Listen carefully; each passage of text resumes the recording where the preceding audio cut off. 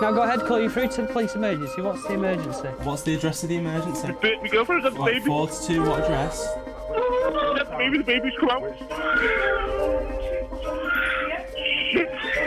Go ahead, call. What's your emergency, please? There's one phone number everyone knows.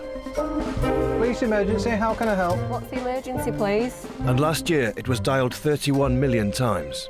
Just prepare yourself for what could be one of the most traumatic things you're going to hear, or one of the most comedy moments that you're going to sit through. Suze, vibrator stuck in anus. These are the people who tune in first to our cries for help. Right, listen, you need to come. Listen to me. Listen, you need to listen to me so we can help her. Making decisions that can mean the difference between life and death. We're going to pump the chest hard and fast. 1, 2, 3, 4. I just go over the call and think, have I done everything that I could have done? Jesus Christ, I think she died. We follow the calls as they are passed to police, fire and ambulance. Seeing through their eyes how Britain is changing. Get back, get back! Calm down. Have you taken any drugs at all? Nothing at all. Nothing at all? Yeah, it's definitely the Wild West, all right, yeah.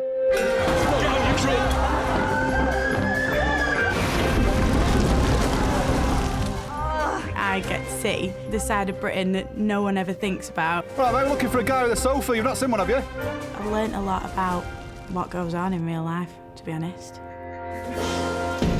Go ahead, call you through to the police emergency.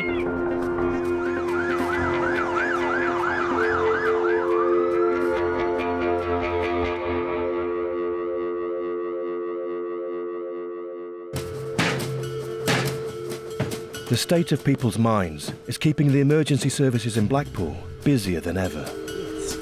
Kevin, open your eyes, just look at me. He's laughing at me. I know he does. He's horrible, isn't he? Fire, police and ambulance are all feeling the pressure. The shift that I've seen over the past couple of years is it's more mental health and less fighting crime.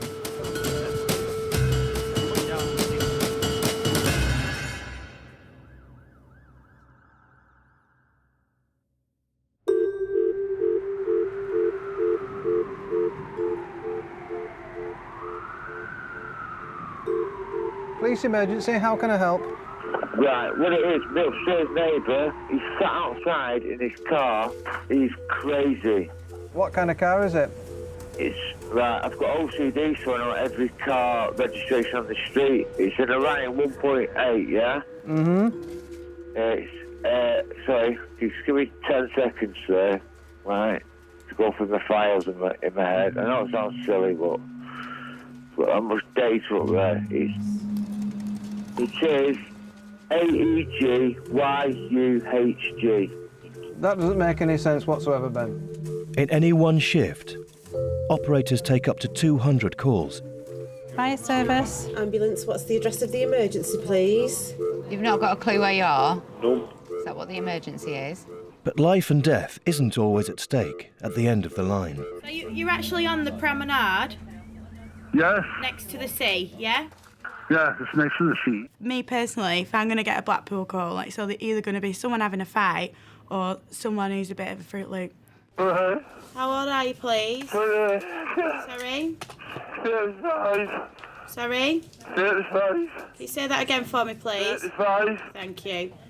Oh, God, he needs to man up. It must be this, like, this sea air going to the head or something, I don't know. Yeah, let's go. So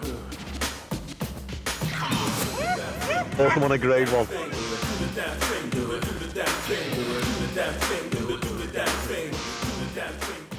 there's a certain nuance to Blackpool, yes.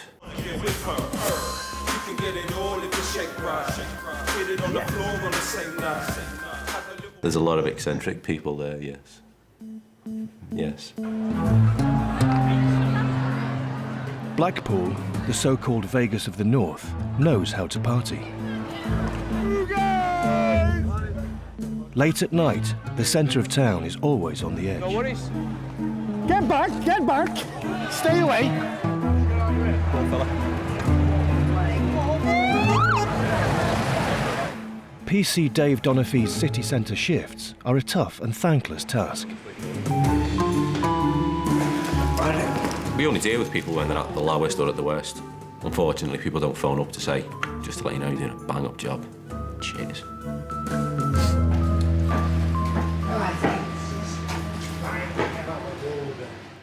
Thanks, please, how can I help? There's a house right at the moment, it's opposite where I live, and at the moment they're having quite an argument outside it. When you say they're having quite an argument, are they fighting? They're struggling. 4 or 5 out on front, all in the porch.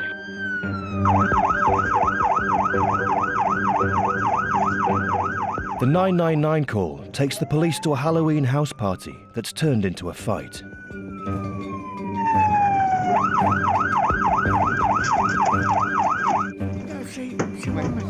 What's going on? It's just Hello, police. Out the way, please. I'll give you a bit of warning, mate. He's oversized, you know, so if he gets an handful for you, he's not that type of guy. Don't give him a word. I'm not being funny, mate, but me and Dad have a very good reputation. Okay, well, I'm not doing you any harm. Me and him knows. The man at the centre of the fight has a history of unpredictable behaviour. All right, calm down. Hey. Andy? I'm sure if I met him through the week, lovely guy. What's where you're grabbing hold of? That's good. But we only ever meet him when he's off his head. Told you. Yeah, that's what you just told us. You're really hard, aren't you? Wayne. Let's keep it nice. I'll take all 6 of you out. I know you can. Just listen to me. Just calm down. It's a fuck off. Come on. Wayne. You are respecting. Wayne, hey, don't listen. Yeah. Carry on, Wayne. You'll get nicked. Who by? Me. Is that a promise? Yeah. Go on, then. Come on. Don't be stupid. Hey. Oh, it's you, is it? From the dark side. What? Get down, then. I've got his head. Right, wait. Wayne, it didn't have to end like this, did it? Yes, it did. No, it didn't. Wayne, behave yourself. No, I'm asking you. I've asked the legal limit of time. Oh, dear. Come on. You think you're a hero, don't you? Okay. You think you're a fucking hero. You got him. He won't cooperate, so the only option is to take him back to the station.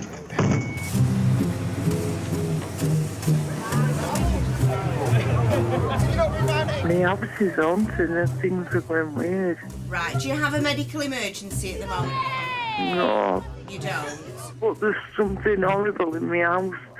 Things were missing and I'm seeing things. Can't get me a place. I can't, unfortunately. What we can do is send an ambulance and they'll transfer you to the nearest hospital. No, but... Right, well, I need to hang up and take another treble 9 call. Right, Should you need an ambulance, bye. call us back. She's a regular. She's a very regular. Ambulance service, what's the address of the emergency service? Beansford on Dixon Road. Out on the streets, unpredictable punters are also keeping the ambulance busy. Tell me exactly what's happened. He tried running into a car. He tried running into a car? Yes. Sue McGrath has been called to a man who has a history of faking unconsciousness. Kieran, stop messing about. What's happened then tonight? What's happened? He ran into a taxi driver. A car's been... Deliberately done it. Taxi's been running this way. What's the matter with him that he has to do all these things? Well, he's had too much to drink. Say he's done things like this before. Right. Does he not like just going home and sleeping? No. Last time. It was only Is he a about 2 stunt weeks man? ago. No, it was only about 2 weeks ago he fell down the stairs. Must be girl trouble. Usually is when men want Your mum's attention not got me like best, this. please, is she, Kieran? Yeah, we got some proper sorts. You've got to laugh or you'd just be, I don't know. It takes fewer muscles to laugh than it does to frown. He's just going to roll politely. He's not cooperating with ourselves or the police. Hello? Hello? I'm not having anything else to do with him, Kathy, because I've hurt my back already. With him. It's heavy. It's really heavy. I got bad back myself. I know, so we shouldn't even be doing it. It's happened time and time again, so you know who these people are. Lying back down then. Yes, got it. Look. you want us to cut your jacket off? Because we'll have to if you're not going to cooperate. Well... Snoring, though. Yeah. Times two. You jumped up fucking monkey. Look at me when I'm talking to you. Bye-bye. In custody, the street fighter isn't ready to calm down. Custody Sergeant Lisa Dunn has been here before. I am responsible for everybody, and I am not going to judge people when they come in. Don't get me wrong, there is people who come in, and if they're abusive to me, you know, they're threatening or whatever it is that results in them probably being dealt with a little bit different, it will be because of their behaviour. Wait, I have the utmost respect for you. I know what You you're lying like. bastard! So come on. If you had the utmost respect for me... Oh, dear. He has to be processed at the custody desk. His state of mind is assessed by the custody sergeant. Have you got any illnesses at the moment? Yes. What have you got? Psychiatric, What was that? Something psychiatric, but I didn't get Have anything. you suffered mental health issues? If they let me stand up, I can stage here. Right. Believe it or One not. chance so you go straight to your cell. Right, is there any Right. chance I can stand face this way? Right. I am Wayne English. I state that I am a police officer, and I state that I am 1719. Have you got any mental health issues? Yes. You have. What do you suffer? We're constantly trying to get them the help that they need. And for whatever reason, either they're not accepting it or something else is going on so that other agencies aren't helping. It's sad when you see that person coming back in because you just think, this isn't the place for you to be. Hand your hands.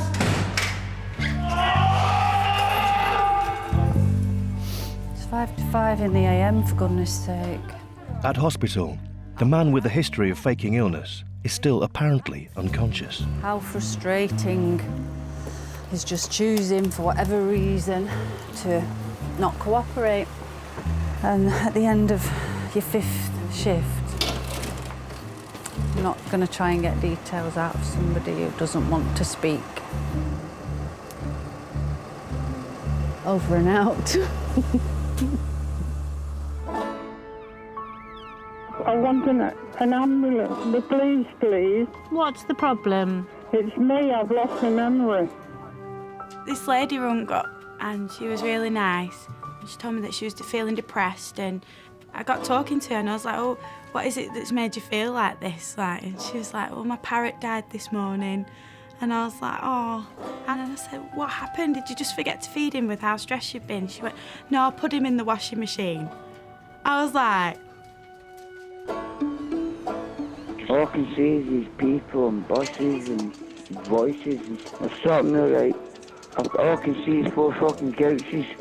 Well, we're going to send someone out to see you, check you out, OK? In the UK, the number of psychiatric beds has fallen by 80% in a generation. Inevitably, the ambulance service is dealing with more and more people with serious mental health problems. Tell me exactly what's happened. Well, I've got Mr. Lee Knowles here. He's he's schizophrenic and he's really freaking out here. I need some help. He just doesn't believe that he's who he is. Is he thinking about committing suicide? Are you all right, Lee? Yeah, all right. All right, Lee, just speak to me a minute. You're all right? It's a schizophrenic male. It is not known but possible that he's violent. He doesn't have a weapon. It's not a suicide attempt. He's not completely alert. The patient is in security and freaking out. There you go. Lee, would you like to try and speak to this lady on the phone? Right, yeah, be nice. Be nice. Just tell her what you need. Hello, love. This is the ambulance service. Is it Lee? Look, I'm feeling very itchy and not very happy. You're not feeling very happy? No, but this other person's got to come through. I'm telling you. Right. He's not... sorry, love. Which person? Frederick. Who's Cedric? Who's Cedric? I don't want to talk to him. Yeah, I'm trying to hold in my head at the moment. He's holding your head. Holding my head. All right. Hello. Hello. Frederick's trying to hurt him now, so... Frederick's trying to hurt him? And who is Frederick? He's in his head. Frederick's in his head, is he? Yeah. I've never ever come across a person who has that disorder, who is two different people, who speaks in two different voices. Lee, please, love. What's he doing?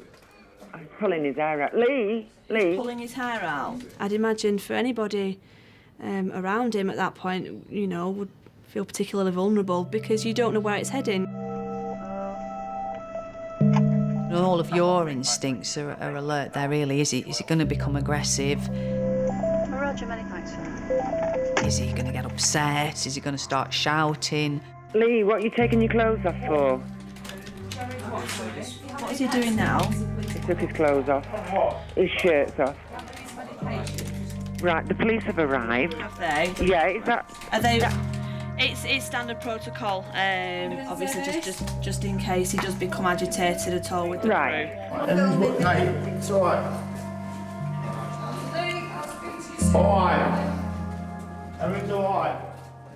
All right. Good. Have you taken anything tonight? Just, mate, just... Your normal medication? Yeah. All right. Let's sit you on here, sweet. Let's sit there for us. I need cold. Do you want to put this on? I need cold. Lee, are you cold? I need cold. You need the I need cold. cold. All right, sweetie. What? Lee? Are you hearing voices? Yeah. What they're saying? Out. You hear about split personality, and I just remember his head going back and his and those eyes, and just even the lines on his face changed. He didn't. He just looked like a different person, completely different person. Where we are, this looks familiar. In drugs? Getting drugs? I haven't. Getting drugs? What's your name, sweetheart? Sorry. What's your name? Oh. My name's Frederick. Frederick? Okay, Frederick. Yes. Yes, guns. You have guns, don't you? You're right, Lee. Are you going to take a seat again? I like guns. Guns? Yes. You've got any guns on you? No, I haven't, Lee. Shit. Lee, do you want to just go back in the ambulance? Sit down. Lee was childlike in a way and upset. Frederick was a more of a... You were getting ready to restrain him, really, rather than look after him, because he was in charge. Or he thought he was. Do you want Oh, he's back. Do you want come with us? You just feel their vulnerability, like Lee, Frederick's vulnerability, and yeah, I try and make that connection because any one of us could end up that way, and I think if you can do that and put yourself in their shoes while you're with them and do your best for them that way, then that's what I try to do anyway. Shall we pop you up to A&E, Lee? Just get me somewhere safe. Roger that. Everyone. Sit yourself back. I'll put the seatbelt round both of you. Ooh. Why is my head so itchy?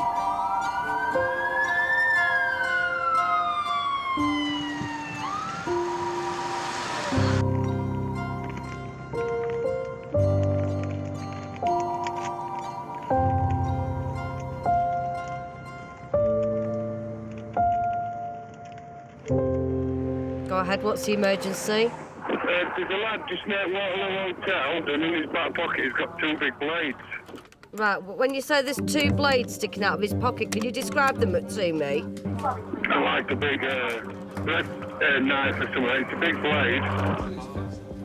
When you release after 12 close, you're able to make right street, please. Emergency activation by 37. Take your hands off me! Right, stay there! Well, get a hold off that, mate, and get one. For once, you hit the panic alarm. PC Dave Donofrey receives a call every copper fears. That's the worst noise in the world when you hear that button go off. Initially, it's who is it? And you're trying to piece together who's doing what. A fellow officer has pressed the panic alarm because he believes he's in serious danger. God, who is it? Where are they? How far away am I? And you're thinking, oh shit, it's, in that case, oh shit, it's Stu. a bag with strings. PC Stuart Gornall has been threatened by a disturbed man wielding a large knife. And you're just thinking, oh, please be all right, please be all right, please be all right.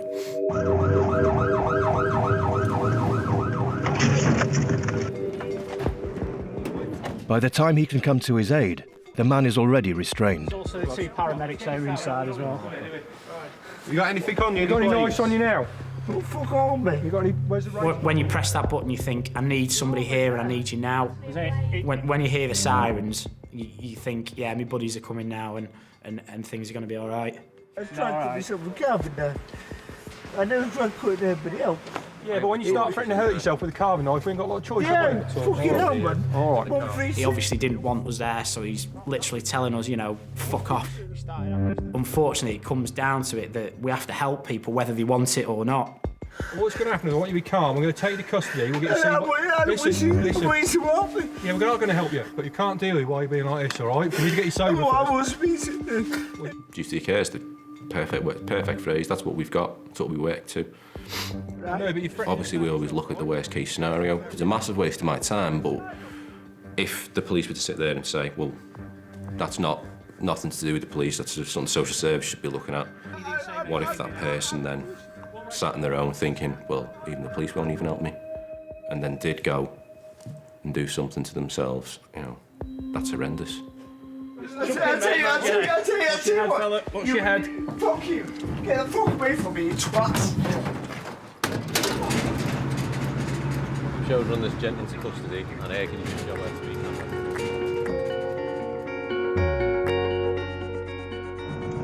You sneaky.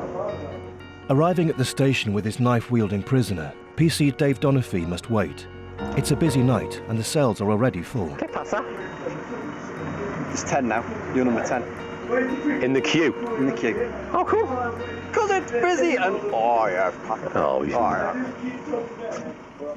At the end of the day, we've got to get him from the back of that van to the custody desk and then into his cell. So if I can do that nice and calm and he does it under his own steam and I don't have to fight with him, then happy days. You're right. You're gonna let us out? Tell you what, I'll fucking ruin you, you twat. That's not very nice. Did you hear that? I don't like it when you use I don't like it when you use the F word. I take such offence at it. I do. Sometimes you do just need one of your mates just to come over and say, nice one, mate, or, you know, it's fine. And people don't see that. At the end of the day, we're not robots. Bugs make it all go away. Come on, it's all right. I'll look after you. Come on, mate. It's all right.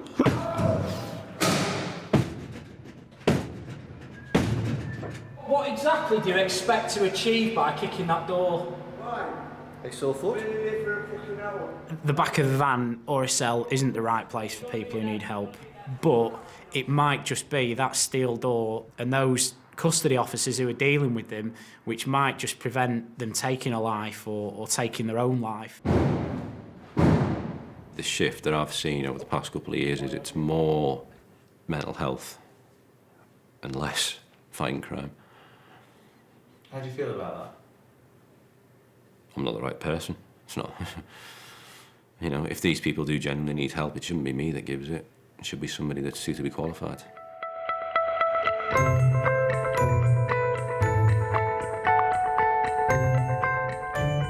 You have a weapon there? A hammer. You've got a hammer? Yeah. Right, I understand. We're organising help for you. Just Don't you really understand it? stay on the line, I'll tell you what to do next, okay? Because it sounds like Grand Theft Auto or something. Sounds like what? Grand Theft Auto. It's not my fault. Grand Theft Auto. You know what it is in video games like, don't Yeah, I you? understand what you mean. All right, but like I said, I need to take another call now, so if anything changes, ring us straight back, okay?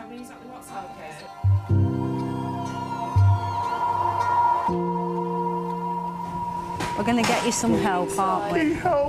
At A&E, Sue McGrath will stay with her schizophrenic patient until he starts to calm down. Get you booked in. Get you Sorry, some help, all right? set him up, please. Need to apologise, do you? Set him up, please. We'll set try him up. to. We'll try to. Don't think I'll ever go to anybody like him again. That's the sort of job that you do. You get a buzz after that. Be patient with us. More water. You want some more water? It's all right. You don't have to be sorry. No. You don't have to be What sorry. he's like. He's laughing at me. I know he does. He's horrible, isn't he? Come on, sweet.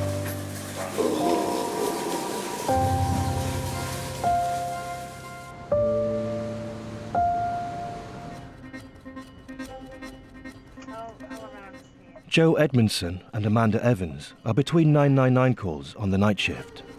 It was on Facebook first came out, but a poke would just be a way of saying hello. Now a poke means I want to poke you. I'm too tired to do the eyebrows.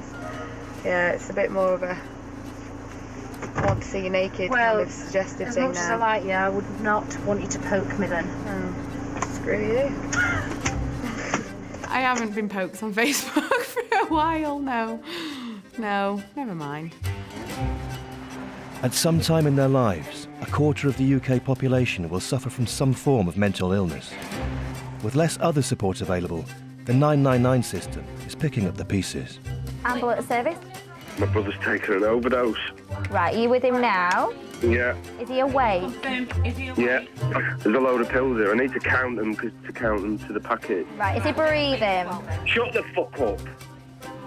Sorry? Sorry, say hi again. There's an overdose when someone wants to end their life, and then there's an overdose where someone's been stupid and just overdone it. I feel sorry for the people that have overdosed because they want to end their life. I don't feel sorry for the people that have done it because for a laugh. Police emergency. Hello? Well, I took a massive overdose. You took an overdose? A massive one. Okay. If you send somebody, I think I need to bring the body bag out. Right, just stay on the phone to me, all right? No, I can't, not much longer. In between talking to you, I'm popping them and I'm popping them. If someone's taking pills, really, they're only a danger to themselves at that point.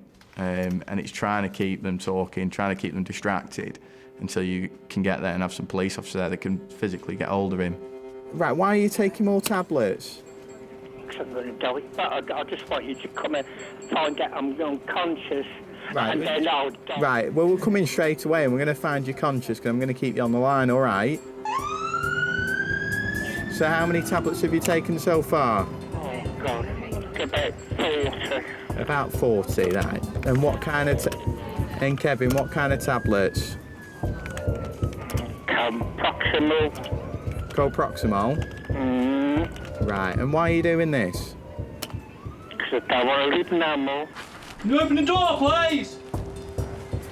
When you've got like a mental health job where someone's going and it's dealing with mental health issues, as much as they've got to trust you taking that call, you've got to trust that they're going to be all right going and they know what they're doing. I hope this is number 11. Kevin, can you hear me? We've been knocking, love. We've been I knocking. haven't had anything, I'm just there. I'm sorry, we've been knocking, but somebody's taken them there. Somebody's taking an overdose. It's not those tablets. Got it? It's all right. Let's make sure he's got no in his mouth. He's got one in his mouth. Spit him out, Spit him out! Anthony Alves keeps the caller on the line until crews arrive on scene. Only then can he cut the call. Is that a yes, Nikki? Yeah. Yeah, I'll clear it. Kev, come on, stand up for us, come on. The man is a regular, frequently dialing 999. How many have you taken? Any of what? Tablets have you taken? I've had a mixture. Okay. We need to go to hospital, all right? No, I'm not going to. You are, mate. Unfortunately, I have to take you for your safety, all right? No. You've got two options now. Okay, you can voluntarily come up to hospital with the ambulance. Okay, or arrest you to prevent a breach of the peace and we'll take you up to hospital ourselves. Okay, you can go up in handcuffs. You can arrest me.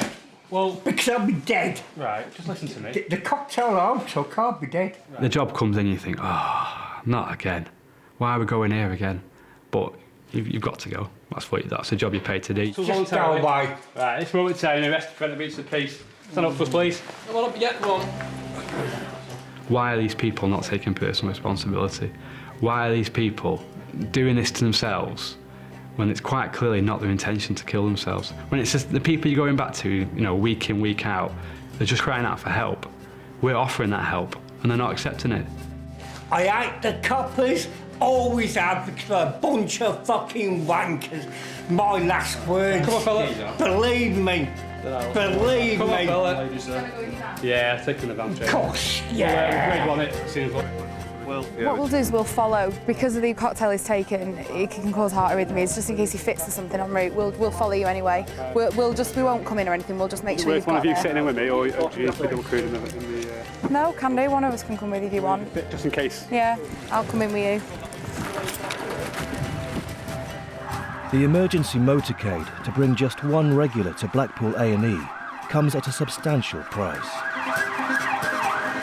Just to send out for an ambulance is over £200, just for an ambulance. So there's another 2 police cars and a police van, so all for one man.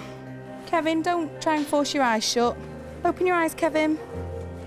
Come on, you're forcing your eyes closed. Kevin, will you just slip your arm out of your jacket? Come on, you're in hospital now, you're not in the cuffs. If you wanted to kill yourself, you would do it. People who go and hang themselves do it, and they don't phone for an ambulance before they do it. Kevin, open your eyes, just look at me. Just look at me while you're telling me. There's no one to sit with him. You've got to sit there. And to me, that is the most frustrating thing in the world, because you've got your colleagues who are now a man short. And that is when you feel like saying, what a waste. You know, I should be out there doing my job and I'm sat here with you. I feel more like we're the last stand, we're the last point. There's nothing past us. We can't say no to anyone. We go to everything. That's why you feel like you are like the sticking plaster on society.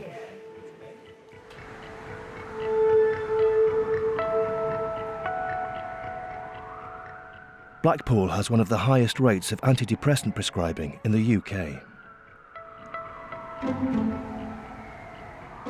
People dial 999 when they feel there is no one left to call. You get at least 2 or 3 calls a tour of duty. You'll get people trying to commit suicide. A lot of it's a call for help. And, you know, they want you to sort their life out, pick them up, put them back together. OK, tell me exactly what's happened. He's taken an overdose. Are you with him now? Yeah. How old is he? 24. I think these people are lost a lot of the time. Is he awake? Yeah. But the help's just not there. It's there in a short-term sense, but I don't think it's there for them in a long-term sense.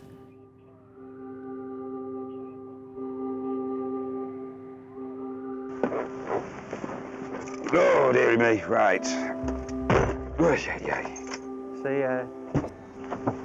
now I do want something to eat. yeah, I'm Hank Marvin now. I don't think I've been in my sunglasses again today. No, you won't, mate. Good to go? Yeah, sorted. The first call of Dan Cross and Dave Leahy's shift could change the course of a life. Bridge Road at Grange Park, Blackpool. Yep. What have you got there, please? It's a gentleman who's feeling suicidal. Oh, dear. He's rung the Grange Park Health Centre, telling him about his thoughts, that he wants to hang himself. Oh, dear. I've just spoke to him on the phone. I've confirmed he hasn't taken any tablets or anything. Yeah. But the half a bottle of cider isn't doing what he wants it to do. Ah. Are you attending? No. We're going to leave it all to yourselves. Not violence at all, is it? No. Seeing you're the expert.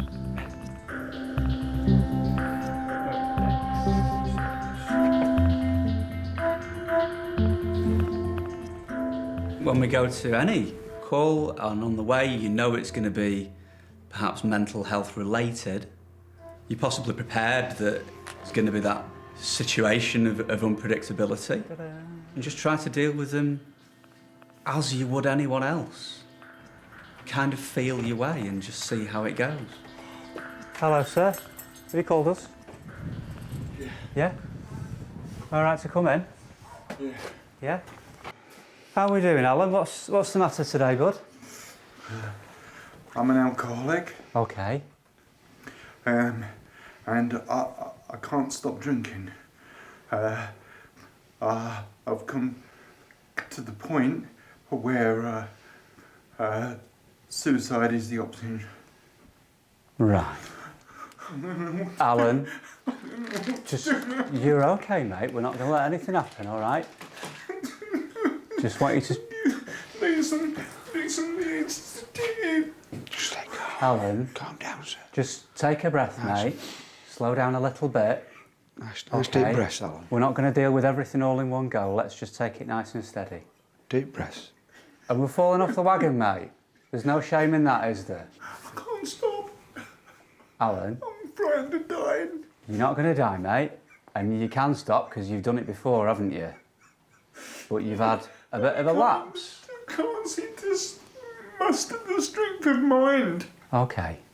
I can't seem to muster the strength of mind. I always try and think this when we're dealing with patients like Alan, when they were a young child, 4 or 5, and someone has said to them, what do you want to be when you grow up? They're never going to have decided to be, you know, a hopeless alcoholic in a flat, crying out for help and phoning an ambulance because they feared they might kill themselves. No one's ever going to want to be that, but by misfortune, that's where they've ended up, and you give them the help that you can at the time. And if that's simply just talking to someone and listening to and trying to be compassionate, maybe that will be all they need on that day. Everything we've looked at, all the little checks we've done, your blood pressure and your pulse and all of that, that's absolutely fine. The safety net that they offered me that day, you know, was a life-changing thing, really.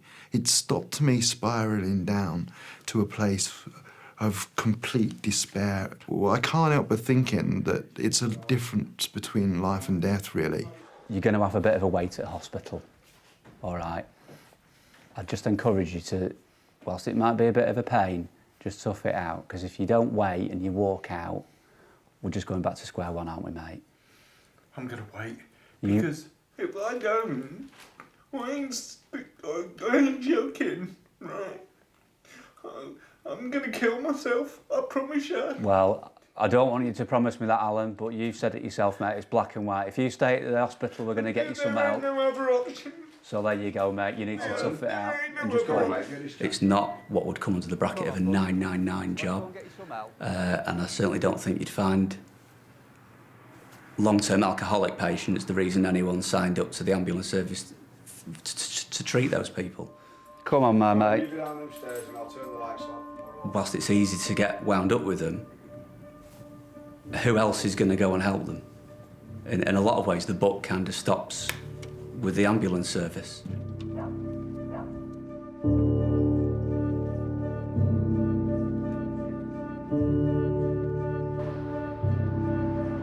Hello, police emergency, go ahead. Hello, we've got a situation at Charles Court. Charles Court. Hello, lady on the floor, laid out. All I can see is the body on the floor. The body is lying outside a block of flats. All 3 emergency services are dispatched to the scene. You're obviously already expecting the worst, so you're already thinking you're going to see something you don't particularly want to see. Why do we always keep meeting like this? We do, don't we? Right, let me take a few quick photos. Okay. CID on the way. Yeah, Judy,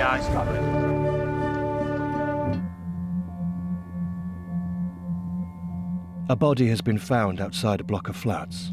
All 3 emergency services arrive at the scene. Detective Inspector Mark Rothwell has arrived to take over the investigation. Have we got into the flat? Forced entry. Right, okay. Who's done that, please? Who's forced out? Support unit. Support unit. Right, okay. Just need the details of those officers, because that's important that the flat was secure from the inside. I mean, I was there as well when they did it. Yeah, that's fine, yeah. The obvious hypothesis is that you've got a body at the bottom of a block of flats, and that therefore means that the person has fallen. You can't have that mindset. You have to think suspicious. I remember it being a particularly difficult night from weather point of view, and it really was a harrowing scene. The identity of the woman has led the investigative team to a flat on the 14th floor. Have we got lighting in here, guys? Famous last words. We'll have to recover that dog as well. I mean, it's not... Where she's sick, maybe taking quite a few pills. Yeah. On the book, handwritten message, NLK, which I'm taking means next of kin, female with local address. Right, okay. Second note under the television. Please take Tara, my dog, Tar, Terrier. Right, I'll kick out. God, it's me. hell of a way up. Horrendous. Horrendous. Is there any scuff marks on here? I mean, you've obviously got the stool there, which is assisting any... The lady's flat was a scene of normality. Nothing out of place whatsoever, clearly no signs of a disturbance. The circumstances have been explained, forcing of the entry, the position right under the window, the notes. Oh, that's much better. Right, let's have a look The at tenant, this round. 52-year-old Karen Wood, battled depression for over 20 years. Her 2 daughters are left to understand why she jumped. I don't think my mum wanted to hurt us the way it has hurt us. I think she wanted the pain to stop. I think every day was a battle for her. In the last year, she really struggled to get a job, and I think that really got her down. And I think she was lonely. I think she pushed everybody away. I know that she must have been in a lot of pain to have done it.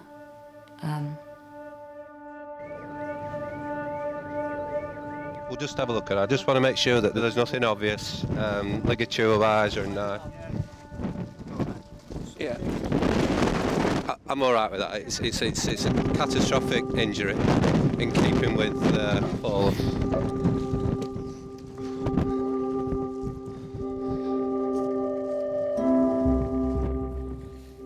I couldn't imagine what it must have been like to have turned up to that scene. I think that is an image that'd stay with you, isn't it, forever? And you start thinking, well, this is somebody's daughter or this is somebody's mum. That's when you're getting too involved and you're getting letting it get to you too deep. You've just got to get on with it and do your job and remember that it is just a job, what you're doing. You alright, Johnny? Yeah, I just don't particularly like that sort of stuff.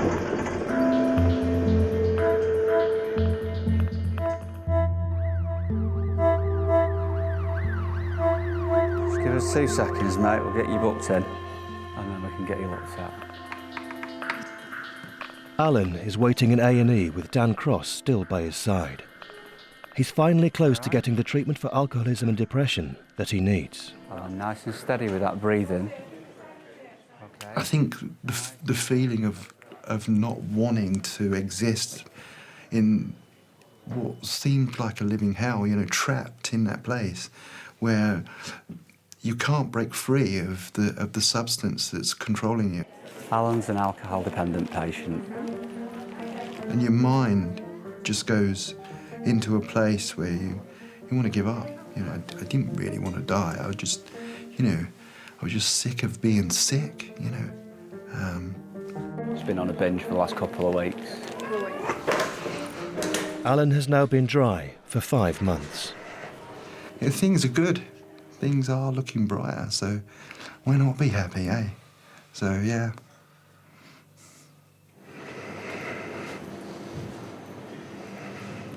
Yeah, I'm very grateful for them, you know, and what they've done. I think it's the mark of a civilised society that we look after those that are, if you like, the weakest or those that are in need, and be it the health service or the welfare state or whatever, should be there to look after people. I think it's a great thing that we have in this country, and it's something that we should be proud of. Dave Donofrey and Stuart Gornall are once again spending the evening in A&E. Now I'm a social worker. Strongly see myself these days as I'm a social worker. Every now and again, I get to do what a police officer should do, but more often than not, I'm a social worker. Am I the right person to be sat with someone who's suffering from a mental illness? Personally, I don't think I am. I've got to do it. If I don't, who does? I'm sure if you speak to any police officer, they'll say the exact same thing. We can't turn around and say no. I think, especially with all the cuts and stuff that the government have brought in, it's going to have to be at some point that somebody's going to have to say, no, we're not going to deal with that, or, you know, this isn't a police matter. We just can't sustain this level of work.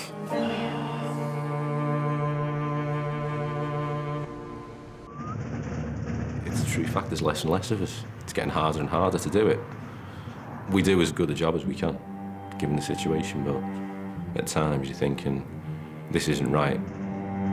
So you have to deal with it. And you have to go round and do the best you can. Come home, the other half will say, "I was where?" I haven't got a clue. I can remember putting my uniform on. Remember that, and then after that it's just a blur.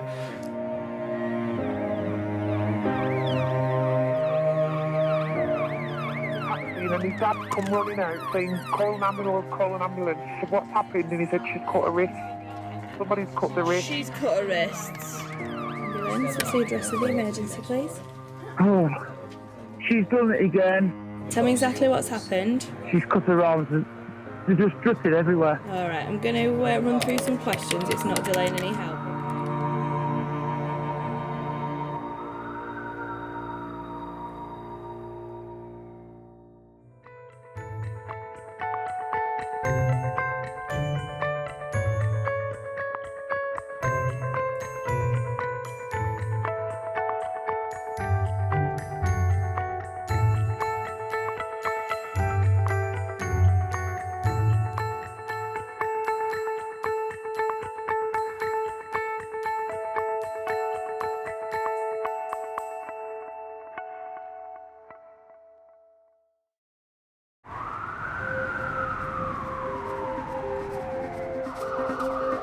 Now go ahead, call you through to the police emergency. What's the emergency? What's the address of the emergency? My girlfriend's got the baby. 42, what address? The baby's come out. Go ahead, call. What's your emergency, please? There's one phone number everyone knows. Police emergency, how can I help? What's the emergency, please? And last year it was dialled 31 million times. Just prepare yourself for what could be one of the most traumatic things you're going to hear, or one of the most comedy moments that you're going to sit through. Suze, vibrator stuck in anus. These are the people who tune in first to our cries for help. Right, listen, you need to calm. Listen to me. Listen, you need to listen to me so we can help her. Making decisions that can mean the difference between life and death. We're going to pump the chest hard and fast. 1, 2, 3, 4. I just go over the call and think, have I done everything that I could have done? Jesus Christ, I think she died. We follow the calls as they are passed to police, fire and ambulance. Seeing through their eyes how Britain is changing. Get back, get back! Calm down. Have you taken any drugs at all? Nothing at all. Nothing at all? Yeah, it's definitely the Wild West, all right, yeah.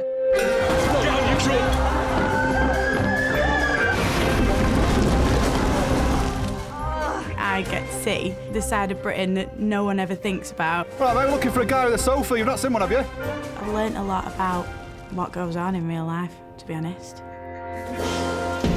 Go ahead, call you through to the police emergency.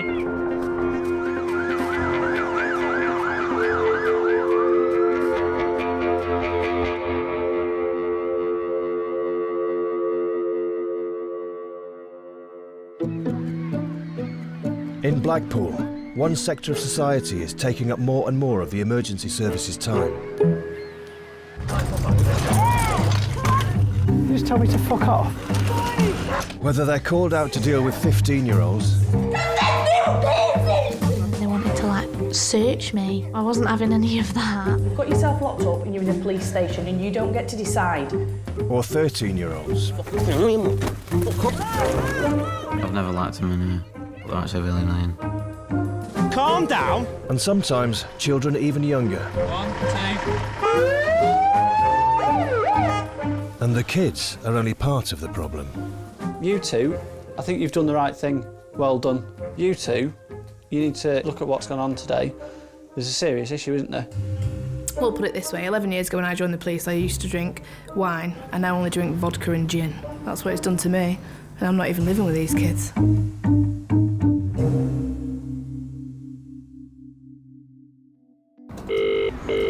Police emergency. Can you confirm he called me a big fat pig? You did. Yeah. Thank you very much, BT operator. Thank you. Bye-bye. No, when you get a little kid, they don't realise that 141 doesn't work on our systems. I remember a 15-year-old from Chorley. Basically, she rang up and went, my fanny's blown off, and then put the phone down. I was like, right. Rang her back. I was like, is this your mobile number? Do you live at such and such a road? Bang, phone down. Absolute shit self. I was like, yeah, that's right. For the 65 staff who handle Blackpool's emergency calls around the clock, prank calls from children are par for the course. Hello, am I speaking to an adult? Yeah. It's the police station calling. Somebody's been ringing 999. From my house? Yeah. Don't be so naughty. You don't phone 999, do you? But in recent years, they've seen an increase in the number of calls about children's bad behaviour.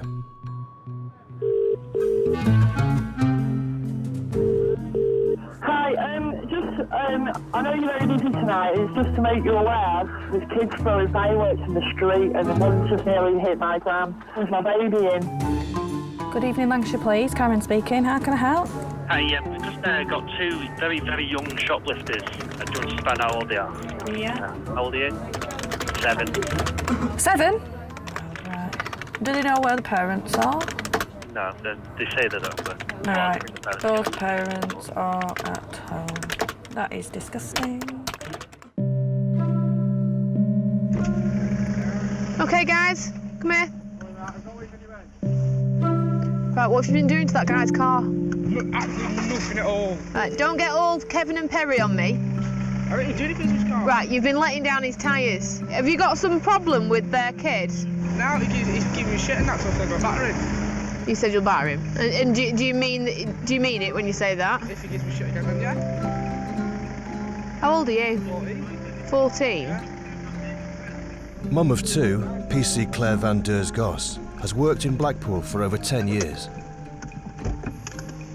A lot of the kids in Blackpool are being brought up on the streets by their friends who sometimes are a lot older than them.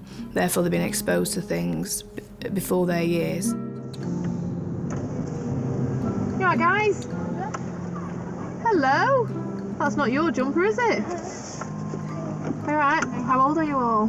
13. 13? 12. 12. How old's the little guy? 6. 6? Oh, what a guess. Wowzers. What time is it? It's just 7:30 nearly. Alright. You do in now, are you? No. No? What time are you due in? 9 o'clock. 9 o'clock? And how about you, little one? He's coming in at 4 minutes Is he your brother, is he? Yeah. Looking after him? Alright, cheers guys, keep yourself safe. You spend so little time as a child and you can mess up such a massive part of your life in such a small space of time. That really needs to be instilled into these kids. A 999 call's been received about a group of young kids causing a disturbance in a residential area, and PC Mike Ellis is dispatched to have a word. Mike 45, I am with the kids with the scooters. Hey mate, you alright? Fuck off. You just told me to fuck off. No. We don't need the attitude, do we? No, it's not too. Never give you attitude like that. Not once. When I was young, I'm not from the same era as my dad, where it's like, oh, they'd give us a clip round the ear and send us home, and then my dad would give us a clip round the ear. But I was definitely not scared of the police, but respectful of them. If a policeman stopped to talk to me, I'd be very nervous about it. Now I'm going to ask you to stop skating up and down outside here because you're upsetting somebody to the point that they've rung us. Well, I'll take your scooters off you and then you have nothing to scoot on. So get yourself off. What did you want to ask me? You're not even doing all. I know you're not, but people live here and you're jumping up and down outside on scooters. It's noisy, it's night time, and they might feel intimidated by you. Right, go and play somewhere else other than outside here. According to the Independent the other day, yes, but no, you're not. Oh, fuck's sake. No, you're not allowed. Are the small ones? What? The small ones can swear, they're not the big ones. Fuck's sake. Do you want to put it to the test? Because I will throw you in the back of my van, no problem. No, you're not allowed to swear at the police. Just get walking. I don't think we get called pigs as much as people would like to think we do. I've been called a quite a few times. That seems to be a pretty popular term for us, which is quite a big step up from pig. I certainly would never have dreamt of calling anybody that when I was 14, let alone somebody who was wearing a stab vest and had a baton. They're not afraid of you on any level, and some of them are probably just waiting until they're big enough to go toe-to-toe with you so that they can get that badge of honour. They'll flick the bird at me when I'm walking down the street. Honestly, it's absolutely... But what do? Do you rise to it and have an argument with him? No, you just give them a look and carry on going. But I wouldn't have dared. I think we've got 35 cells and several thousand disrespectful teenagers, so locking them up isn't an idea. We'd have a police station full of children. It would be like a large comprehensive school. Emergency call centre staff in Blackpool are taking more calls about children's bad behaviour than ever before, and the things young people are getting up to are becoming surprisingly adult. Police emergency. We're just sitting on the South Pier at Blackpool. Right. At the Pleasure Beach, and under there's about 7 boys and 1 girl. The girl and the boy in the red top have just had sex under the pier here. Then she's given him a blowjob. How old would you say they are? 14, 15, 16. OK, no problem. I'll get someone down there.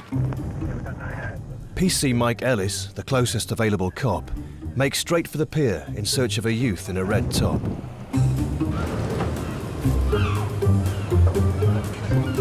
Hey! Where are they going? Come here!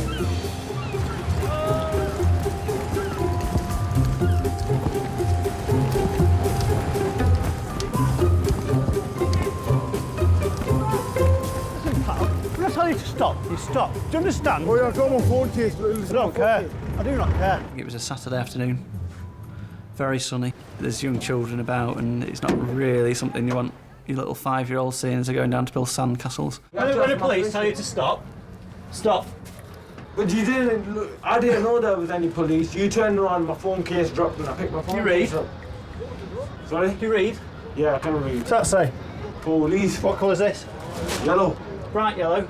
Yep.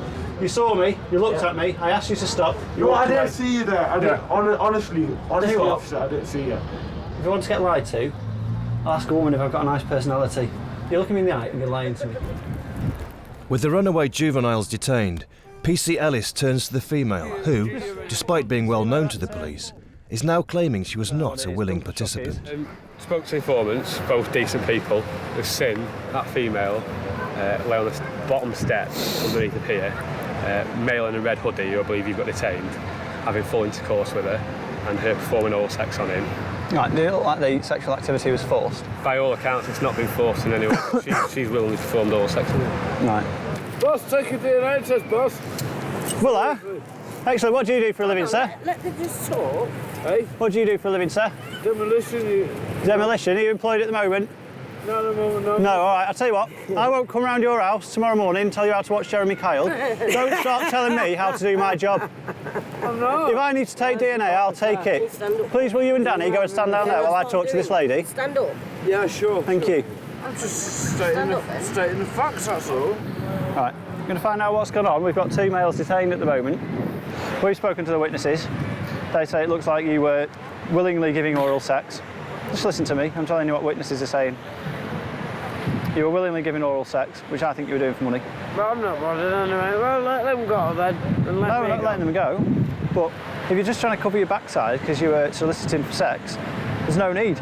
Were you having sex with them for money? Is that what this comes down to, Lisa? Yeah. Right, thank you. So how much were you paid for this sexual act? £5. Broke a £5.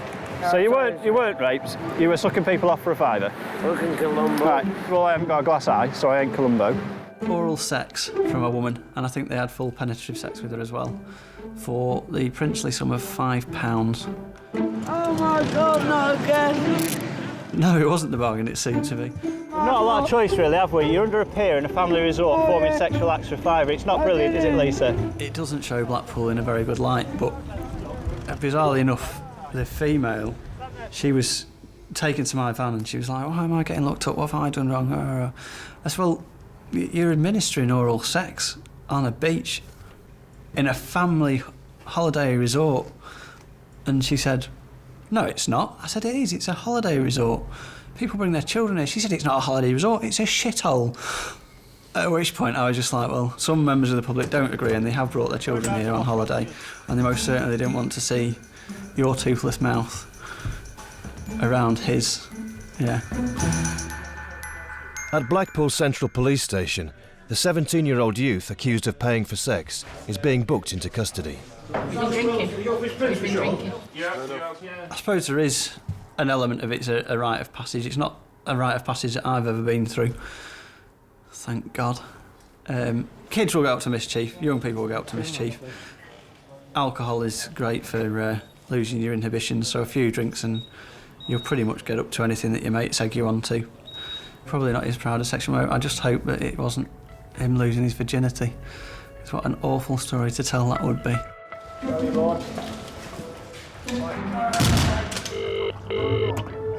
Police emergency. Hi, we've got a load of lads outside on house and they've just put the window through. They're scaring us to death, we don't know what to do. How many's in the group, do you know? There's about 6 or 7. PC Chris Hardy and his team make straight for the house. 52, 54, that one, the big broken window. There we go. But the group of boys has already scarpered. Good evening, how are we?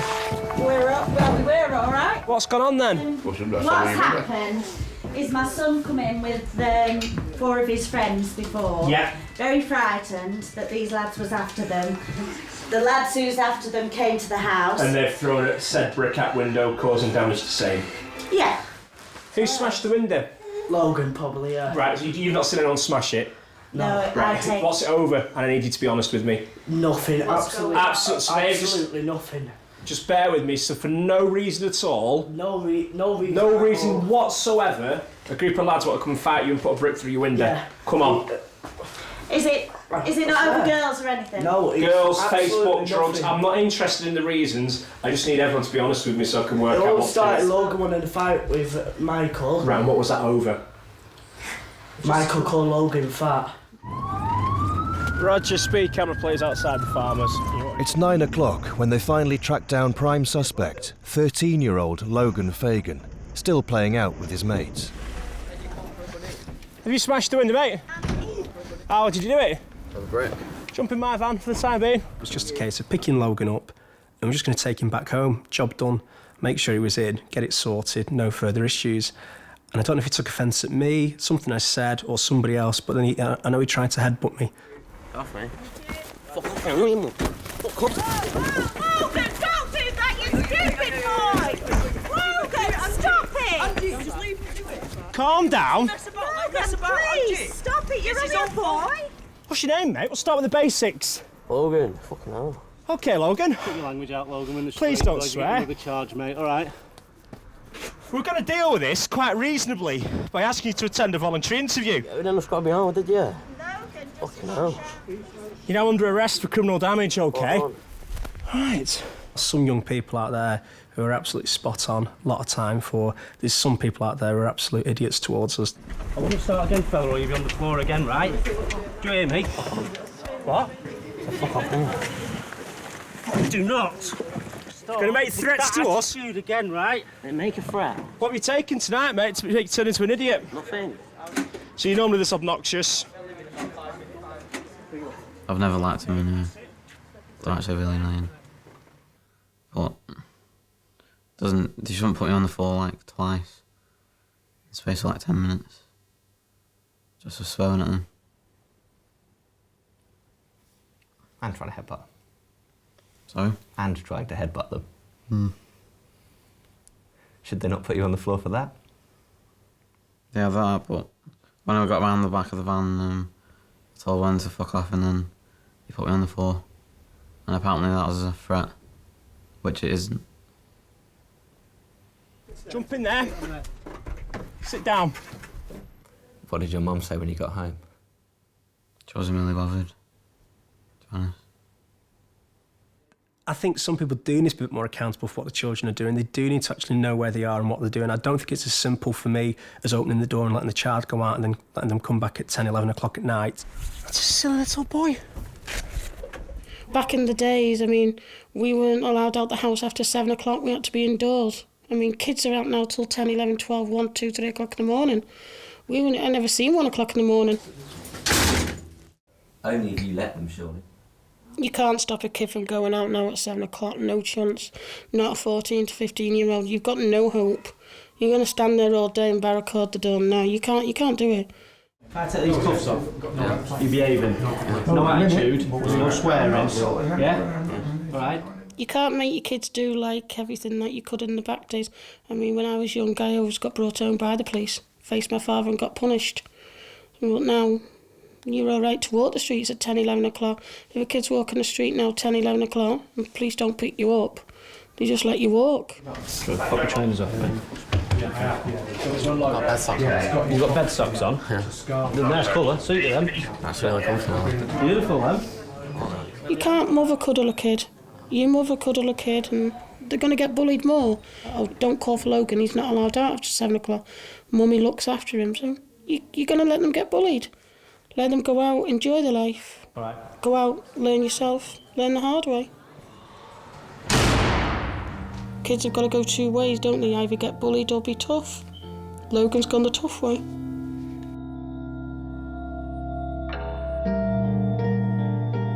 All they did is Samuel, basically. No one's going to learn by doing it, are they? What should they do then? If you were in charge, what would you do? Just put them in a cell for 2 days.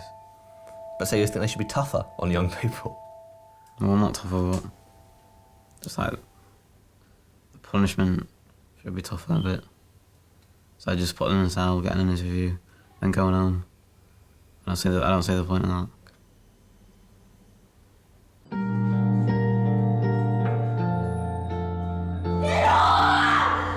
Right, you need to stand. No, I don't want them out! You don't get to decide! Yeah. It's not only teenage boys who are ending up in the cells. It doesn't matter if they're new or not. Over 40,000 teenage girls a year find themselves in custody. 15-year-old Kaylee Jones has been arrested on suspicion of assault. I went out about 9 and there was some woman that was really drunk and we started to laugh at a joke, not at her, at something one of my mates said, and she come over and started going, just pushing, saying, "Are you taking the rip out of me?" I was like, "No." And then I pushed her and then she was on the floor. I was a bit annoyed because I didn't know why I had been arrested. I didn't feel like I had assaulted her because she had done the same to me, so I was saying that she had done the same to me. And then they wanted to like search me, so I wasn't having any of that. Get off me! Ah! Get off me, please! Then they said, "Get changed." I didn't want to get changed. I was shouting that I didn't want to get changed. I'm not going to have you behaving like this. Make myself clear? Right, should we start again? If you turn around, right. I never get changed in front of my bloody mum! Right, but you're not, unfortunately, listen to me, unfortunately, you're not at home now, you've got yourself locked up and you're in a police station and you don't get to decide. She's not a bad person, she's just a teenager. They have no respect for discipline. My mum would tell me to do something and I did it, whereas now I tell my children to do something and they are, "You can't do that, you can't do this, you can't say that." So I came to that point where now I'm just like, well, you've just got to let it happen. Because if you don't, like she said to me, she'll go to social services. And that's my friend. So now, they're kind of, the children are controlling the parents. It's the wrong way round. What would you do if you got arrested again? How would you behave? I have been since. Oh, have you? For what? The same thing, but at school. Which emergency? Good morning or good afternoon. I've got this little boy walking barefoot. He hasn't got a clue where his mum and dad is. So he's with you, is he? He's with us now, yes. Just wait here a minute, please. Come here. What's your name? He's called Sam, the little boy. Sam. He's just walked past me. He's walking the street with bare feet. He doesn't know where he lives. I'll get someone that's ASAP over. The little boy's been found completely alone on a Blackpool back street. PC Mark Glass is sent to question him. How old are you? Nice to How many birthdays have you had? That is funny. Are you 3? I too. You're 2? So is your house that way or that way? Can you point to it? That way. Which way is that? I said to him, where's your mum and dad? And he says, I don't know, at first. And then we collared him, walked further down on this side of the road because he crossed over. And then he said his name's Sam. And he's asleep. And his parents are asleep. And that's all we can get out of him. Barefoot as well. It's sickening, that's all I can say. It's just sickening. The number of children that we have go missing is phenomenal. Last weekend, 5 children went missing in the space of 2 hours. 4-year-old, 5-year-old, 6-year-old, all missing. Have you apple and that? And then the following day, there was a 3-year-old lad went missing on Blackpool Promenade, followed by another 3-year-old lad, followed by a 5-year-old from the Pleasure Beach. And you just think, how are this many children going missing? Right, you. Can you see which one your house is? I need to go shopping. How far is it to your house? Are we getting close? Oh no, we didn't go to Mum and Dad, didn't go to the bathroom. Look! What? Car, yeah. Is it down here? Is it on this street, do you think? I know! No. Go that way! Yeah, definitely. Which way now? Which way, Sam? That way! Which way? Are you making this up? 7603, anything more for the description? The 2 12-year-old twin females with long blonde hair, so far. Another 2 children are missing, this time on the promenade, and PC Ellis needs to speak to their father. He's managed to lose his children, his 2 children. He sent them off to the beach and carried on drinking. And now the tide's in and he doesn't know where they are. 3901. Stupid question, I'm sure, but have they got mobile? 7603. How long ago? So you last saw him at 5:15. 17:15, so 2.5 hours. We've got patrols out looking for your daughters, but there's obvious concerns about their welfare because the tide's come in and you've no idea where they are. Have you been drinking? About 4 pints. About 4 pints. All day, yeah. And where do you live? Pardon? Are you local? No, I live in Bingley. They're staying at I'm from Bradford. They're staying at the cliffs. Bingley near Bradford. What's mum's name? Victoria. Right. We'll take a seat in my car and then we're away from all these drunken morons. Are they allowed to go out on their own when they're at home? They don't normally. They normally go out with their mates. It depends. Right, but they do go out without adult supervision? Yeah, well, they do go out to meet their mates, yeah. Some daughters back. How long are you away for? Just for a weekend. Some daughters back. 945. Can 2 Tetra, please? Hey, Sarge, I'm just wondering who we've got available to start flyering the arcades and stuff for these posters.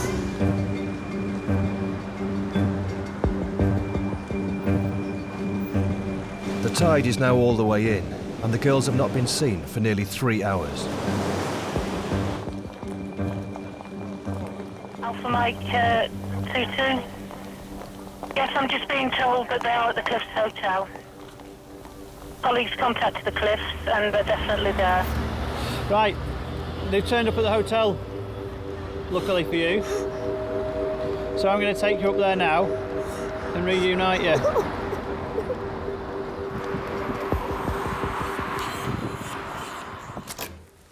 Hello? Hiya. You alright? Yeah. Which one's Lauren? Me. Gabrielle? Yeah. Hiya, you okay? Yeah. What's happened? Well, we were out in Blackpool, obviously. And Dad said he was staying at this pub, and then we told him we were going to the beach. Yeah. And then our big ball went into the sea. Right. And so we went in and got it. So then we were really cold. And then we went to the pub and he wasn't there. And so we got the bus and we came back to the hotel and we've been waiting here for about 3 hours. Right. I need to have a chat with your mum and dad. I'm just waiting on your mum getting back. Hopefully this is her. Because we've been very worried about you. We've had a lot of police out looking for you in the last 20 minutes. Is it Vicky? Vicky, do you want to come around this side for me so I'm not having to twist and speak, because I need to speak to everybody. I'm a bit concerned about what's happened today, because you've been drinking, and to my mind you're a bit drunk, okay? Have you been drinking as well, Vicky? I had a couple of drinks, that's all. Right. I've only had a couple. I know you're on holiday, and I know you want to relax, but we've had a near disaster today. These two today have been in the sea while you have been sat in a pub. And they got told they won't... Right, just listen to me. But if you were supervising them on the beach, they could have gone in the sea and you could have watched them, or you could have told them not to go in the sea. You can't do that while you're staring at the bottom of a pint glass, can you? Yeah. You've got to tell mum and dad off for the way that they've handled the situation, and all the time I'm just thinking, I should really be telling these two to take good care of their mum and dad. You two, I think you've done the right thing. You've got yourself back to a place of safety. Well done. You two, you need to look at what's gone on today. There's a serious issue, isn't there? So you'll need to book your ideas up. Right, I'll leave you in peace. Thank you. Probably a little harsh, bit of a judgment on one little incident of their life, but that's the incident that I see, and that is what I will form my judgment on. So, sorry.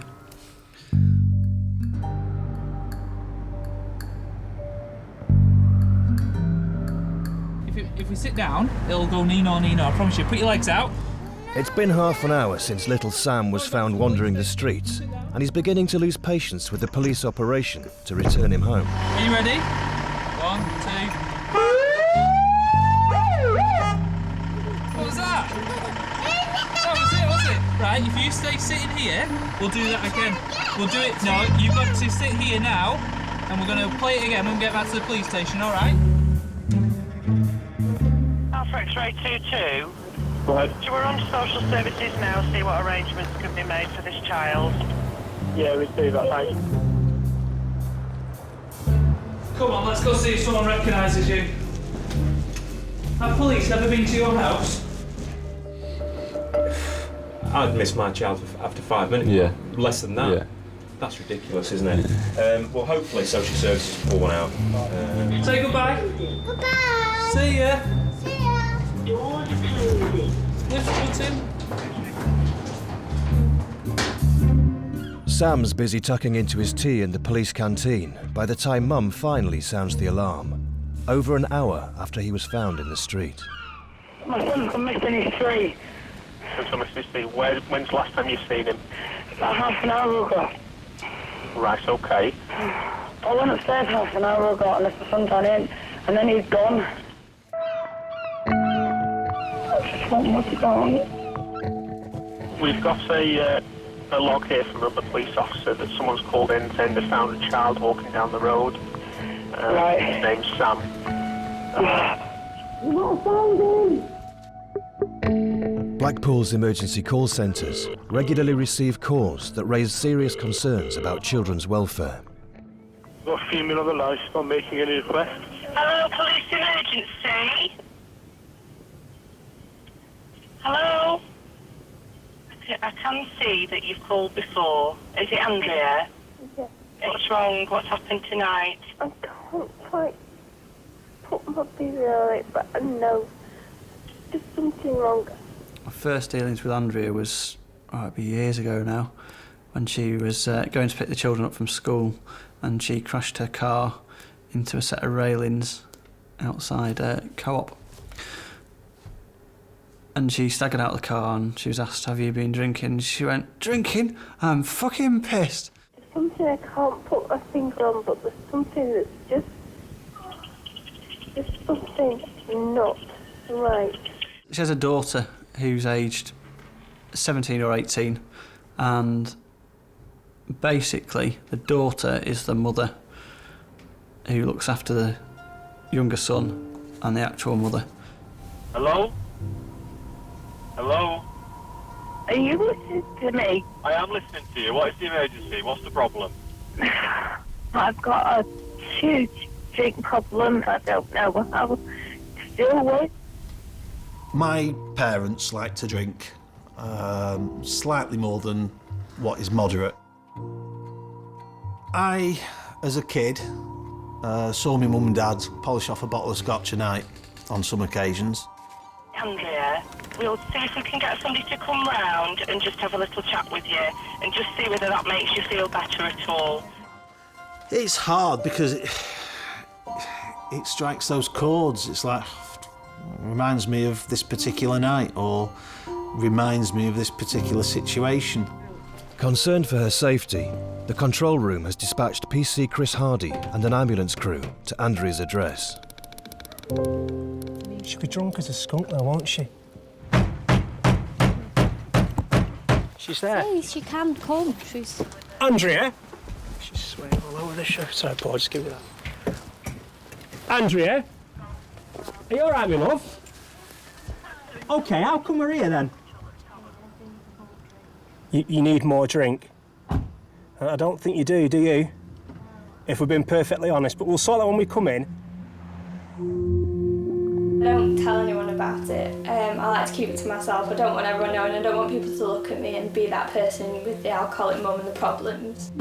She's in the front room. You have to kind of like feed her and stuff like that, and obviously make sure, you know, she's just doing things that are going to keep her clean and just healthy and stuff like that, because she can't do it for herself. Why have you called us tonight? Andrea, how come we're here? I don't mean to be rude, but how come we're here? I didn't call the police. Am I right to grab a seat? Yeah. Someone's called the police, haven't they? Well, I maybe called them a couple of times before. OK. But you can't really understand why your mum's doing it to you. You see other people's parents, you know, doing things for them, and you just wonder why that it's not the same. And question like why it's happening to you all the time. I went through my GCSEs and I did some of those exams on 2 hours of sleep. You know, I don't really know how I did it on 2 hours of sleep, but I did, and I just got to get on with it.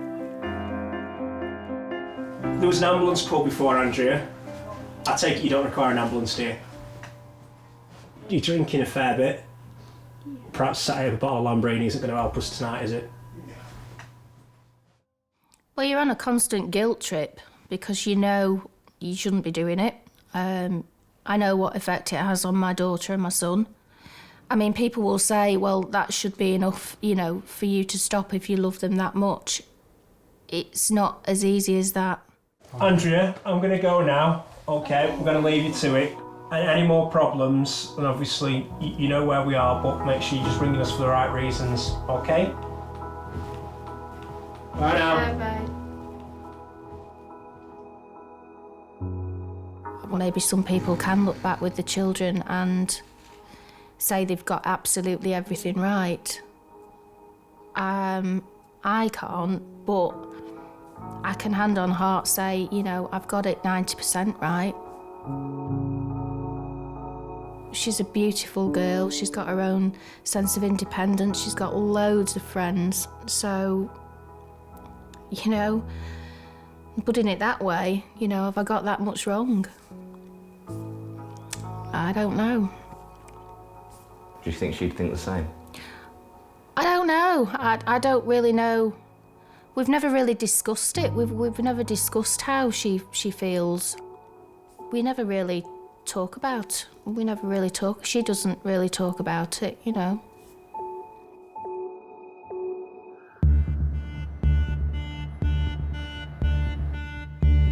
It's just before midnight, and in the emergency call centre, a disturbing call is coming in. I just witnessed then myself, the baby fall off the kitchen side. It's the baby 6 months old. Where's the mother? Clubbing. Clubbing? Yeah, taking the piss basically. Just gone clubbing. Kids don't ask to be abused. Obviously, they don't ask to be abused. If adults want to beat themselves up or do horrible things to each other, you know, that's their decision. And that, you know, I'll take the call, I'll make the log out, I'll send the cops, we'll get it dealt with, this, that and the other. I will do my job. When the kids are involved, quite often, you know, it's after the call, it has to be time out. Always bringing the baby out. Sue McGrath and Bob Ray arrive at the scene ahead of the police. I wasn't actually babysitting, it was my sister and a friend. Your sister and a friend were babysitting, and his mum's where? In town. And when's she due back? I don't know. Rachel, she shouldn't believe in a baby, 13, 14-year-old kid. Is that how old they are? 13, 14, yeah. He's got a bump on the back of his head.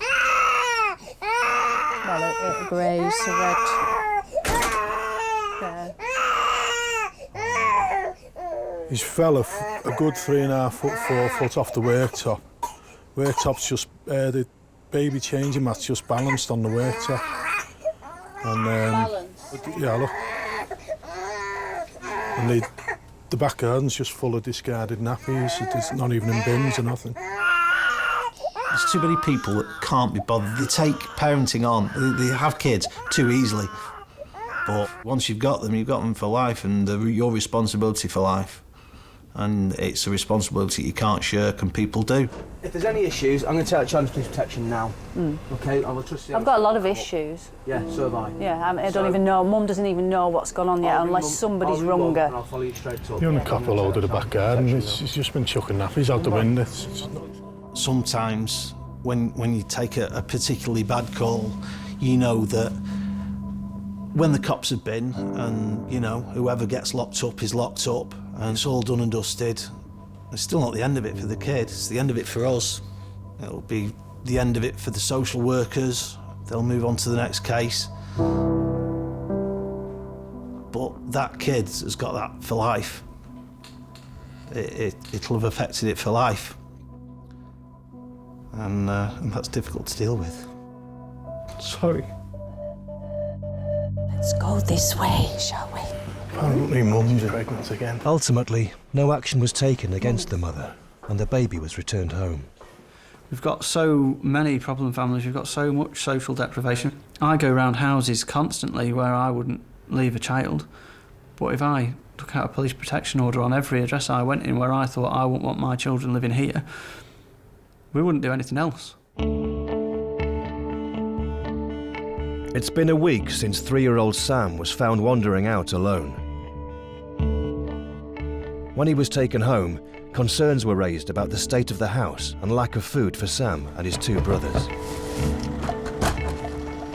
Hi, Rosemary, all right? How are you doing? It's Friday evening, and PC Joe Hardman's back to check if things have improved. So, look at these. I know. Jay! Madhouse. You've got your hands full here, haven't you? Oh, I am very.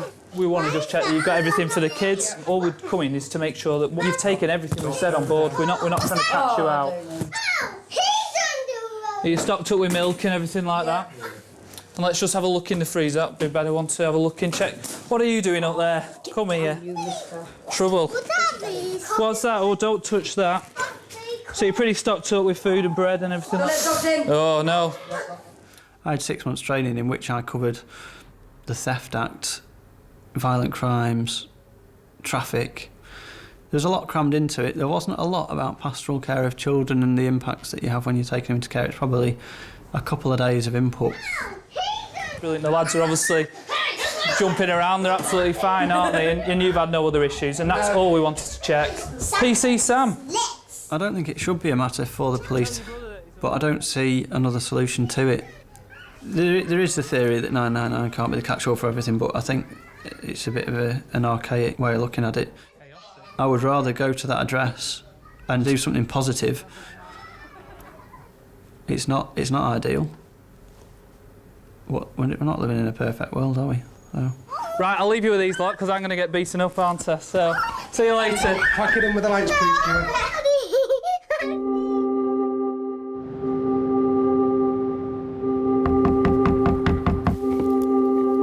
Tonight, it's PC Ellis's turn to call at a familiar address. Sorry, it's Hi, are you all right? Is your mum in? Yeah, she's upstairs. Andrea's called 999, claiming her daughter's been fighting with her. Andrea, you all right? No, don't do this to me. Can do what to you? You've rung us. No. What's the matter? You been drinking? She smacks me around the head. Right. Whereabouts on your head? I'm not exactly sure, but I know that she did that. Is this when you're being violent towards her? Yes. So do you think she's perhaps defending herself? Don't know. You don't know? I don't know. Right. Having been here as many times as I have, I'm a bit loath to believe you on face value. You're a heavy drinker, you make a lot of allegations. Your daughter, God bless her soul, is working her socks off trying to get her grades at school while having to contend with your behaviour.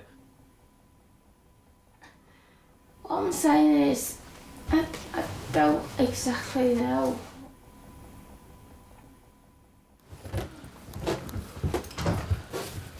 All right. If she starts playing up, ring us and we'll come down and we'll give you a lift to your dad's and we'll sort her out. You don't need to be dealing with it yourself. How did your exams go? They were okay, thank you. I got 3 A's in my A-levels and 2 C's, so... Flipping heck, good girl, well done. What are you doing university-wise, etc.? Are you looking at going or not? Yeah. You think of all these children that blame their upbringing for their lack of motivation and stuff, and I think, well, take her as an example. It's possible. I think she's an amazing representation of how you can bring good out of a bad situation. She could have gone down a very, very different path, and society certainly would have excused her for it. I'm going to be going to uni in 3 months. I think it'd be nice just to go away and not have to worry about it and to be able to focus completely on what I want to do rather than having to think about somebody else all the time. Yeah, just put it out of my head for a while. I think it would be nice. Life might get better after that point. It certainly helps me get through sometimes to think that there are them positives out there. There are, you know, them girls in the world that pull through.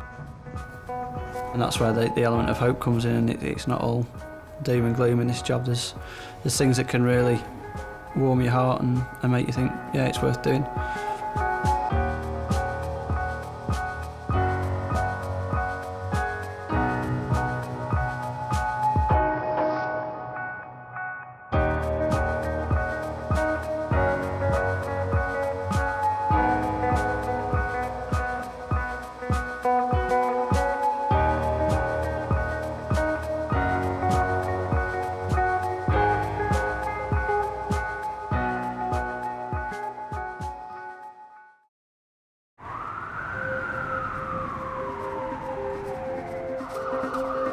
Now go ahead, call you through to the police emergency. What's the emergency? What's the address of the emergency? My girlfriend's got the Like baby. 42, what address? The baby's come out. Go ahead, call. What's your emergency, please? There's one phone number everyone knows. Police emergency, how can I help? What's the emergency, please? And last year it was dialed 31 million times. Just prepare yourself for what could be one of the most traumatic things you're going to hear, or one of the most comedy moments that you're going to sit through. Suze, vibrator stuck in anus. These are the people who tune in first to our cries for help. Right, listen, you need to come. Listen to me. Listen, you need to listen to me so we can help her. Making decisions that can mean the difference between life and death. We're going to pump the chest hard and fast. 1, 2, 3, 4. I just go over the call and think, have I done everything I could have done? Jesus Christ, I think she died. We follow the calls as they are passed to police, fire and ambulance. Seeing through their eyes how Britain is changing. Get back, get back! Calm down. Have you taken any drugs at all? Nothing at all. Nothing at all? Yeah, it's definitely the Wild West, all right, yeah.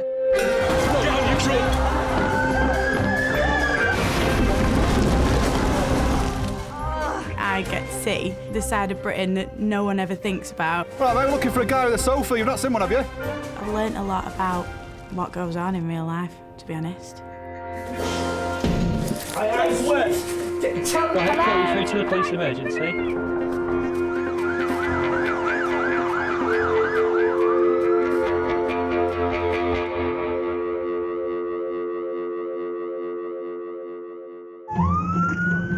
The thrill of the chase is a big part of what drives those who work on the nines. When a call comes in, we think, come on, let it be a good one. You know, I love a good broken bone. Somebody at the front, somebody at the front. But they face an ever-increasing barrier to doing the job. And that barrier is us. Are you insulin dependent? I told you. You're not going to tell me? No, just die. Where's your insulin pen? I told you. Right. We need to speak to each other, don't we? Chris. And when we waste their time, I try and make an egg on toast and burnt my hand on the cooker. these calls can have a real impact on life or death. It's not easy to walk away knowing that that person's been begging for their life and you're the one that's been on the other end of the phone.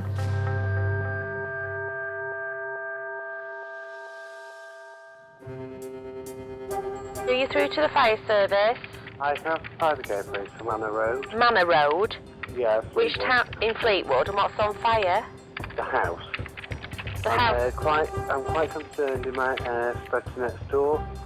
Right, is anybody in the property, do you know? Well, there's neighbours next door in bed asleep. Right, so is it your house? No. Right, so where are you now? Hello, caller?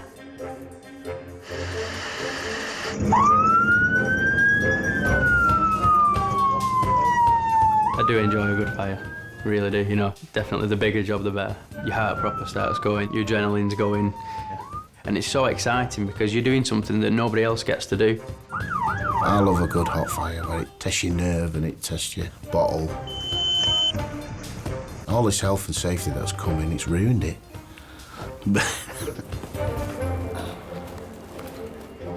Nothing on fire there, is there?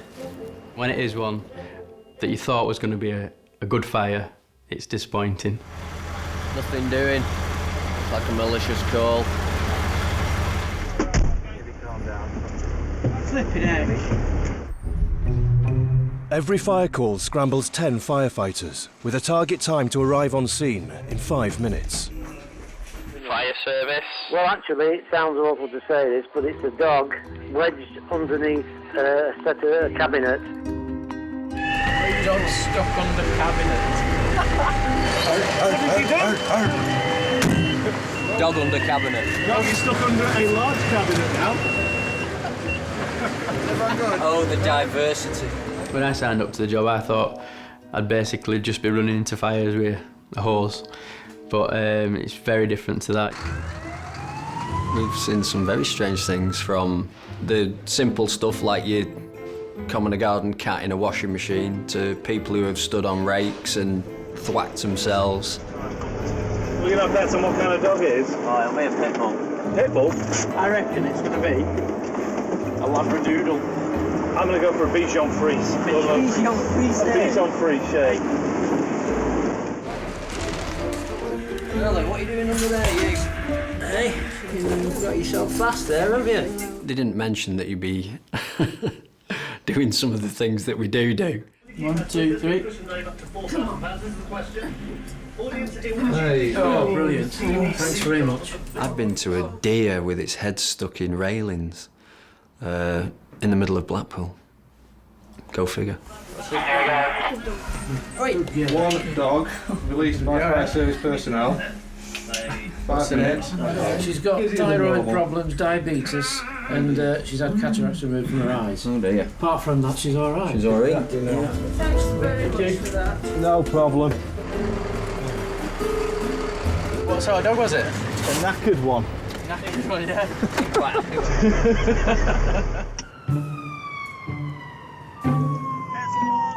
Every call out, whatever the result, costs at least £600. It's crazy. Somebody just burning a little bit of rubbish. There's 1,000 plastic bins scattered throughout Blackpool with readily burnable materials in them, so, you know, whether someone just throws a fag in it or whether someone just decides to light every third one that he walks past. We go to a lot of bin fires.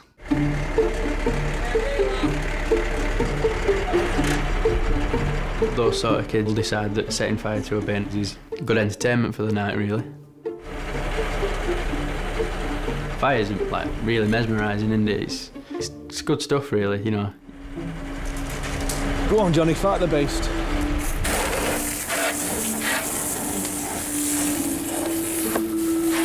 It's a pain in the backside, to be honest. People do it, so we have to deal with them. Is that salty money? I don't know how we do it for the money. Fire service. Hello, we've a car just crossed outside our house, it's on fire. And it's crashed. Is there anybody trapped in the car? There are loads of people outside the car, but it's on fire. Is it crashed into something or is it within inside the car? There is? Okay, we're on our way to you now. The next morning, a real job for Red Watch. Sort Route 3. Between High Cross Road and Staining Road, car person's trapped. File school, it's only just down the road. Yeah. Are you ready to go? Yeah. We're going because they're trapped, alright?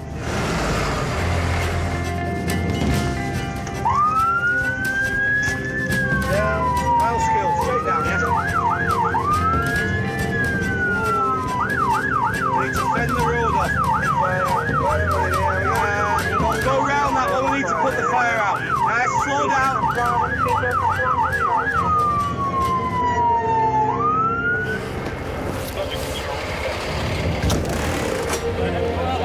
Hiya, mate. How are you? Out the car, mate. You got him out of the car? We got him out. We had to lift him out. Right. A car has been hit head-on by a Porsche on the wet road. Can you straighten this leg or not? No. No. All right. That's good. All right. All right. Steady. All right. Steady. The driver of the other car is badly injured, Hey, can you move your legs at all or not? Does it hurt? and with the ambulance delayed, the fire team steps in. Come on, keep that chin up. Breathe normal. All right. Breathe normal. We're boxing on him. Whoa.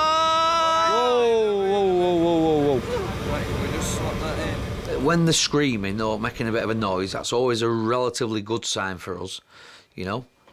When they're quiet and they're drifting off, it could be internal bleeding, which we can't see, but it was still really uncomfortable for everybody. We want the ambulance to here. All right, he's got severe back injuries. All right, Martin. Scoot stretcher. All right. I'm going to put you on this longboard. All right. There will be a little bit of pain. I'm not going to. All right. You'll grit your teeth. You'll grab Cookie's hand and squeeze it. Yep. Strap him on, guys. Get the head on. Strap him on. Back down. All right, you're ready to go now, mate. There's obviously been a delay on the ambulance. We're not going to kid you. You're in good hands. Just nice and steady. We desperately need the ambulance, guys. Urgent. I did think, this is it. This is my time to check out. You know, I'm not going to see my family again, my partner, my dog. I'm not going to see him again. Are you going to be sick, mate? All right, OK. Just a little bit of shock setting early doors, mate, yeah? All right. I was feeling pain all in my leg, and in layman's terms, the feeling had gone through my pelvis into my soft tissue and my stomach. Get him on, push him up there. Sorry. OK, that's good. Just keep your toes going, mate, like that. I want you to keep your toes going. Just waggling them. All right, ambulance is here now, mate. You'll be away. They'll come and assess you, do what they've got to do. You'll be away in the Vic, all right? You're reading the papers of the false alarms and time wasting, and I'd hate to think that there was a false alarm at the same time as mine, and that delayed them getting through to me, and I could have died through somebody having a prank, basically. He was losing it a little bit, wasn't he? I keep running! Once we got the oxygen on him, we chilled him, didn't we? We chilled him down, he was... But they're the best ones. That's what we're here for, innit?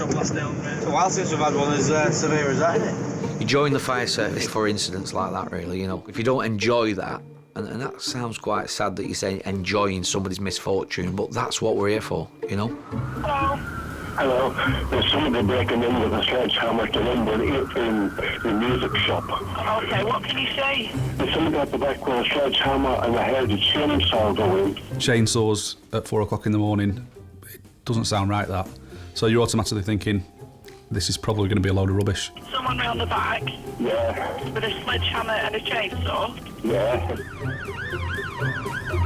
Responding to the call is PC Chris Beasley. If you still want to be the first one there, then you're in the right job. And the second you stop feeling like that, then maybe you need to move over and let somebody else have a go. Can we get out to the back? There's somebody breaking in at the back. Go ahead. So the 4-star jobs are your burglaries, robbery in progress, anything like that. For me, that's what I want to get involved in. Where? Oscar said, I'm just in custody. Would you say something? Somebody at the front. When I first joined, somebody said to me that once in your career, might you find somebody in the throes of burgling a premises.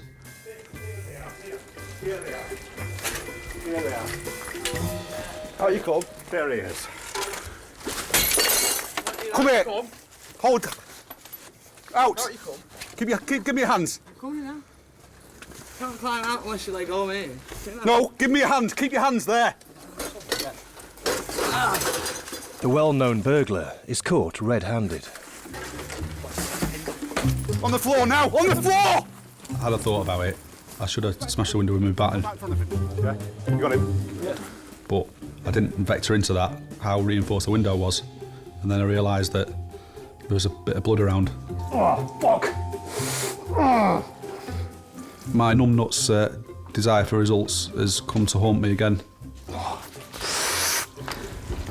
But I'd be lying if I didn't say it was exciting. If you ask me, would I like to lock up 10 people a day for robbery? Yeah, absolutely. It doesn't happen that often, that. People waste a lot of time. People ringing up saying the pizza's not hot enough on the 999 system, you know. I like hot pizza more than the next man, but I would suggest it doesn't warrant a 999 call. Fire service.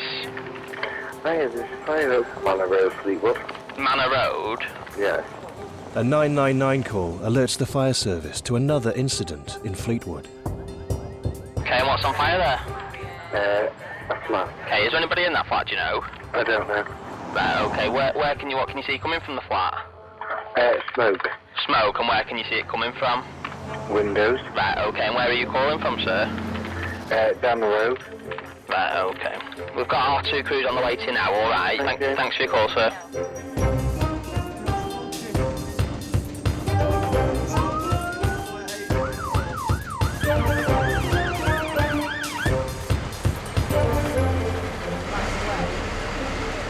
When we turn up and we start looking around and there's obviously no sign, it's all frustration and anger, really. It's like no people. Yeah, I mean, 2 ambulances, 3 machines and 3 lots of cop cars. I can't get into that mindset of why I would want to pick up the phone and dial 999 and waste a life-saving service's time. Could be only for pure sadistic fun. It's a hell of a turnout for it. Funny, Josh. Yeah, everyone's his dog. Tells you he didn't turn up. Well, they are the 4th emergency service. Hoax and nuisance calls to 999 have increased by up to 35% in the last year. So tell me exactly what's happened there. I've tried to make an egg on toast and burnt my hand on the cooker. I've injured my ankle and I can't walk on it. It's your ankle. What have you done with it? Sprained it or something, but I don't know. It's just ridiculous, the calls that you get. You get a lot of time wasters. You get people ringing up, I've got a bit of Lego stuck up my nose. Don't know how that happened. My light bulb's not working. And you say, well, get a new light. I haven't got one. Well, can you go to the shop? No, I don't like to go out. Standing on a drawing pin isn't life-threatening. Have you gone over on it? Have you fallen on it, or what? No, I haven't fallen on it, honestly. I've just been walking. You've just been walking and it's just gone sore? Yeah. OK. It's abusing the system, and I don't think they realise that they're doing that, but they are. And then some poor old dear whose husband's dropped dead, they don't get an ambulance because Jeff has had a few too many in the pub and now he feels a bit sick. It's not immediately life-threatening. It's not life-threatening, but it's fucking... I know. I can imagine you're in a lot of pain. All right, you. Got help organised for you. Stay on the line, I'll tell you exactly what to do next, OK? I'm going to run through some quick questions with you. Are you clammy? Yeah. OK, and do you have a history of heart problems? Yeah. OK, and do you have chest pain? Yeah. We get a lot of people who know what to say to get a response. They actually know our script. Some of them ring up and go, yeah, so I've got some chest pains, I'm not really breathing very good, I'm quite clammy, I'm a bit blue in the lips. And you go, fuck. And you go, and it goes, red, ambulance. And did you take any drugs or any medications in the past 12 hours? Yeah. Is that just your normal medications? Other stuff. And other stuff? What other stuff? Yeah. I can't remember. You can imagine they've kind of made their own script and stuck it on the wall on the pinboard at the side. They've done it, they've rehearsed it. What's your name, please? Hello? Hello, are you there?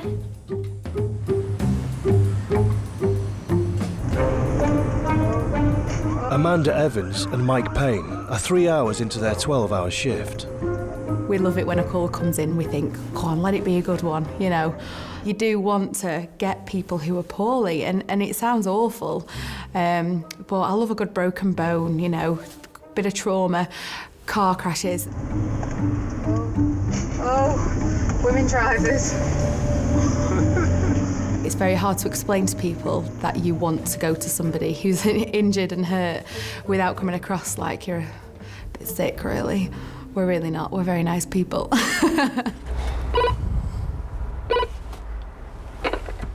Hello? Hello, have you called the ambulance? Hang on, I've come down. How much do you think he's had to drink tonight? It doesn't matter, but we just need to know roughly. Do you think he's had them? Has he had them 5? OK. Chris, you're going to have to speak to us. We need to know what's going on. You can tell straight away when you walk into a room whether someone's really unconscious or not. You're squeezing your eyes together, all right, so obviously no, you're not unconscious, so you're just ignoring us, aren't you? We need to speak to each other, don't we? Chris? Come on, Chris. He's not unconscious. Yeah, he's not unconscious. All right, yeah. If somebody wants to go to hospital, we can't say, no, you're not coming. That's not our job to do. Chris, why aren't you talking to us? Hey? Does your heart still feel like it's racing, Chris? It feels quite steady to me now, that. Chris, mate, we're going to take you up to hospital. We'd rather you talk to us, mate. Otherwise, we're going to have to bob you on a chair and carry you down those stairs. I'm sure you're quite capable of walking down, aren't you? Got his pants. Yeah, I've got his pants. Yeah. So there we go. I got him. Thank you very much. Little bump, Chris.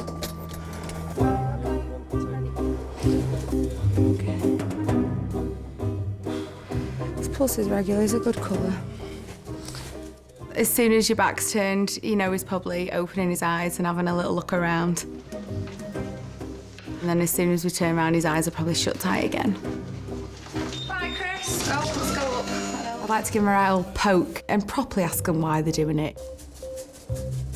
So I had a few beers and that, then next minute I know, just collapsing on the couch, drifting in and out of consciousness. So, a bit scary as well because before the paramedics and that turned up, I seen a big bright light, so that was a bit scary as well. So. Felt like a floodlight in my face. So. Chris. Chris. Any chance you can tell us your date of birth, Chris? Anything? Can see you looking. It's hard to explain, but it's like you sleep, but you're not asleep, if you know what I mean. What do you think the paramedics thought? I don't know. I've no clue. They probably thought, well, they never come across something like that before, so they're probably confused as well. I don't like being ignored. People normally tell me to shut up, I talk that much. Chris Wilson was discharged the next day. His condition was never fully explained. Fire service. Fire Audi in Fleetwood on Polton Road's on fire. Another 999 call has come in from Fleetwood, this time reporting a fire at a supermarket. Polton Road in Fleetwood. Yeah, I can't hear you quite much because the phone's a bit... Right, no problem. What number on Polton Road? It's gone. 2 fire crews need to be dispatched.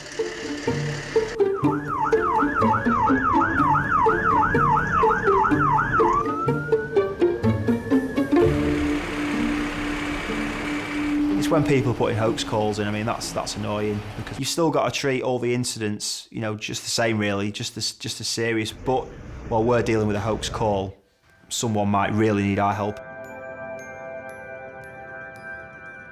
When people are arrested, they're checked in at custody. Do you want to come through here for me, please? But even here, time wasting adds to the workload. No, they're not going to get off you. You're currently handcuffed, and for your own safety, they will bring you in. Carry on. Stuart Boys has been arrested for a vicious fight at a friend's funeral. It's my decision what will happen with you while you're here, and I am the last person you want to piss off while you're in here, OK? Custody Sergeant Lisa Dunn is on duty, and Boys seems to have all sorts of reasons why he shouldn't be locked up. Do you have hepatitis, scabies, impetigo or TB? Everything. Do you have any walking difficulties? Yeah. And what's that? That I'm going to drop dead in a minute. Through shock. I'm having an heart attack as well, weak heart, I've got heart palpitations. People will go, oh, I've got chest pains, or I've got this, or I've got that, and so they'll think to themselves that they can get up to the hospital. But if there could be something that might affect this person while they're in custody, you have to look after somebody. So it is a bit of a nuisance to us because it's a waste of time. I'm also diabetic. What type of diabetes do you have? Type A. Are you insulin dependent? Doesn't matter to you, does it, if I die myself? It's your job covered. I've told you what you can find out. Oh my God, is this the way you always behave? No. If you want to stand there and behave like a 2-year-old, then please do so. Now, if you type 1 diabetes, then I'm going to presume that you're insulin dependent. Are you insulin dependent? I'm not telling you. You're not going to tell me? No, I'll just die. Where's your insulin pen? I'll tell you. Right, OK, fair enough. Can you just take him straight to number 19? Thank you. All right, please. 2-piece suit for him so I can look after him. I'm not entirely convinced he hasn't had any drugs. Can you ensure he gets a drug search, please, chaps? No drugs were found, but once in his cell, Boy's behaviour changes again. Is he pretending? What's he doing? Oh dear. We get quite a bit of that where people will pretend and fake having fits when they're giving it all, you know, wiggly arms and stuff. This really weird, crazy idea of a fit that I think if you spoke to anybody with epilepsy and they watched it, they'd be laughing at them thinking, what are you doing, you idiot? But we still obviously have to go and see that person. Stuart! Darling, I can see your eyes moving. Stuart, look, if you've got medical issues, I have a duty of care to you and I have to look after you whilst you're here. Do you have any walking difficulties? No. Do you have any breathing difficulties? No. Do you have asthma? No. You're not diabetic? No. Right. He tried, he failed, and then he went to sleep.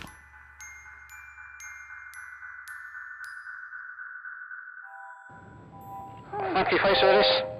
Hello? Please, can you help me? Yes?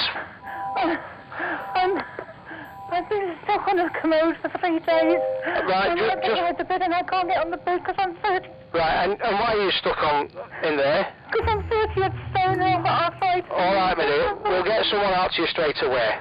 I've been stuck here 3 days. Please. 5 firefighters and 2 paramedics are dispatched to the caller's address. Hello, my name's Andrew. All right, what's your name? Sue Cox's weight has been steadily increasing throughout her adult life. So she's been on there for 3 days? On that commode, yeah. Has she? For 3 days? Yeah. How's Why she have you- slept? I've had to be on the floor, slept on here. You've slept on your... Oh, Angel. We can move all this gear, make a bit of space around it, we can get the firefighters in and then we can do what we need to do. Yeah. How do you normally get from the commode onto the bed? With him helping me, but I can't do it because my legs are bad. They won't hold me. OK. Chronically obese or bariatric patients are some of the highest regular callers of 999, but they too need help. Bariatric, it's looking after our heavier patients, bedridden because of their weight and their size. Should we do a smaller first? Just to see? Shall we get our arms on her tummy first, so it's easy? Yeah. They've just eaten too much, they've not exercised, they've got so far down the road that they can't move themselves. They're going to drop me, I know. No, they're not going to drop you. So, 2 on each leg. This comes off 2 at the half as well. It's taking you and your colleagues to manoeuvre somebody's flesh. I'm 3, 1, right. 2, 3, raise. Let's get across. Right. OK, you've done really well there, Sue. Excellent. Right, let's get that commode out of the way. We could have got somebody else to come in, you know, it's not our job, but we don't do that. Why not? I mean, because we care. Thank you so much. That's all right, Angel. That's all right. That's what we're here for, isn't it? Eh? We've had a large lady stuck in a bath. We've had ones where we've had to cut the stairs away. And we had one rather large gentleman who'd been stood in a shower, and because of his weight, he'd gone straight through the ceiling of the room below. But that's just another incident that the fire service go to and deal with. Ambulance service, what's the address of the emergency? It's Ladies Walk, Manor Road, Fleetwood. What's exactly happened? 2 cars have crashed into each other. How many people are hurt? There's 6 people in each car by the looks of it. 6 in each car. Yeah. Are there any chemicals or other hazards involved? I don't have a clue. So there's people trapped in both vehicles? Yes. Do you know if everyone's completely alert? Hello? Hello? 2 people carrier cars had collided. The chances of that were slim. Fire service. Hi, it's ambulance. Hiya. Hello, could I have your assistance, please? Yeah, what we're going to. This gentleman's rung up saying there's 2 vehicle RTC involving 2 people carriers and people trapped in both. Right, we've just had a malicious call in Fleetwood. It's RTC involving 2 vehicles, so we're going to have to go out to it.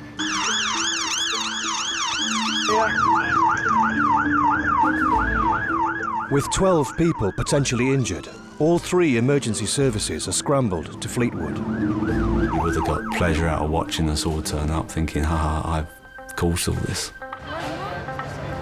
You know, we all get bored from time to time. I can't imagine ever being bored where that would be my entertainment. And when they are wasting your time and when they are pretending, you can't help but think, my mum could be having a heart attack right now. Your mum could be having a heart attack. And that's what is so frustrating about it. Hello, I'm the coach on the way back from the football game, but I've just had my dad ring me up. He's had a heart attack. Right. Yeah, he could talk, but he was very, very quiet. He just saying, I need help, I need help. Right. Oops, we've got a job. No query, am I? We're going as quick as we can on blue lights for him, okay? Okay, brilliant. Thank you very much. Take care. All right, thank you. Bye. Bye. How old is he? He's a 3-year-old male with chest pain. Erica Reynolds and Louise Swarbrick are dispatched on blue lights to the address given by the man's son. Yeah.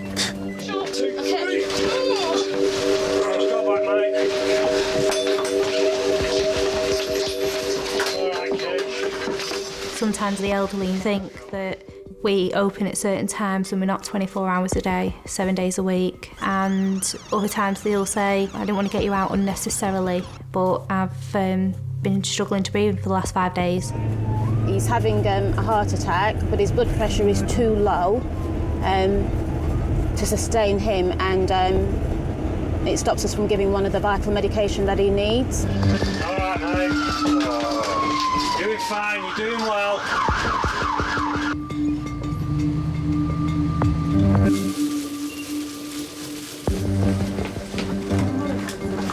People say that they have a sense of impending doom, and just seeing this gentleman deteriorating in front of our eyes was just absolutely awful. Can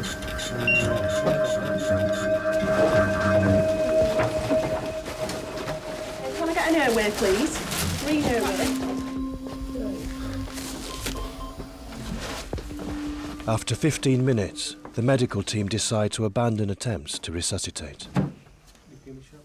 It just happened so quickly, and all I was thinking to myself was, why didn't you phone before, please? Why didn't you phone? But this gentleman was thinking, oh, I better not trouble the emergency services. That is terrible. I know. What these things are. And then you might have somebody else who just calls us for something which is not even potentially life-threatening, and you want to say to them, do you realise what we've just been to?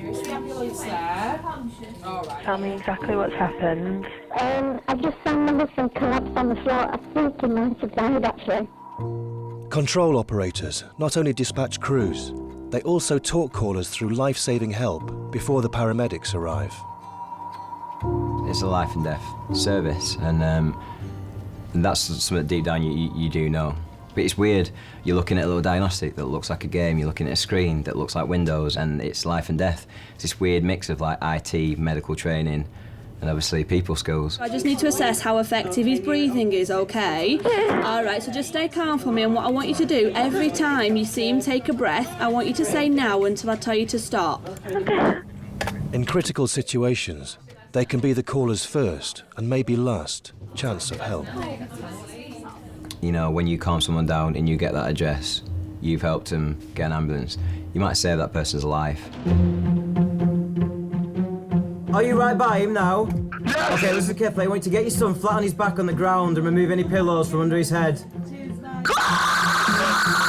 Ask him to calm down. We're going to get there as fast as we can. Is he breathing?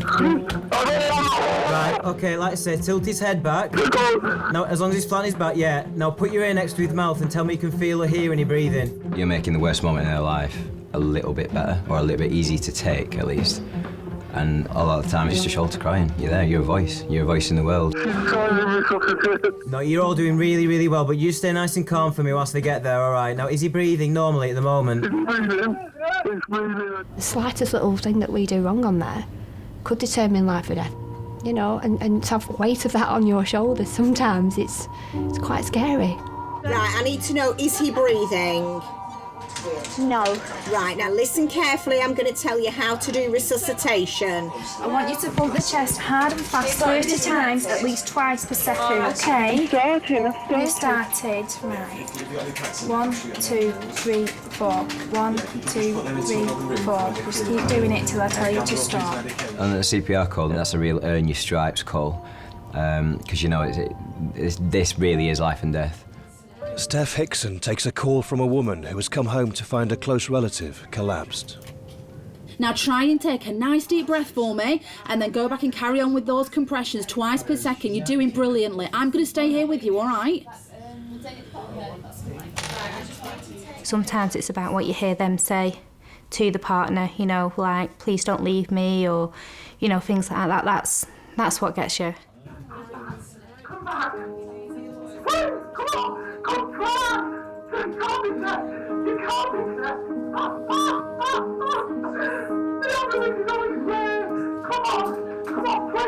You know, we're obviously on the phone, but we've obviously got to stay professional for them, as well as trying to sometimes hold our own tears back. Girls are doing them.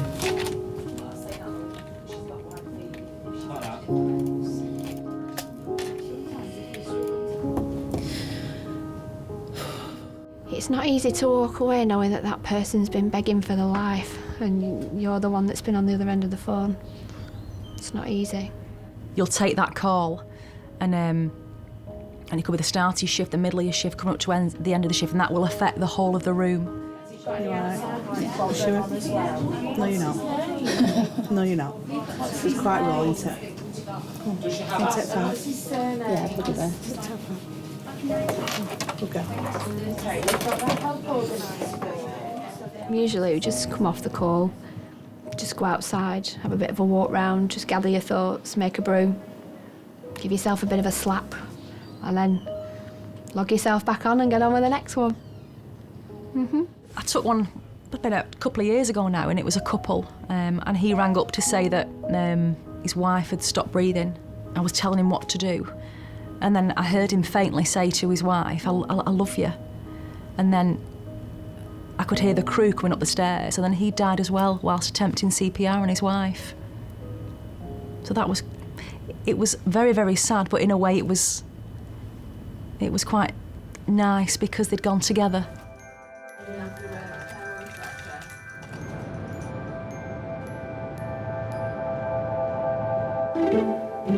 Another 999 call for the fire service is received from an all too familiar voice. Hello, fire service. Hi, can I fire please? Manor Road in Fleetwood. The Manor Road in Fleetwood. Yeah, trip on fire. It became a joke because he started using comedy names. Okay, and what's your name, sir? Peter. Peter what? Andre. Hello? That's my malicious caller. It's the 11th report of a serious emergency from the same man.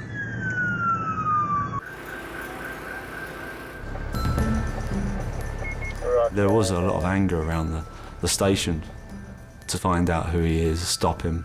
This hoax caller, he was watching it all from out of his window. At one point he even came outside and was trying to get involved in the conversation between myself and the fire service. Just basically seemed to be enjoying it all, enjoying what was going on. But I had a funny feeling about him and what had gone on, and I started looking into it then. Can I just confirm the location of that telephone kiosk, please, operator? The junction of Shakespeare Road and Manor Road in Fleetwood. The junction of Shakespeare Road and Manor Road. For months, Blackpool's emergency services have endured a plague of hoax calls from nearby Fleetwood. But the last call has been traced to a phone box. I was really pleased when I saw the CCTV because it was the one main piece of hard evidence that we had. There was no doubting that it was him. The way I managed to contact him was by ringing one of these phone numbers that he'd used to make the hoax calls on. I'd phoned it several times in the past, he'd never answered, and on this occasion he answered it and was taken by surprise when I told him it was the police. So what did you say? I told him I wanted to speak to him about making hoax calls, and he just pretended he didn't know what I was talking about. Hiya, Lexi. Do you want to just come round to the front of this desk for me, please? PC Alexis Walsh has arrested a suspect for the hoax calls in Fleetwood. He's voluntarily appeared in custody to answer questions. What's your surname, please? Green. Green? Yeah. And your first name? Darren. He said that it wasn't him on the CCTV, but it made it worse because he came into the police station with the same jacket on, the same outfit on that he had in the CCTV. Why is he here, sorry? He's been arrested on suspicion of knowingly giving a false alarm of fire on numerous occasions up until the 16th of March 2012. What would make a grown man want to phone for an ambulance or a fire engine? I don't know. The mind boggles. Little boys can't play with the little police cars and fire engines, still go and phone for some real big ones to come along. It's a man thing. I'll never understand men, ever. I've given up trying to understand men. If you were to ask him, I don't know whether he'd even know why he does it. Who knows? Why can't you explain it? I don't know. I mean, like, even to sort of say, well, Because there's no explanation why I did it. I just did it. I just do things without thinking all the time. Say things without thinking all the time. Like? I don't know, just spare of the moment thing. And that's just part of your character? Yeah. Has it always been? Yeah. I am going to authorise your detention here at this police station in order to secure and preserve evidence and to obtain evidence by question in relation to this matter. OK? Just started it one day and then it wouldn't stop. Every time I walked past the phone box, I rang them. Is that something you think you can shake off? I'm hoping so, yeah. You know, I've been doing random things for a long time, so it's just... It's hard to change, and it's hard to change yourself. Never mind trying to change somebody else, it's hard to change yourself even more. Darren Green received an 8-week prison sentence for the 11 hoax calls. The true number of calls he made isn't known. He wasn't expecting to go down. And I still think the chairwoman of the magistrates got that little bit of pleasure out of saying the words, take him down. So do you think the punishment was unfair? I wouldn't say it was unfair. I'd say it was a little bit harsh for, you know, what I did. If I was still drinking and not being caught, then yeah, I would probably still be doing it now. It's 4:48 a.m. in ambulance control. 23-year-old Tracy Gardner takes a call from Pat Dickinson, who was woken to find her husband, Terry, unconscious. I've got the address. Can you tell me exactly what's happened, please? My husband is in bed and I can't rouse him. Okay. Are you with him now? I am with him now. How old is he, please? 65. Is he awake? No. Is he breathing? No. Nothing at all? Nothing. I've got help organised for him. Just stay on the line. I'll tell you exactly what to do next, okay? Okay. Are you right by him now? I'm right by him. Okay, listen carefully.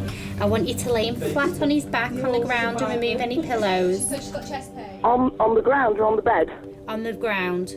Okay, Okay, try. I can't get it. Right, try your best to try and pull him onto the floor, okay? Okay. You can picture what they're doing. You can imagine them pulling somebody off the bed onto the floor, and obviously it's a loved one as well, so obviously, yeah, they are going to be upset.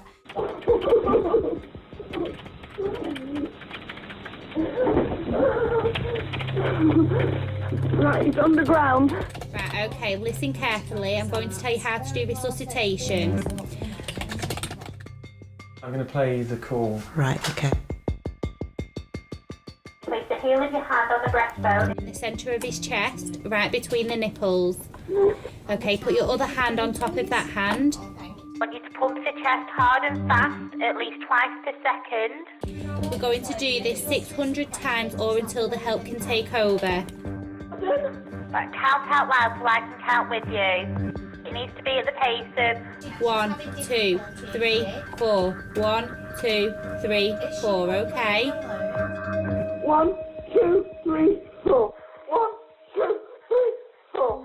1, 2, 3, 4. You could tell that in them few minutes she loved him. You know, you can tell that she desperately wanted to help. And I don't know how I would be in that situation, even though, you know, I do deal with it every day. You know, so yeah, you do feel a sense of connection between them because you're listening to it, you become a part of their life. 1, 2, 3, 4. 2, 3, 4. 2, 3, 4. 1, 2, 3, 4. 1, 2, 3, 4. This was a parting for the two of us, which I had to prevent at all costs, if I could.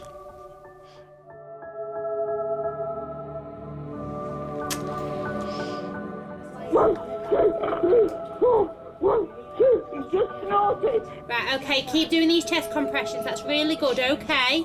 2, 3, 4. 1, 2, 3, 4. He's snorting now. Right, okay, keep going with these chest compressions. That's really good, all right? Okay. What did it feel like? It actually felt like being asleep.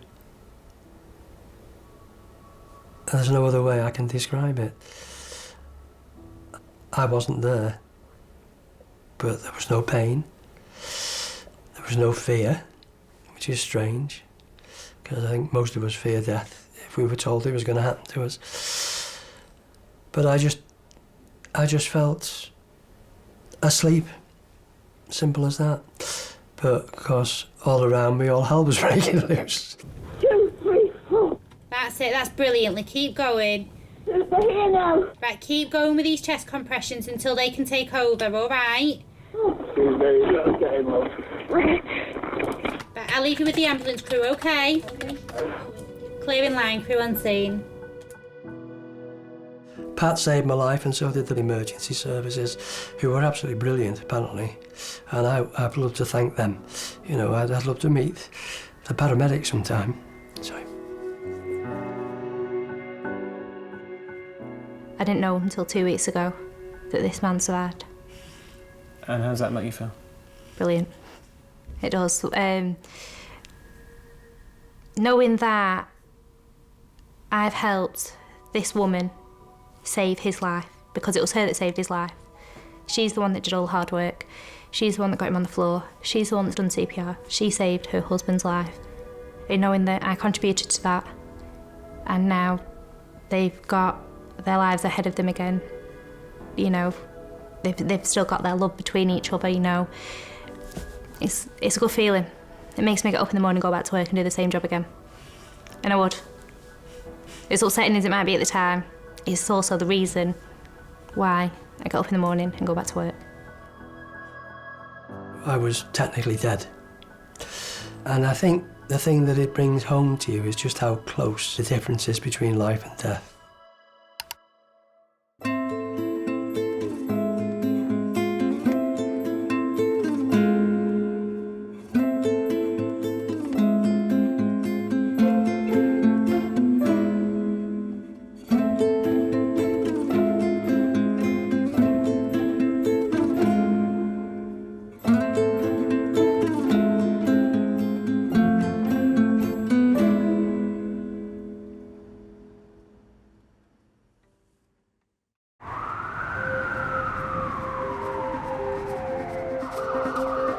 Now go ahead, call you through to the police emergency. What's the emergency? What's the address of the emergency? My girlfriend's got the baby. 42, what address? The baby's come out. Go ahead, call. What's your emergency, please? There's one phone number everyone knows. Police emergency, how can I help? What's the emergency, please? And last year it was dialed 31 million times.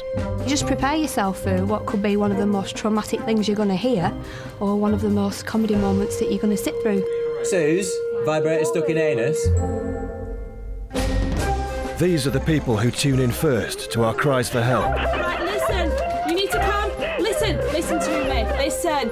You need to listen to me so we can help her. Making decisions that can mean the difference between life and death. We're going to pump the chest hard and fast. 1, 2, 3, 4. I just go over the call and think, have I done everything that I could have done? Jesus Christ, I think she died. We follow the calls as they are passed to police, fire and ambulance. Seeing through their eyes how Britain is changing. Get down on the floor! Calm down. Have you taken any drugs at all? Nothing at all. Nothing at all? Yeah, it's definitely the Wild West, all right, yeah.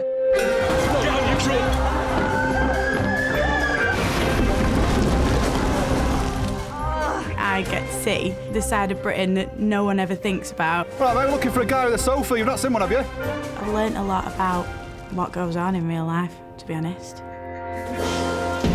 Go ahead, call you through to the police emergency.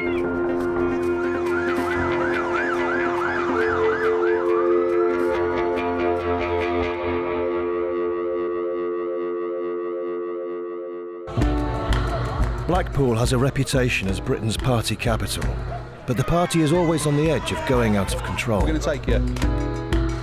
More people are getting off their heads than ever before. Besides the booze and drugs everyone's used to, now there's a dizzying array of unclassified party drugs on the street. And the emergency services are left to protect people from themselves. He's dead.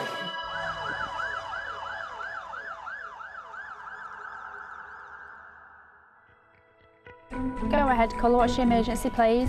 Across Lancashire, the emergency control centres can take 1,000 calls on a busy Saturday night as the partygoers hit the night spots of Blackpool. Right, tell me what's happened. He says he's took E's. Tell everyone there is nothing they can do for him while he's having a fit. He has to have the fit. He's outside on a bench, shaking. Like, we asked him if he'd taken anything, and he just said 5. But he can't stand up. Yeah, I don't know, like 5 pills or 5 what, I don't know. Thank you, caller. What's the emergency? The thing is, with Blackpool, there's a lot of people here for a good time. And you get the odd one who'll take it that little bit too far. Got a bloke who's on the floor who keeps, like, losing his balance and splitting his head, like, falling on the floor. He keeps falling over. His head and stuff, yeah. I think he's under some sort of narcotics or drugs or something. Yeah, oh, okay. Everywhere's having problems with drugs and alcohol. One of them things, you have to just pick up the pieces. disappear. Right, lie down, lie down, lie down, lie down, lie down. One of the longest serving beat cops in Blackpool is PC Chris Beasley. Once you've been exposed to it for a lengthy amount of time, there isn't very much that shocks you really. Stay still. Known by colleagues as Beaker. Supposedly, I look and behave like the Muppets character, which I can't say it myself.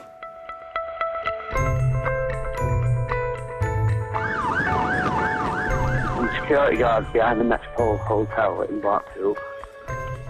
Yes? Yeah, there's two naked gentlemen walking past being very loud. Naked?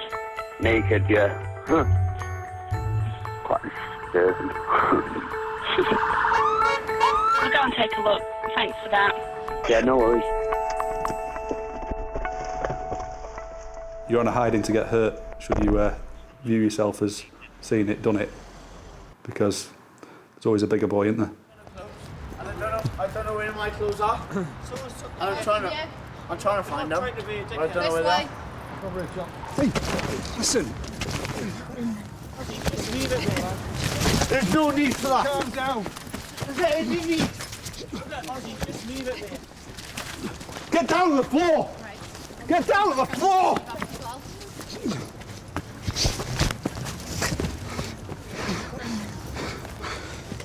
Is it?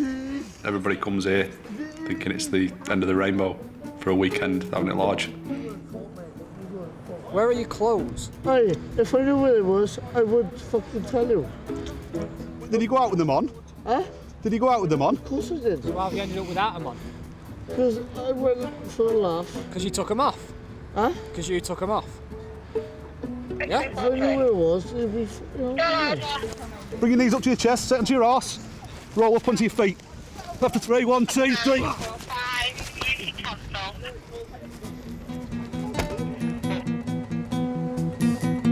Ready when you are. Ready to roll. Are you okay with me driving first then, Sue? Yeah, that's fine, yeah.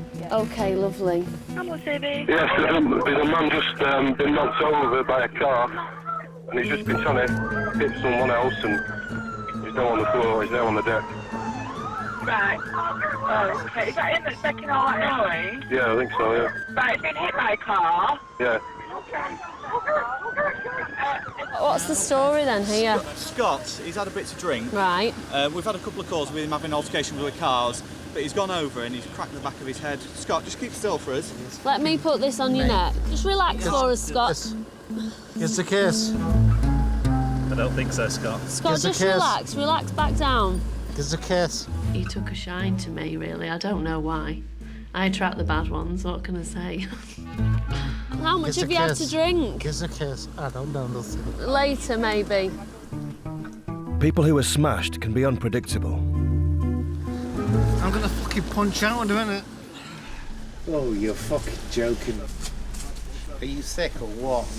Hey. Listen, don't be like that. We're only trying to help. Just give up swearing and give up the attitude. That's what you can give up. I would do if I could fucking lose the call. Stop swearing. How much have you had to drink tonight?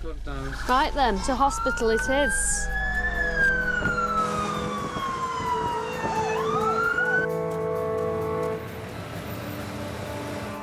I'm gonna have to put these cuffs back on you, mate. Yeah, You've got to get yourself in a bit more dignity, all right? Right, mate, this is embarrassing enough as it is for you, OK? So what we're going to do now is offer you the opportunity to put some clothes on, OK? So you can maintain a bit of dignity while you go into the police station, all right? What do you want to do? Step down, mate, and I'll tie it around your waist. This is bullshit. Which bit? The fact that you bollock naked in the town centre? Is it my fault? Have you been here before? No, I haven't. What's your date of birth? Where'd you come up with, Jim? Sometimes they're friendly, sometimes they leave the brains at the end of M55, which can obviously leave some wounded soldiers. You're probably quite an intelligent guy and a very nice person when you're not drunk. Give over. No. 7.6. Give over. No. No, OK. Right, put your hands down. I've got an IQ of about 1... Yeah. Not at the moment, you haven't. What do you mean? Because of the alcohol, you've reduced it quite significantly. What do you mean at the moment? Well, you haven't. attitudes. But I haven't got time to argue with you all that, or I would, and I would win. All right, they'll be with you very shortly, OK? I don't take them seriously. Just be a shame if he had to stay on it for quite a... Oh, he's clapping you. Is it? This was done earlier in the day. How did you do it? When you can tell they're on drugs, it's the way they slur the words, but it's not the same as alcohol slur. I can't explain unless you hear it. OK, right, tell me what's happened. Why do you need an ambulance? You're gonna... Listen, open your mouth. I can't tell what you're saying. And don't call me...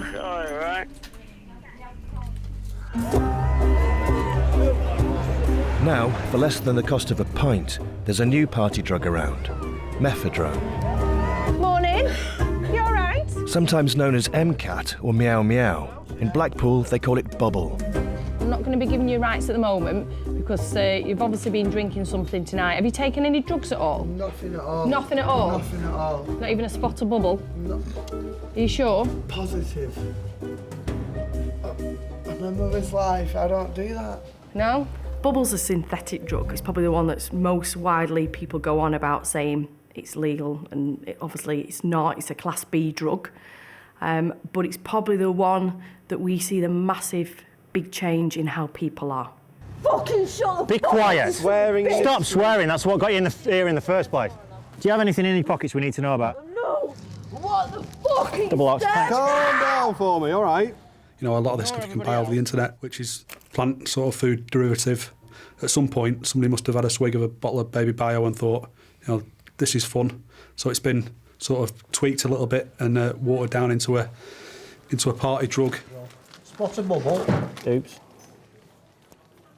Because of what's been found in your pocket, you're also being arrested on suspicion of Class B substance. Fucking strip searching me. What's happened, please? I've just come home. I've been out all day. I've just come home. My son is not good. He's admitted to me that he's had something drug-wise, and from a sex shop. Bubble. Why? Why take it? Right, if you tell me exactly what's happened. We've got a 19-year-old girl who's taken some Meow Meow. Now she can't hold her own head up. Bubble, plant food, Meow Meow. I suppose it's which area you come from, because Meow Meow was, I think quite northern, like Cumbria area. We got a lot of them saying Meow Meow. Within the hour, that's fine. I'll put that in an hour's response as requested, but any changes you're aware of, do call us straight back. I mean, the first time I ever got a call, what is it he's taking? It was Bubble. And I'm thinking, washing up liquid? Bubble? What is this? From up north, and people say you're from Blackpool, they say, oh, you're a bubblehead. No, it's not a drug that I'd take myself because apparently it's like plant fertiliser. Comes in like a little bag and it's like crystals. It does the effects of what E's do and what Coke does. So, in one kind of thing, so it's like not as long lasting as an E, but it's not as expensive as Coke. If you go to a pub or whatever and it's £3.50 a pint and you've only got a tenner in your pocket, you could have a couple of pints, get yourself some bubble, and then you'd be having as much of a good time as somebody who's got enough money in their pocket to booze all night. I'd use the word wired. Willing to do anything, feel as though they could take on world or whatever.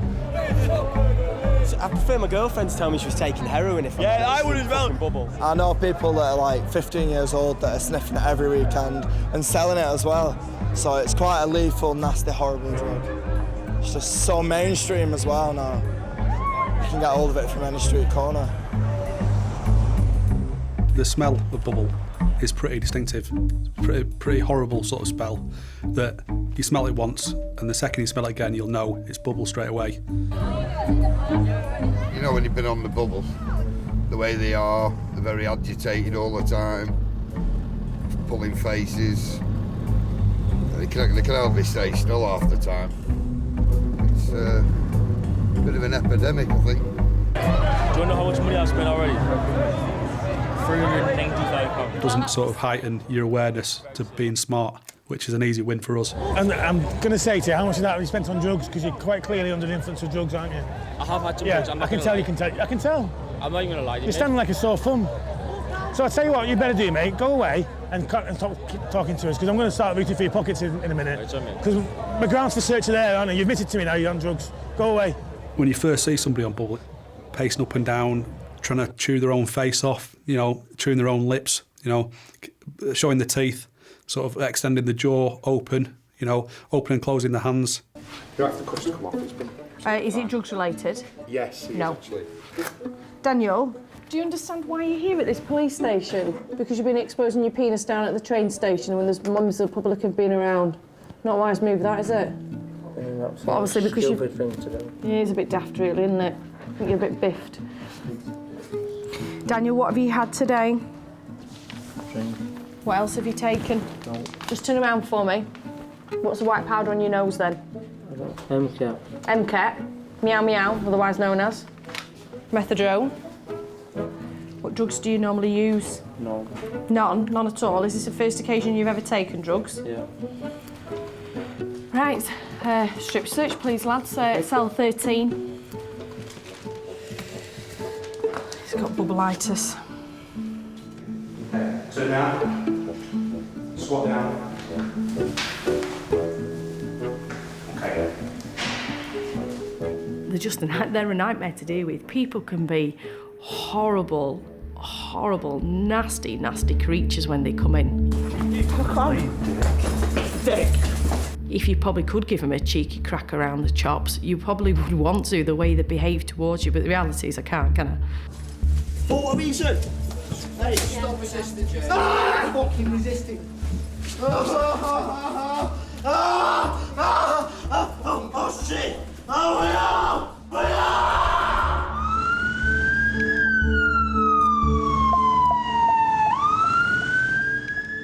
There's loads of fighting going on outside on the street.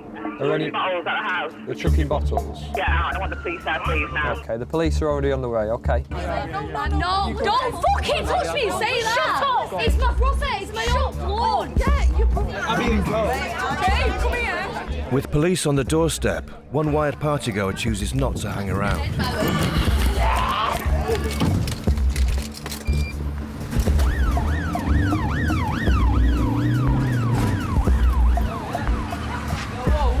Whoa! There's nothing wrong, pal. Nothing wrong, he's sealed there. It was him over there. You don't clear off, you'll Told you twice. Go away. Go away! What? You've done nothing wrong. Sit on your backside. Right, 1, 2, 3. Yeah, I've done nothing wrong. Right. Why are you running away then? I've got a phobia. I don't like being chased. I don't like being touched. I want to go home. If I you've want to got, see my mum. if you've got a phobia of being chased, why leg it from the police? I don't know this lad, but he's a... You don't know how something's going to affect somebody. Sometimes you can get them and they'll come in and they're fine, no issues, quite amenable, and then they can just change and snap. What's your idea? You can kind of tell straight away that they're on bubble just with their demeanour. What have you had tonight, you? Oh no, he's a nicking for nothing. Sweating. You're arresting me for nothing. I haven't... Come, this way. How long have I been here for, pal? I don't until you're sober, mate. I'm sober now. Well, it won't be long then, will it?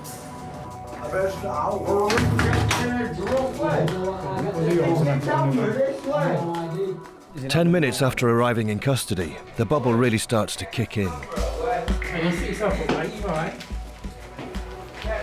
Whoa, Eddie, mate, what's going on here, lad?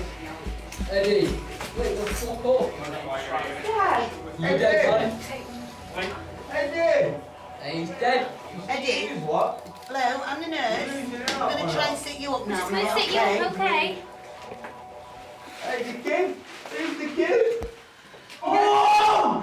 Let me see my phone! Ah, Marie! Stop. Get in there. He's obviously, or I would imagine he's taking bubble. Yeah, the that's way what I do. I've got your phone ready. I'll show you if you calm down. What is it? Have you had some bubble tonight? Where's my phone? Where's my phone? Where's my phone? Where's my phone? When somebody's kicking off, they have got the strength of 10 men, and it might take quite a few people to restrain them. Where's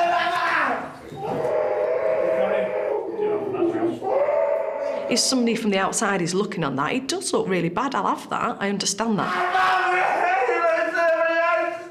But what they don't understand is, unless you want to get in and be there and see what it's like to hold somebody down when they're wriggling around, trying to hit you, bite you, scratch you, claw your eyeballs out, you know, they are wild. Be careful where you're spitting anyway, please.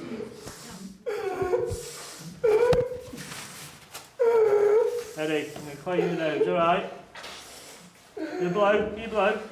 So how can that be a good night out? And the problem is, they never remember. So when you start to speak to them in the morning and talk to them, they just can't remember at all. Is it cold water? Yeah, it's very cold, it's nice. Very nice. Yeah. Very nice. Do you want some on your head? It's a crazy thing, isn't it? That somebody will go and buy something when they don't know what it is. It could be anything. And people are after making a quick tenner or whatever, then they're not bothered whether or not they sell you something that's mixed with talcum powder, brick dust, or anything else. So, you know, and it's all the junk that goes into it, and that effects that can have on you as well.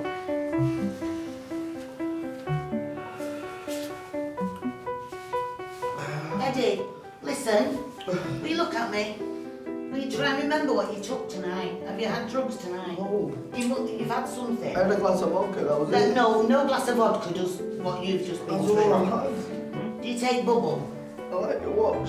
Thank you. Eddie? We don't really know what we're dealing with, do we? If you're willing to have a swig out of a bottle of Baby Bio, what's the next thing you're gonna experiment with? You know the leg feels cold. You rest your head then.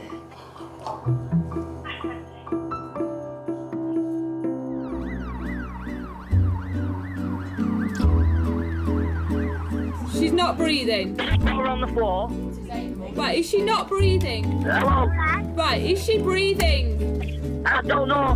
You need to check, it's very important. She's taking some bubble as well, apparently. She's taking bubble, okay, well. Yeah. Whilst new chemical highs are tempting the party crowds, old school drugs like heroin and crack are still on the streets. The lad's got a needle stuck in his groin. Should I put him on? He can talk himself. No, I'd rather he didn't if he's the guy that's in his jaw, right? So he's got a needle stuck in his groin.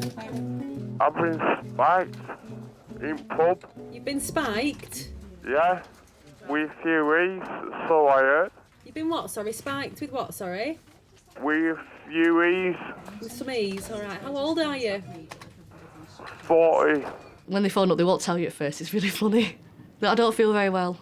And my heart's racing. I've got chest pain, and on chest pain it says, have you taken any drugs or medications? Right, thank you. Tell me exactly what's happened.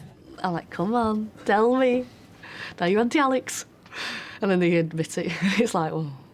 But sometimes they just won't admit it, but you know, you can tell when someone's on something. It's not just the police and ambulance who suffer the late-night fallout from drugs. The fire service regularly gets its share too. Hey, can I have a fire brigade, please? Where to? Jeffrey Square, please. Jeffrey Square. Right, house. Where are they going? What is it, a house? Yeah, there's smoke coming from, I think it's out of the bedroom or the kitchen, I don't know. So it's upstairs bedroom? Yeah. Right, okay. Well, the fire service are already on the way. Bed. What is it? Smoke from upstairs bedroom. Hey, are you alright? Yeah. Is there anybody in?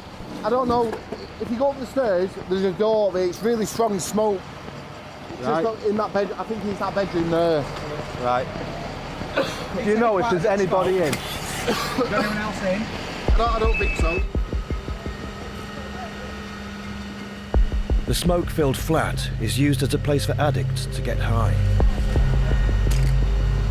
When you go into a property, you can't see your hand in front of your face. All the carpet's on fire, the stairs are on fire. You're scratching around because there might be somebody in there. It's horrifically scary. This guy and that guy take a hell of a lot of smoke. Yeah, yeah.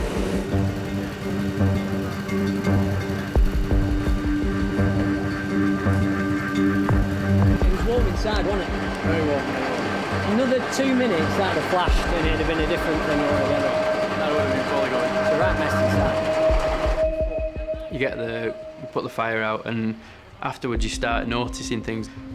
One of the things I noticed was orange caps, and you tend to find them off hypodermic needles.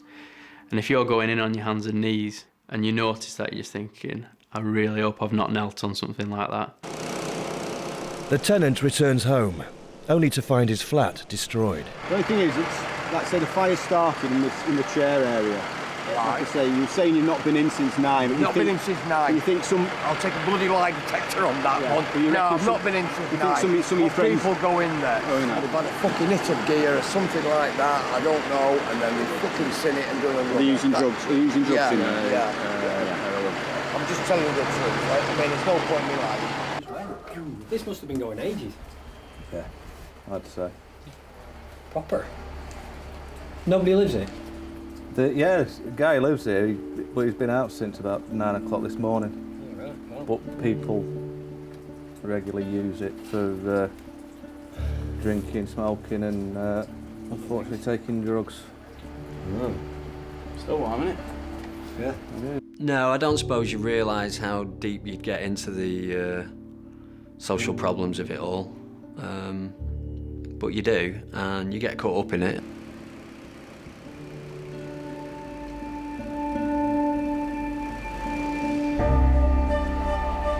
I suppose it's hard for everyone, it's not just us, is it?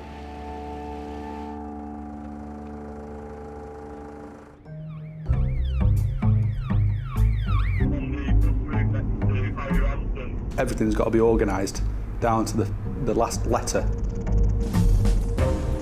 The way I live my life is in quite a sort of anally, sort of obsessive way, where everything's got to be in a particular place at a particular time, which drives me mental. You know, I've managed to cure myself of turning the cans of beans round so all the labels are the same way, but it's still pretty bad. What's up, mate?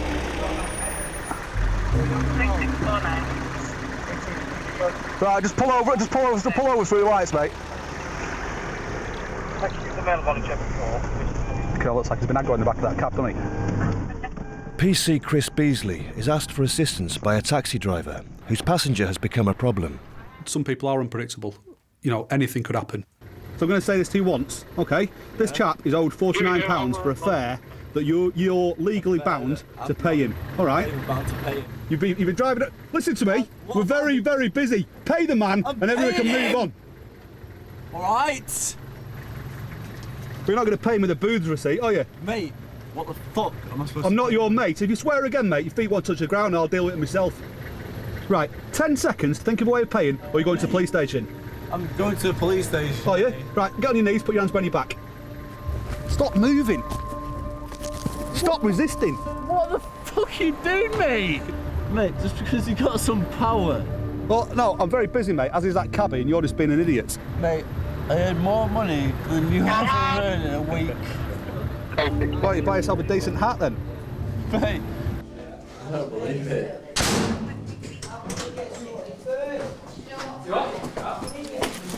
Stupid. Carry on, mate. Onto the desk, put it forward. That's it, then we can control them safely. Just control them safely there, can't we?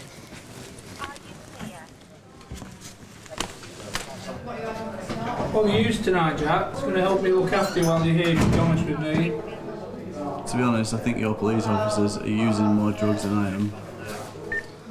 Quite clear, Jack, you've had some cocaine or something similar. There's white powder and trace that up your nose, I can see from here. That's why I should look up. Test me for it, mate. We will be doing in the morning. I think you're just so unpredictable, aren't you? No. Well, you are from where I'm stood. I'm glad there's a desk between us. Let's put it that way. You could honestly look at my records and see the most predictable person ever.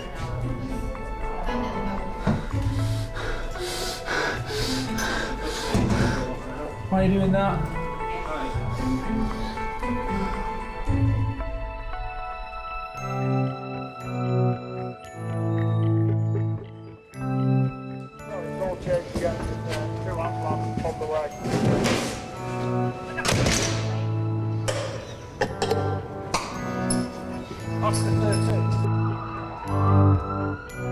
Late into the night, Blackpool's 20-somethings are still partying hard.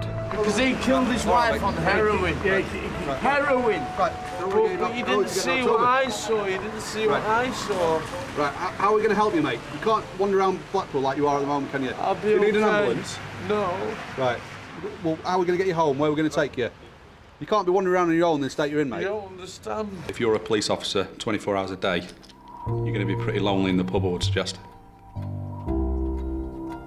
I'll be all right, mate. Right, we're going to give you a lift back. All right, get you out of the town centre, yeah? Ow! I mean, it's only round the corner. Are you arresting me? No, we'll give you a lift back. Cheers. All right. All right, thank you.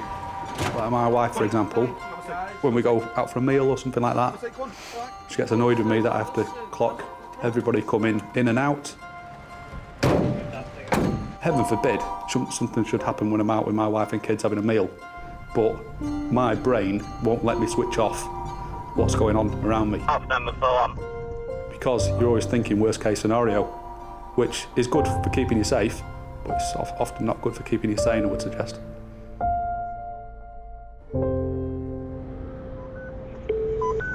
Ambulance service. I've just been contacted. It's a 17-year-old who's taken an overdose of Valium. A teenager has taken a dangerous cocktail of Valium mixed with cannabis. 17-year-old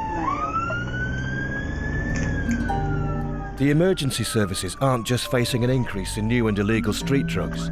Prescription drugs are also part of the narcotic mix. 10 Valium. 10 Valium. And a load of weed. Okay. So it's quite chilled. Right. Let's leave that, pal. We need to go up there now, yeah? Come on, it'll be there when you get back. Microwave in the morning. Right, you all right on these stairs then? Right, you've got a banister that side. Hold on to it, please, because I don't want you falling on top of my colleague.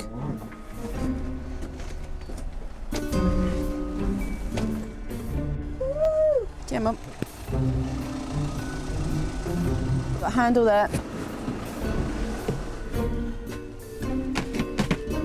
We'll take you up to A&E. I'm going to need to keep an eye on you, all right? Straight A's for life. A's, brother.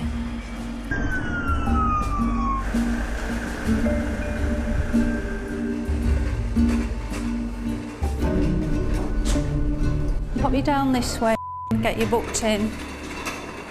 Hi, Oliver. Hello there. Overdose, 12 Valium, quite a bit of cannabis as well throughout the day. 12 Valium. And cannabis, yeah. Have you done anything like this before? What made you do it tonight then? Something to do. Okay.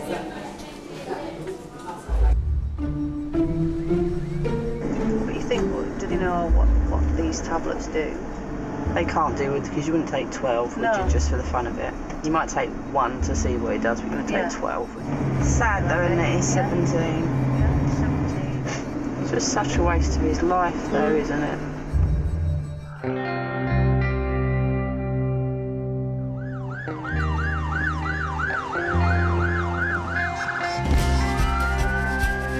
Drug takers risk danger to themselves, but when they're behind the wheel, they pose a lethal threat to others. Where's it now, Mark?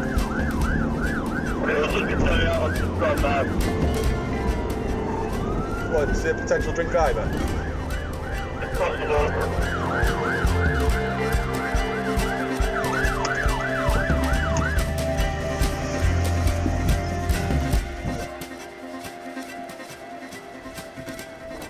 When we got to him, I opened the door expecting him to smell of booze, and he smelled of drugs straight away, which was a problem itself because he was a big bruiser as well. You've been taking cocaine? No, just stay there for a minute. Pardon? If your instincts tell you that something's not right, you know, if the hairs on the back of your neck start standing up, or there's just something that says this isn't right, you've got to trust yourself and act on what your body's telling you. Right, I'm not happy with your behaviour at the moment, mate.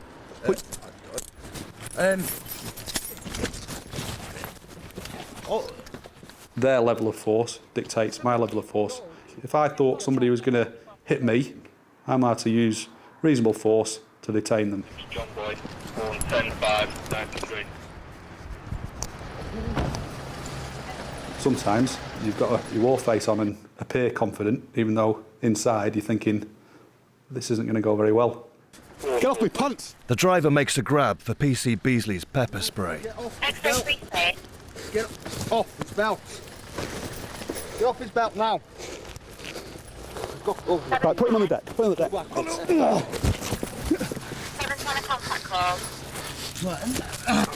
Let go of my belt! I haven't even touched you, man. Get up. Put your hands! Oh my gosh. Oh, punch your man to the face. Right, yeah. Right. Right, stand up. You're going to be breathalyzed. You go to the police station anyway, so stand up. Yeah, I'm going to go police Stand up. station. Yeah. Stand there. Stop struggling! Who's struggling? Do you see me struggling? Stand still. I'm not struggling. Don't push, man. See you fucking. Drink driving is bad enough. Getting behind the wheel after taking some drugs is absolute madness. Once you've actually seen the fallout, massive casualties or massive loss of life, ruined people's lives, it's not a matter of if, it's a matter of when somebody's going to end up hurting somebody. Look, see what I mean? Right, just shut up and listen to me. The reason why you're being treated like this is because of how you reacted when the officer stopped you. Okay, based on what I've told, you were threatening and you were violent towards them. All right. They've requested, just listen to me, they've requested a sample of breath off you, to which you've become threatening, resistive, and you're violent, and you've refused to provide a sample of breath. Look, it's not funny, this, is it? No, it ain't. All right, funny. I'm not laughing, am I? Do you think I ain't been here before? Right. You're just waiting for the opportunity to kick off again. All right? So we're going to nice and calmly give you the opportunity to undertake this breath test procedure. You've just told the sergeant you've got no medical conditions at all. All right? If you don't blow on it, then it's taken as a refusal. Simple as that. To get as a refusal? Right. Well, that's your mistake, isn't it? Right, because you'll get the maximum sentence at court for refusing. Yeah, I know law, mate. Fucking hell.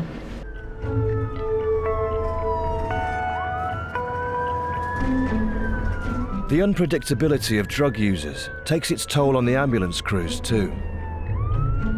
Call taker suggesting that you just proceed with caution, over.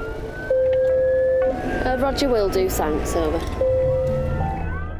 A man with a long history of abusing prescription drugs has started a fight in his flat.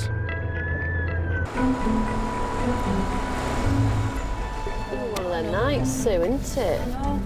I'm not a counsellor. Right, let's see what's going on. There's quite a lot of loud shouting going on. Right. Is it safe for us to come in there, or do we need... Waste time, honestly. I'm so sorry that you had to come in, yes. Oh, I'm getting out of there, I'm telling you. I'm going to get swung for.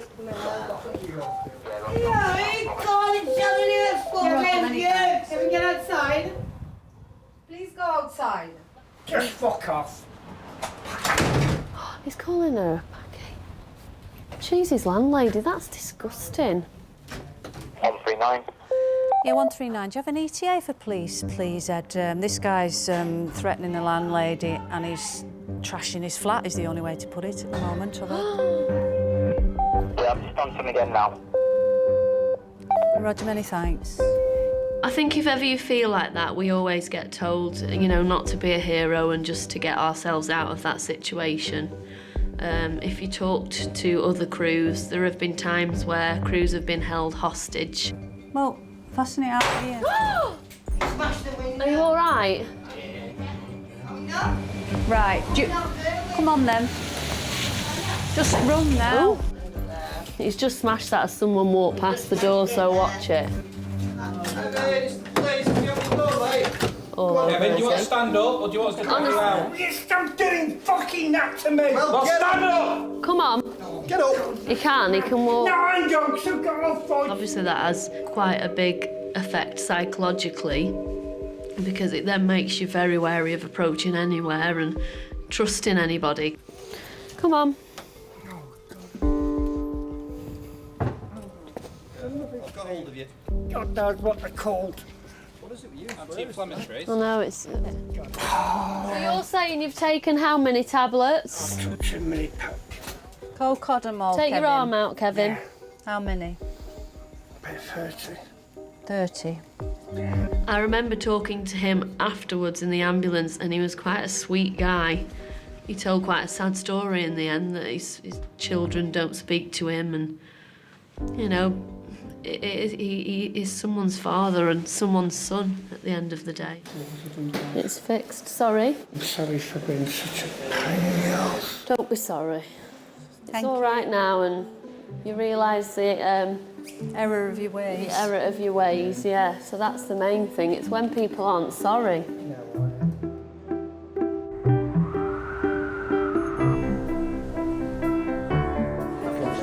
Arrested for assault and criminal damage, Gavin Gourlay is a regular in custody. Stop being out of order tonight.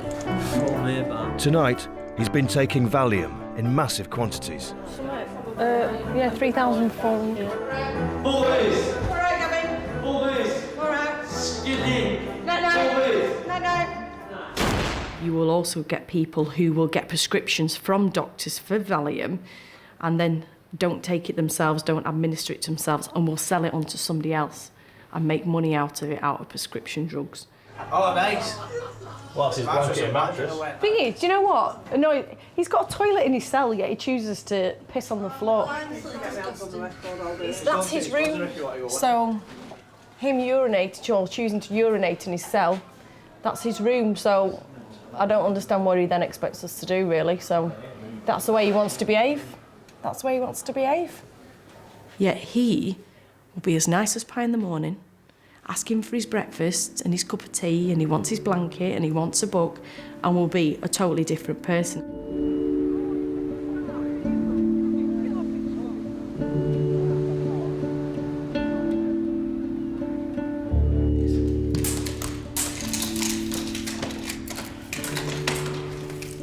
How are you feeling? All right. You've got to stop taking them Valium. Yeah. How many Valiums had you taken? 80. 80? Yeah. You're urinating all over the place as well. Cannot remember that either. After I charged you, and you went back. No. That's not good, that is it? No. We have to look after them, don't we? You know, that's the first and foremost is I have to look after somebody. Maybe one day you'll stop getting yourself locked up. One day you might listen to me. Just having a buzz, getting a buzz. I ain't trying to escape nothing or get away from nothing. I'm just entertaining myself. That's all I'm doing. Would I touch drugs that they use these days? Hell no, never. Absolutely no chance. Do I want to be lying in a pile of shit and piss and puke on a Saturday night in custody? No, thank you. No, I'd even rather watch X Factor, to be frank.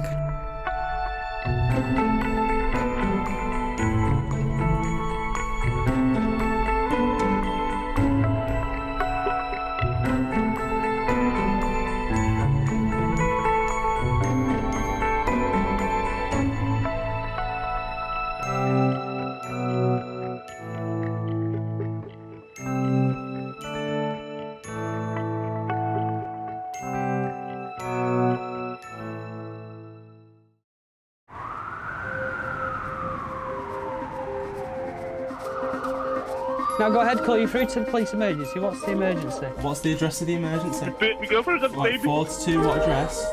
The baby's come out. Go ahead, call. What's your emergency, please? There's one phone number everyone knows. Police emergency, how can I help? What's the emergency, please? And last year it was dialed 31 million times. Just prepare yourself for what could be one of the most traumatic things you're going to hear, or one of the most comedy moments that you're going to sit through. Suze, vibrator stuck in anus.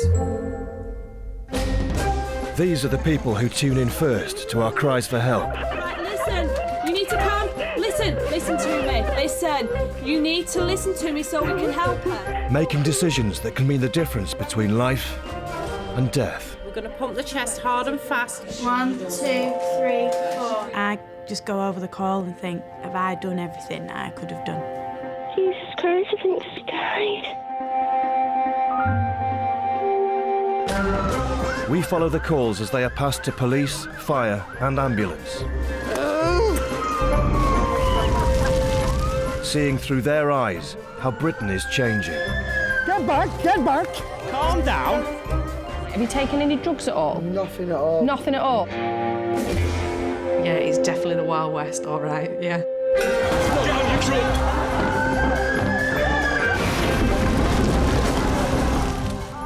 I get to see the side of Britain that no one ever thinks about. Right, mate, we're looking for a guy with a sofa. You've not seen one, have you? I've learnt a lot about what goes on in real life, to be honest. Right, put you through to the police emergency.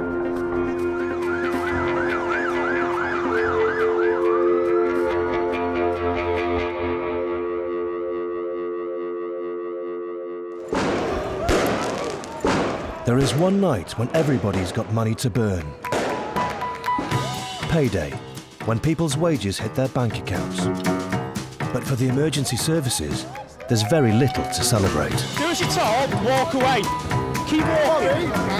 Keep walking, you're not. What's your head? And for a growing number of people trying to survive on benefits, it's when the money runs out that the trouble really begins. It's a vicious cycle. They go out, they'll have a couple of drinks turns into 10 drinks. So then all the money's gone. It's Monday, they've got to get till Thursday. How are they going to do it? Some people survive off benefits, some people don't. And if they don't survive, they go to crime. They get the money, they get it out, they do what they do with it, we get called.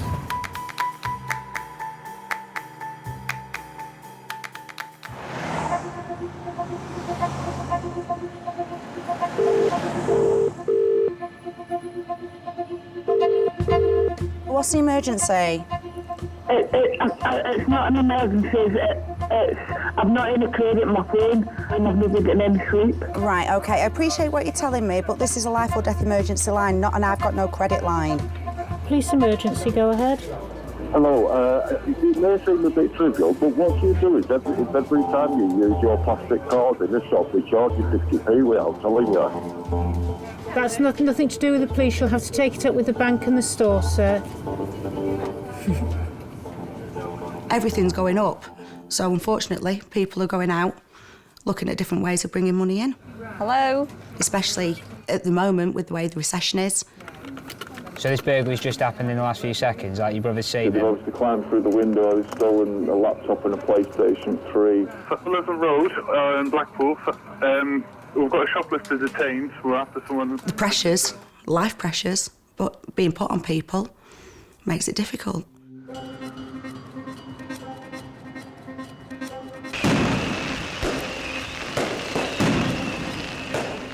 It's Payday weekend, and tonight it coincides with bonfire night. In Blackpool's South Shore Police Station, the night shift braced themselves for an explosive evening. It's payday for everybody. We're looking at it's going to be a very, very busy night tonight, guys. There's a lot of people on the streets, and obviously demand it will be high. So I say what I want, guys, is get out there, get stuck in. They're getting ready to go out now, thinking about where they're going to go, who they're going to meet, what they're going to drink, and how good a night they're getting. Whereas I'm thinking, is anyone going to be seriously hurt? Hell, fire!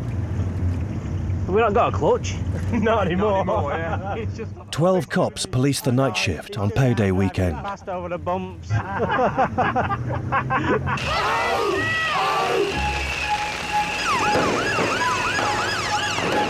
With people feeling flush and fireworks flying, paramedics are on alert. I'm up for a good night tonight.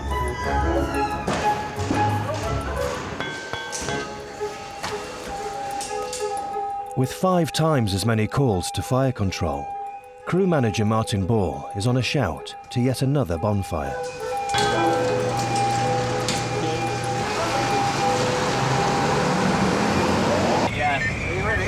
kidding. You guys ready? Yeah. He's never bored ready. People do some of the most idiotic things. Let's build a fire in our back garden, let's set fire to the fence. They'll light fires anywhere. But the one night of the year I really don't like working. Oh, if it's the police, can I help? A fireworks has gone off in the house. Gone inside your house? Yeah, they posted it through the letterbox. Okay, did you see who put it through the letterbox? No, I was inside watching telly, but it shoot my cat up. I bet it did. 780, thank you, fire service. Somebody's got a bonfire at the bottom of Blackpool Road. And is there any adult supervision with the bonfire? It's actually on the street. And is it a cul-de-sac at all, Russell Road? It is, yeah. And it's a cul-de-sac? Yeah. Right, you lot. Hello. What the hell? Small children.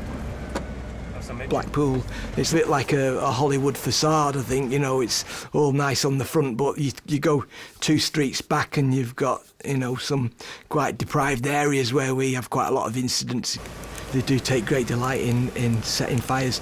I made a complaint already.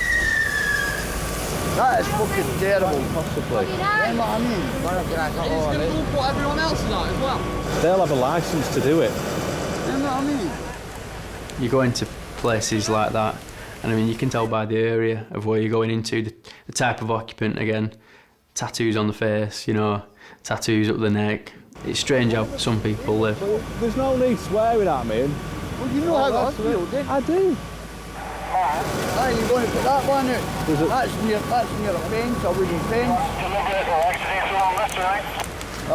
That's worse than that one. Dude, that's going to have to go down. No, that's out of control, mate. You can't go burning plastic. I'm sorry. Incoming!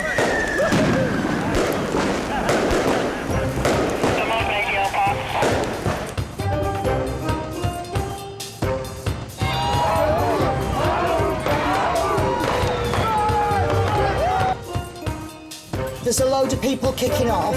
Yeah, Maxwell. How many people are fighting? I don't know. Maybe 5, 6, 7 people. Now, if it starts to bleed again, then just follow those instructions. As the night goes on, the incident rate in the city centre increases. Tell me exactly what's happened. Someone's just been punched in the face and he's just gone down. And then as he was trying to get up, some other lads just come up and just booted him in the side of the face. Okay, all right. Are you with him now? Alan Gardner and Dave Bennett park up in the heart of town and wait to be assigned. Oh, that dude is rubbered. Proper rubbered, man. Oh, he's over. Look. Oh! Battered. Right, I'm getting me chippy eye, am. He's more battered than the fish I'm getting.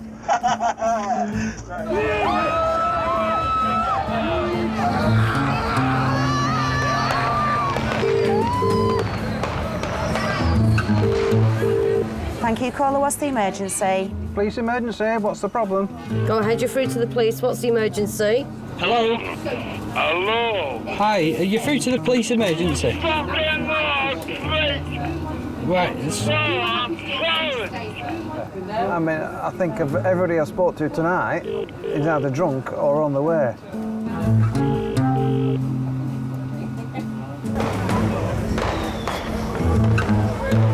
On Payday, the way they head to the centre is like moth to a flame. More and more so now. There's some kind of physical altercation between us and them because they just can't be spoken to rationally because they've got that much of a chemical imbalance in the brain at the time that we turn up. It's time to start running up and down the street with your pants around your ankles. And then one thing leads to another, it quickly becomes quite violent. Go that way. Let's go that way. Step out there for a minute. Walk away. Who you've been told, walk away. It's been going that way, lads, please. It's just people that have got drunk and they don't know what they're doing. Yeah, they see the yellow jacket and they automatically think that you're an enemy. Go away now. There is no reasoning at all with a drunk person. And they're the really scary situations Listen, you've been warned. Go away, now. Go away, or you're going to get locked up. Calling through to the police, can I help? I've just been smashed on the head with a pipe glass and I'm not being taken seriously. Right. You just wait there with them, OK? We'll have somebody to you very shortly. PC Chris Hardy is dispatched to investigate the reported assault.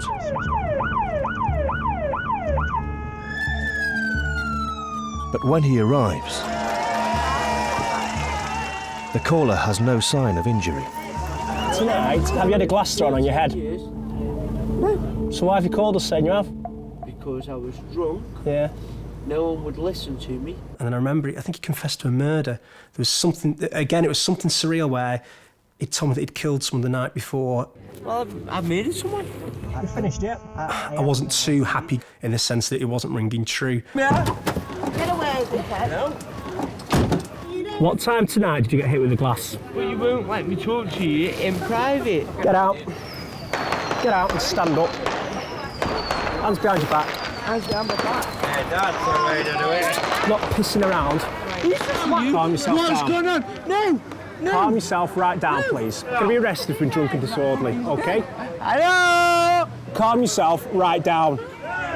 Come on, jump him. Jump the bastard. Come on.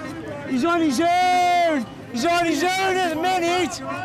See, he's on his own. He's a little bully victim from school, right?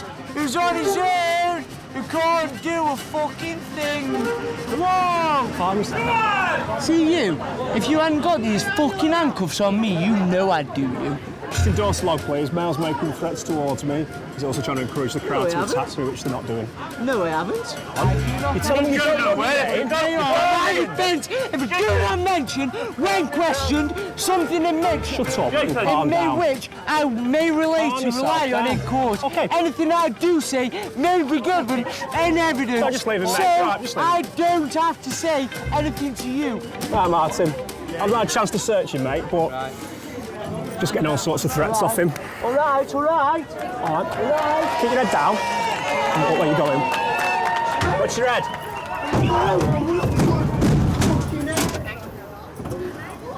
Come on! Thank you. Away from the night spots in one of the poorest parts of town, PC Stuart Fitzpatrick is keeping his eye on a different crowd's payday. Central Drive is one of the hubs of where a lot of people congregate who don't work. At midnight, benefits will be paid direct into claimants' bank accounts, and the money will be immediately available to withdraw. Here she is in a pink dressing gown. Most people just think it's now 12:20 at night, everyone's tucked up at home in bed. I don't think until you do a job like this or you live up here that you actually realise what's going on. I didn't know people came and got the money out at midnight the minute that it goes into their account. I imagine, earlier in that day, you'd see them, anxiously twiddling their fingers, counting down the seconds until they can go to the bank to draw the money. And it's like a scene from Shaun of the Dead.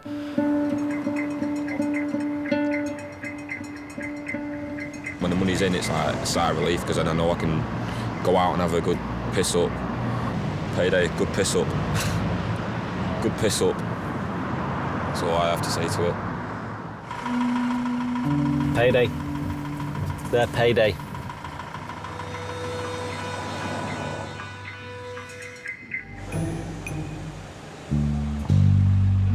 Next one, let's get this angry, violent man in. This is out of order, Sarge. Well, I'll tell you what, you just come round here and me and you'll become friends in about 30 seconds. Custody Sergeant Lisa Dunn is next to meet the man who claimed to be glassed on payday. Well, why should Right, just calm down for the moment. Jason, have you got any illnesses or injuries that I need to be aware of? Yes. What's that, sweet? We've got a variceal and a biceal and left fucking testicle and I don't know what fuck it is.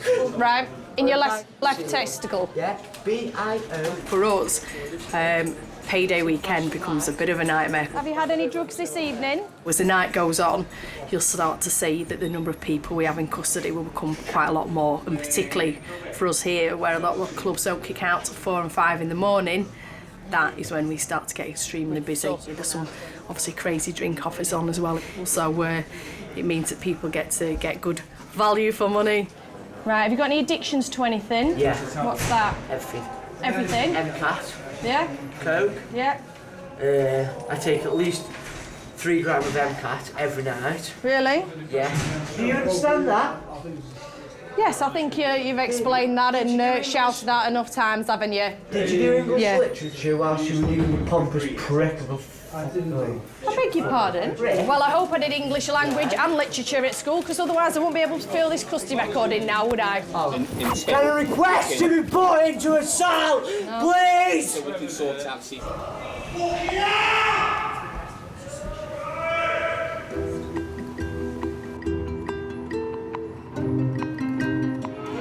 The George Pub on Central Drive is in one of Blackpool's poorest neighbourhoods.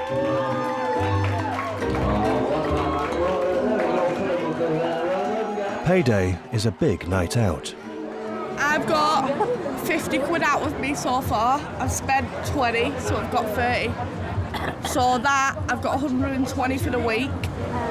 And basically I'm left with 70 quid. Because you've got to pay your gas, electric, water, TV licence. Just not enough to cover it. Food, and then you want to go out, so it's gone.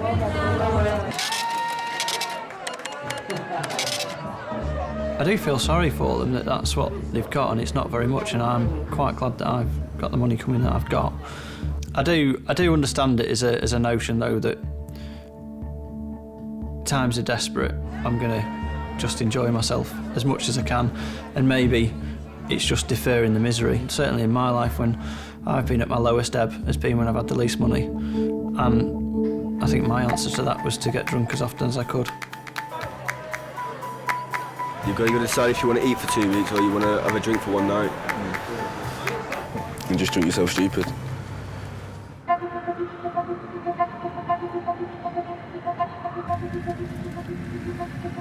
Ongoing domestic, we've had Lindsay Taylor on the phone in relation to Andrew, her ex-partner.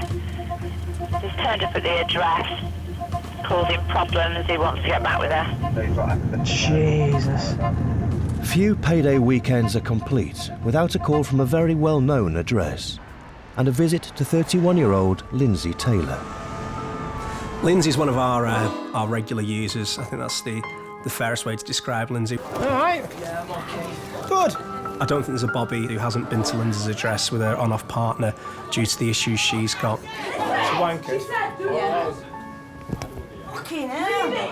Oh, is it you again? It is me again. How are we? We all right? Whoa! Stop it! Because everyone's pissed at them. How are we, Lindsay? Stay sat down. No! Please! Oi! Go outside like I told you, please. Lindsay! You're right, you are. What for? Lindsay, put your cigarette down for us because you're under arrest. What for? You're under arrest on suspicion I'm of not section giving it you. 47, Put the cigarette in DV there. assault. Oi! Lindsay! Behave. When you get paid, you just think, ooh, payday, and I'll spend it all, and then you don't think of tomorrow, you think, oh, I'll go on a binge. Basically, I'll just blow my money.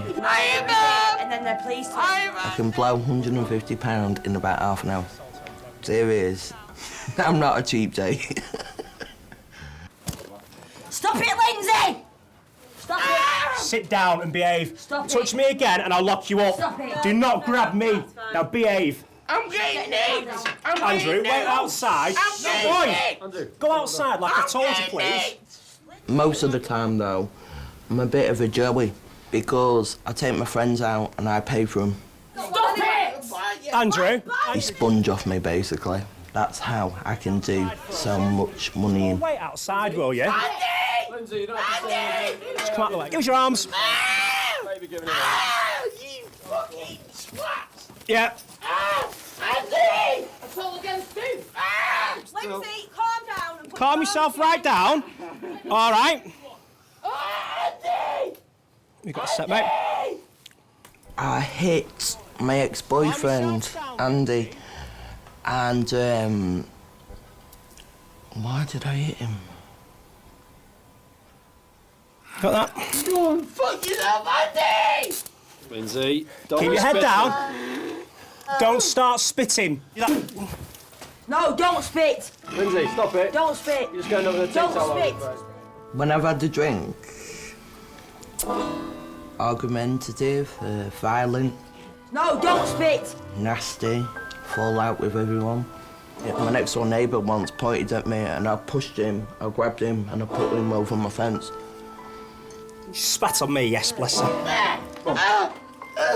There you go. Right, and You fucking twat! But I'll probably do it again, I get paid on Wednesday. So. Something don't start doing that, you're going to the floor. Pen in the ass. You're right, Wayne. What's your steps, mate? What's your head? What's your head? For some people, money is a huge factor. It does affect people's quality of life. But some people do survive, some people do make it happen, and there's others that obviously that don't. I don't mean to kick off, it's just when you push me or the arsey, I just see red. What's she using there, Ali? What? You've been locked up for assault on Andrew. But we'll sort it when we get to the station, all right?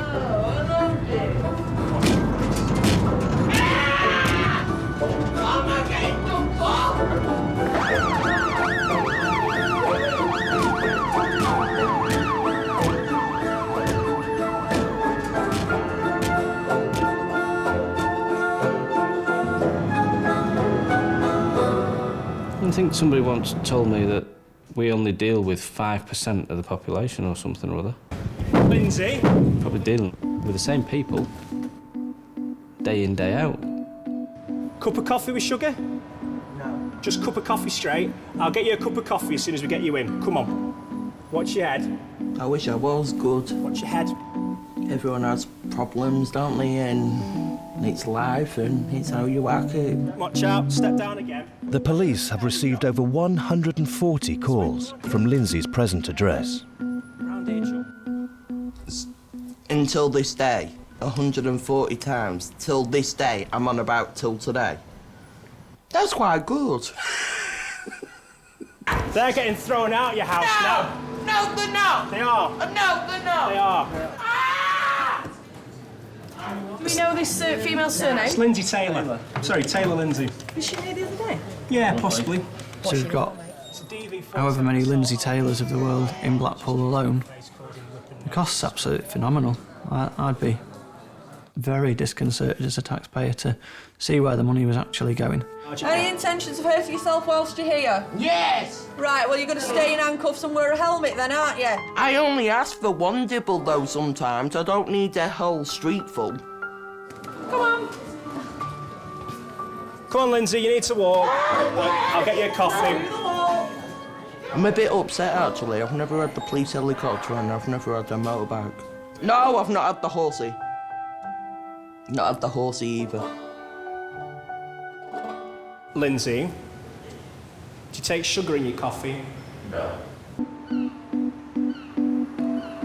This is exactly where we get to. It's that they've had their big party weekend, and this is why we're in this constant cycle of the piss up, they're getting drunk. So then all the money's gone. It's Monday. They've got to get till Thursday. How are they going to do it? The lean days afterwards. It's morning, and the hangover from Payday carries on. Nicola McKee and Alan Gardner have just come on shift. We've got a 30-year-old gentleman who's under the influence, so we'll see how he's doing. We've got the police on scene as well. The man collapsed in the street is still drunk. Hello, sir. Is anybody with you, John? John? Is anybody with you? You just take him up? Yeah, we'll take him up. See how he is. We'll see how he is, yeah, get a few more checks on him and that. Yeah, thanks very much for your help, guys. All right, cheers, fellas. No worries. When times are difficult and, you know, economically and financially people are struggling, we do find that a lot of, you know, contraband substances hit the streets, cigarettes that people don't know what is in them, creating all kinds of respiratory problems. drugs that are cut with heaven knows what.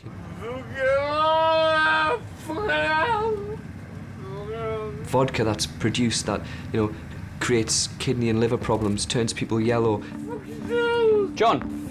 John! Stay on the bed.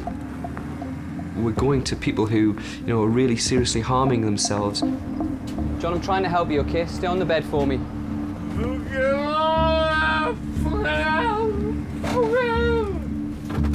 John? Please. John, just lie back, please. Do you know this chap? No. Just be careful because he's really violent. Stop spitting at us, John. Yeah, sorry about this. I'm going to need some assistance in A&E assessment. They're going to be all right for a while, though, is that? Right, Go back, please. John. It is the same people we go to a lot. It is frustrating because they've no comprehension that, you know, a small child could be choking around the corner and an ambulance is tied up on a scene. Got FY14HT. Unfortunately, we're absolutely manic in the area. The problem we've got, Janine, is that we're extremely busy. Just try and calm down, okay, and we'll try and help you the best we can, okay? Well, it makes me angry in a way. Like I said, I work hard for it. I come into work, 12-hour shifts, and it's hard work what we do. And then you get people who genuinely could work and just don't want to work, sit there on the bum and will take our money, drink all day, and they'll get so drunk with each other, they'll start beating each other up, and then they want an ambulance, and then obviously because they're fighting, we need to get the police there. So how much money is spent on them? As I say, sir, we are aware of it. It's been given out and they're just trying to get a patrol clear from one of the other emergencies that's ongoing, so we will be there as soon as we possibly can be. A lot of people don't realise just how few resources we've got. At least I thought we'd have tons of police, but people don't realise how few we have and how we have to grade calls. I'm going with a baseball bat over there now. Let me just warn you. Well, I don't care. If you're going to send a police officer, do it. If you're not, then I'll take care of it myself. Bye.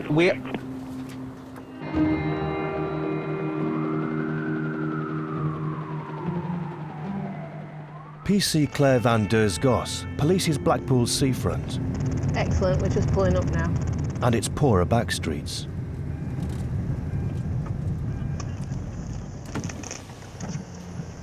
You okay? Where have you found that knife and shoe? Let's have a look at it. Right. Okay. And what are you doing? Stabbing it? Yeah. Yeah. Okay.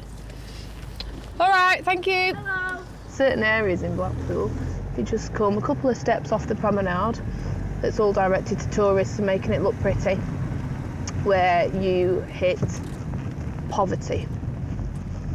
The parents, either of them probably have not got jobs through whatever reason, and the kids are out playing till midnight. There's been a report of a street robbery. Are you okay? Yeah. Good afternoon. I'm Claire. Claire Goss, as in Matt and Luke. Oh, right. Yeah. I remember that. Yeah, exactly. Yeah. I don't suppose you saw, basically there was a chap who was victim of a robbery and you didn't hear any commotion or anything like that. Whoa! Where did that come from? Who threw that? Have you seen who's just thrown this brick? Thrown a brick? Probably at my car. Luckily it's missed. Obviously an assassination attack.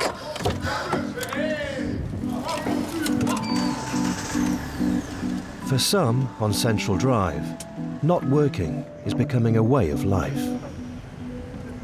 In 1 in 5 households, there is no one in work. The public I'm serving is the ones that are paying their taxes towards me. The ones that I end up dealing with are the ones that aren't.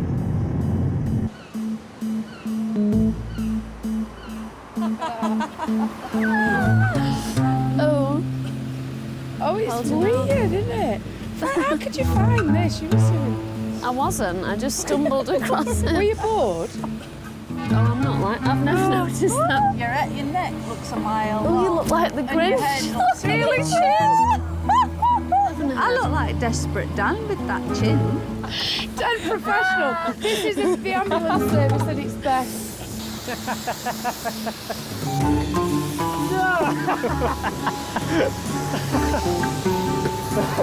need some rules here. It doesn't grow on trees. That's what my parents told me about money. Stop it. I'm helping. Yeah. I'm helping. Helping getting me wet. I'm soaking. Well, my first job out of school was a trainee travel agent. Payday then, yeah. I was on they call it a YTS scheme, a youth training scheme at that time. I was like a millionaire. It was great until my mother got hold of it for a rent. Watch that bloody mirror. I'll move it. When you work for your money, you do know the value of it. Things don't come cheap. I think I blew that first wage on me and my friends. And I'm sure we weren't old enough to be drinking alcohol. But we did, and it went. And I then had to explain why I had no money left for the week. Money, and the alcohol it buys, puts extra pressure on the 999 services on a payday weekend. But it's when the money runs out that the problems really begin. Some people survive off benefits, some people don't. So it goes, and if they don't survive, they go to crime. That's your only option to get your next whatever you need, whether it's electric, milk, drugs, whatever. You need it, so you go and get it, whatever it takes. Out of the crisis, Lorna, you go and rob some bugger. Yeah, yeah, I'll say it. Crisis loan, if you can't get one of them, you rob someone.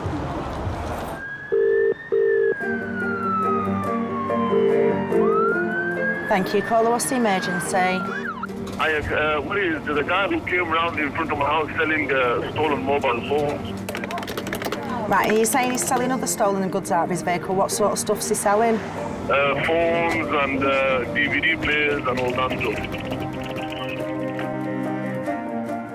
Well, once the benefits run out and the money runs out, that's when they go out committing the crime to fund the last few days or however long they've got till the benefits next land in their account, and that's when we have to pick up the pieces, I'm afraid. Could be low-level crime, like just a shoplifting. At the end of the day, it's still crime to fund their shortfall in their benefits.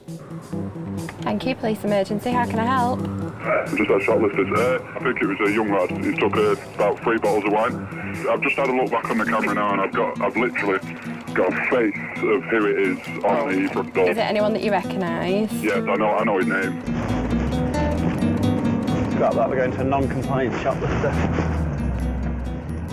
PC Mike Ellis has been called to a department store in South Shore. They had a shoplifter detained. Thank you. The report as it was passed was that he was kicking off, so it was an emergency response. Hiya, you okay? So we got there and this male's like cowering in a corner. What's happened, please?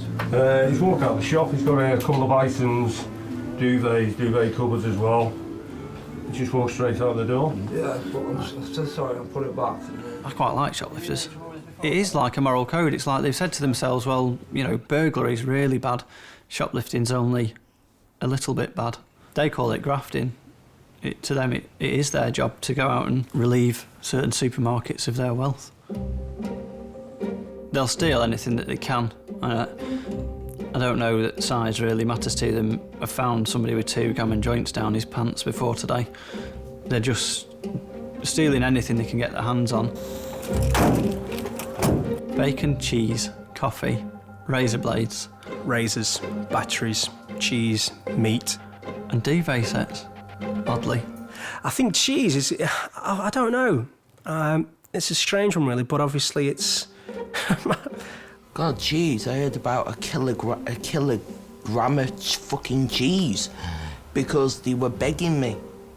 And I just bought this shitload of cheese. Cathedral City seems to be the absolute favourite. Cheese on toast, fucking omelette and cheese, fucking hell, pasta and cheese. You know, cheese pizzas. Do you have cheese in your fridge? There we go, then. Police emergency. What's going on there? I can hear somebody. It's like somebody's in the apartment. It sounds like someone's trying a door. All right, I'll stay on the phone with you. Oh, God. Oh, God. Oh, God. Oh, God. No, you're going to be okay. I'm trying to keep calm. Just take a deep breath. Okay, try not to panic. You're panicking there. I can't breathe. Domestic break-ins have risen by 14% during the recession. Are they on the way? I'm getting somebody there. Just stay on the line with me. They're cold. There's 2 police officers. One should be on foot, and the other one's going to be in a van. A burglar still in a house is known as intruders on. With the burglaries, you never know what's going to happen next. And intruders on, scary. That'd be my worst nightmare. I wouldn't be able to sleep again to think that there's somebody in my house. 8 minutes into the call, the burglar flees as police arrive at the scene. Thank you. You're very welcome. You take care. But if we do get there, and we get them, 1-0. With 2 days still to go until the next payday, more and more 999 calls relating to money, and the lack of it, are coming in. Somebody's been in and stolen my TV. Right, what time did you go to sleep? About... time is it now? The TV's just gone. Many a time when you're out on patrol and you're just driving along, it could be during the day, it could be at night time, and you'll just look at somebody and you'll think, where have they got that from? X-ray 36. I'm not wanted. Is it getting in? You're not taking it? Taking tellies. Of course it's what you get for taking tellies. Do you know? Somebody was carrying a 50-inch plasma or flat screen down the street, then they've obviously got some questions to tell you where it's come from. What have we got here then? Shut up. And I said like that, and I said, oh, my telly's been robbed, and he dropped the telly, so me and him just picked it up and walking down there, and that's when... Where do you live? I live in Kirkham, mate. Yeah, I don't like people lying to me. That's my point that I get annoyed at, because I know that they're lying to me. You don't know that lad that you're with, but you're walking down the town with him with a telly. That's what I'm saying. I know exactly what lies you're trying to tell me and how you're trying to get out of it. So the geezer, he dropped the telly, so we've just picked it up and thought, you know what I mean? It's fucking... Right, we have literally just took it off that bag of advance. My favourite one is somebody being arrested for nicking 2 bottles of shampoo. And when they got brought into custody, it was, you can't do me for 2 bottles of shampoo. It was buy one, get one free. And that just still tickles me to this day. Don't. No. Stay there. Put your hands behind your back. No problem. Put your hands behind your back. No problem. Honestly, am I really under arrest? Yes, you are under arrest. You're joking. No. Nice one. Do you know what? Do your fucking job properly. Oh, you were being really nice before. Why have you turned out nasty now? Putting me in the fucking van, that's why, when I'm not the fucking van. He hasn't done anything, man, honestly. It's definitely not going to fit him. Can I fit a TV in the back of your van, please? You've always got somebody willing to steal something. You've always got somebody willing to sell it. You've always got someone willing to buy it. 50-inch flat screen TVs, computers, you name it. We even had one once on the promenade, wheeling a fridge freezer down the promenade at like 3 o'clock in the morning. We did ask what was going on, and fortunately for the guy at the time, he was moving house. So he did have a legitimate story. Why 3 o'clock in the morning? Why a fridge freezer on a trolley down the prom? Right, mate, we're looking for a guy with a sofa. You've not seen one, have you? Because obviously it looks a bit dodgy, doesn't it? Well, of course it does, sir. Blackpool, you see these things? Thank you very much, anyway. See you, mate. See you, my friend. You're like a snail. In the black market, yes. You can flog anything. But usually when they come, I don't have any money in the house.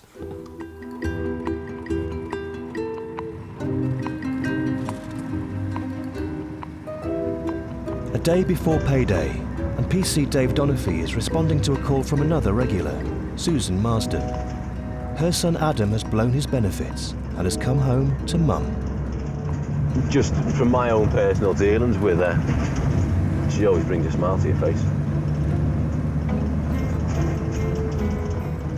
Hello, police. Up here. Where is he? In that direction. I don't normally go past here, so it's a little bit. What's he done? He's just drunk and obstacles. Now, you know my first name, and I'm not telling it you again. I know, Susan. Date of birth, sorry for asking. 25th of the 2nd, 54. Adam's is 25th of the 2nd, 85. I had him on my birthday. And he was the only present I got. I nearly killed the doctor. It was his birthday, you know.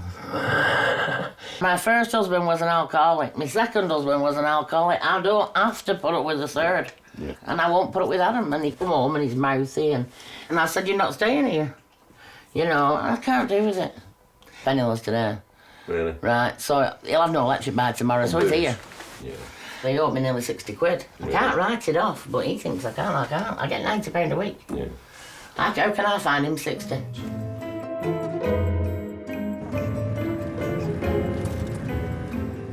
PC Chris Hardy has one last call on his shift. It's to a familiar face. I've got to go back and speak to Lindsay again. But she'll be fine tonight, he says. Hello. Hello. Hey, Lindsay. You okay? I'm in court next Friday because of you. Oh. Sorry. When you nicked me, sorry for kicking off. And I apologise for trying to spit you and all that. Hey, don't worry. It happens. Yeah. Brilliant, thank you. What time do you finish then? 11 o'clock tonight, but we can't go for a drink afterwards, is that what you're asking? Don't I'd rather be gay, mate. Oh, come on. Right, make sure you lock your back door, Lindsay. All right? Me heart. Once the police came here, my mum was here, and they said, out of 5 years of living here, they said that's the only time we've seen Lindsay sober. They say you speak the truth when you're drunk. It's a load of crap. You just waffle crap, basically. Everything's like bottled up, and when I've been drinking, I just lose it, and it gets me in trouble. And she's tried stopping Adam. Susan Marsden has so far spent 30 minutes giving PC Dave Donofrey chapter and verse on the problems with her son. Just slightly over. Has Adam ever hurt you in the past? Adam wouldn't hurt me. I grabbed hold of him today. In fact, he was on the bed here this afternoon and he'd had a drink. And I said, get out of the house. He said, right, I'm not going. So I got up round to bed, which is unusual for me. Went round the bed, grabbed him by the collar and opened that door. I said, that's the door. Threw it. I mean, I love him to bits. He's my son. Mm-hmm. You know, I had 11, now I've got 10. There's only 10 of them now. Oh, well, what's it? But like I say, we're all suffering. Adam, you all right? Get out of my fucking flat. It's not your flat, fella. Whereabouts do you live, mate? We'll take you back up there, yeah? Susan is clear that she wants her son out of her house. In here, fella. They say God's good and the devil's not so bad to those he takes to, don't they? They also say what goes round comes round.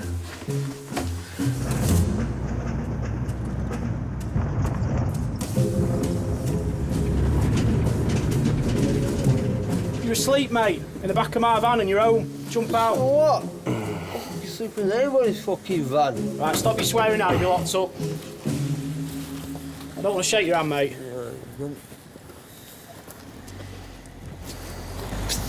Bye.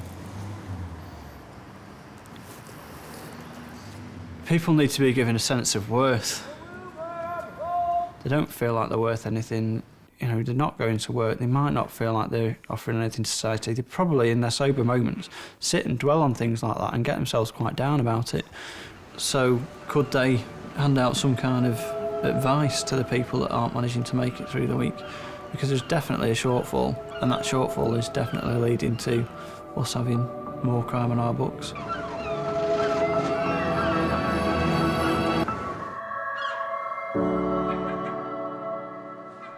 By the end of the week, Payday comes round again.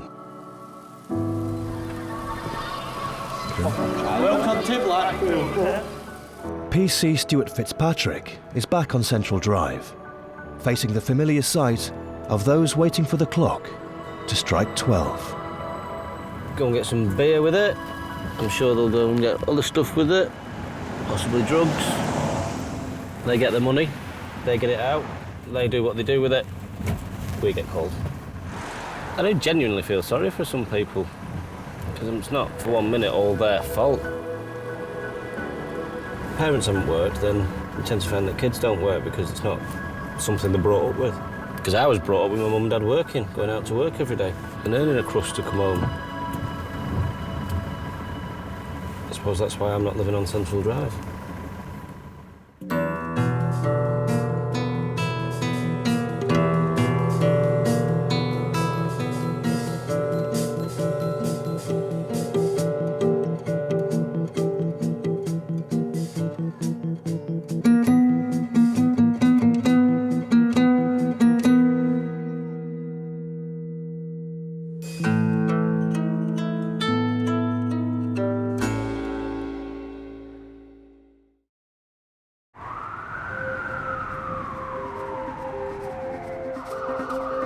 Now go ahead, call you through to the police emergency. What's the emergency? What's the address of the emergency? My girlfriend's got the Like baby. 42, what address? The baby's come out. Go ahead, call. What's your emergency, please? There's one phone number everyone knows. Police emergency, how can I help? What's the emergency, please? And last year it was dialed 31 million times. Just prepare yourself for what could be one of the most traumatic things you're going to hear, or one of the most comedy moments that you're going to sit through. Suze, vibrator stuck in anus. These are the people who tune in first to our cries for help. Right, listen, you need to come. Listen to me. Listen, you need to listen to me so we can help her. Making decisions that can mean the difference between life and death. We're going to pump the chest hard and fast. 1, 2, 3, 4. I just go over the call and think, have I done everything that I could have done? Jesus Christ, I think she died. We follow the calls as they are passed to police, fire and ambulance. Seeing through their eyes how Britain is changing. Get back, get back! Calm down. Have you taken any drugs at all? Nothing at all. Nothing at all? Yeah, it's definitely the Wild West, all right, yeah. Get on your truck.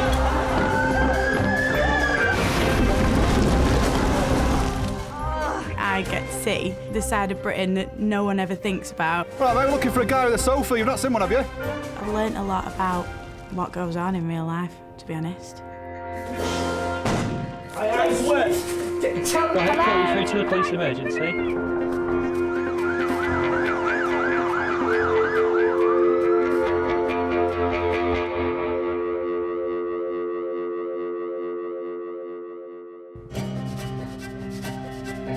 There are more women working in the emergency services than ever before.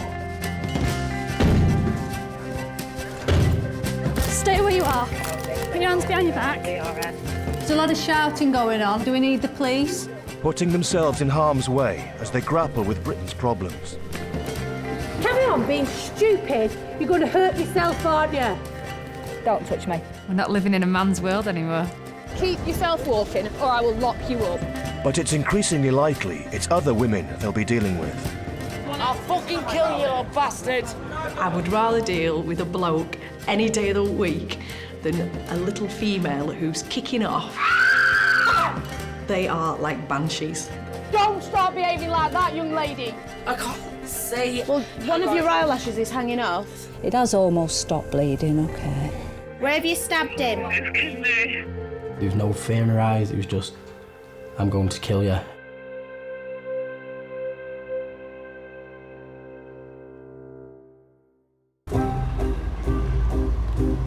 It's still early evening, but for some in Blackpool, Saturday night is already well underway. Oh dear, mate.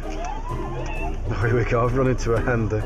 Could you tell us where Adonis is, please? We're a bit lost. Adonis? Yes. Not that I want to go, but there you go. You've got to go along with the camp. I've never heard of that, Adonis. Guys, the policeman's never heard of the club. 50 years ago, you would find that the majority of women would be married very young. Girls, get off the car! And didn't drink as much as men. But I think they probably do now. I think it's probably equal. But the socialising that they tended to do was with the husband. Oi! Oi! Get her off! Nowadays, women have become more independent and they've got the disposable income to go out with their friends. Am I joking? Thank you. You can't drink on the street. All right. Right.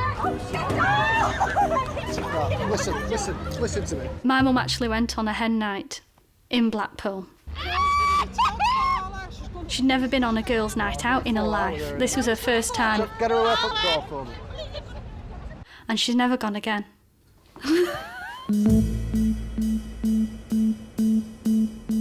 Kate, when are you going to wear your hair down? I'm bored of that one now. Yeah, there's a grazier here. In Blackpool's ambulance control room, staff are waiting for the inevitable influx of calls to begin. Fake. Oh, ambulance service. What's the address of the emergency? Ambulance service.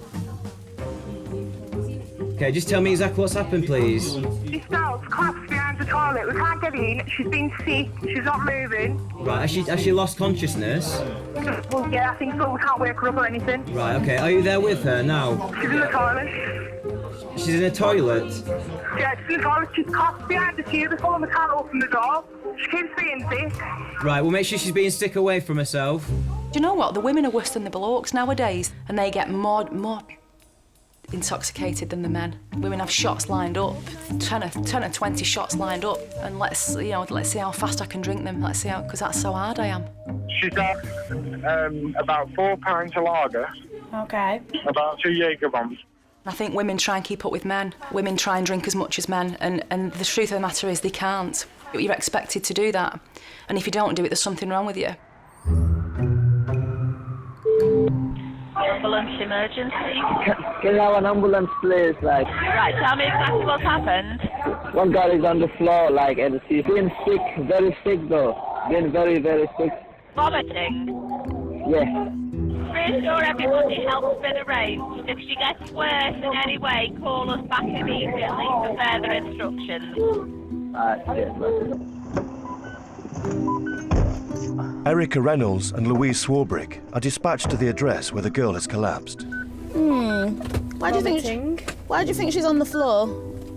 A 21-year-old. I think she might have had a few too many to drink, do we think? Or was it a dodgy burger? Yeah. Don't want to seem too cynical. I'm not saying women shouldn't do what men do, because by saying that, then I shouldn't be doing the job that I do, because it was originally a bloke's job. I'm not saying there's anything wrong with it if a female does it. It's just as they're drinking like blokes, then they start behaving like them as well.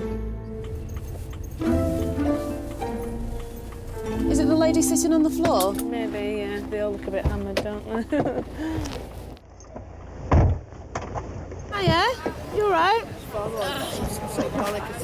That doesn't look like a panic attack. What's your name, lovey? Shana. Shana, do you want to come in our ambulance, darling? No. You don't? Back. It's nice and warm in there. We'll have a quick look at you. And you'll have a bit... I can't feel my feet. And you'll have a bit of privacy on our ambulance, won't you? Come on. What she had to drink? Yeah. What she had to drink?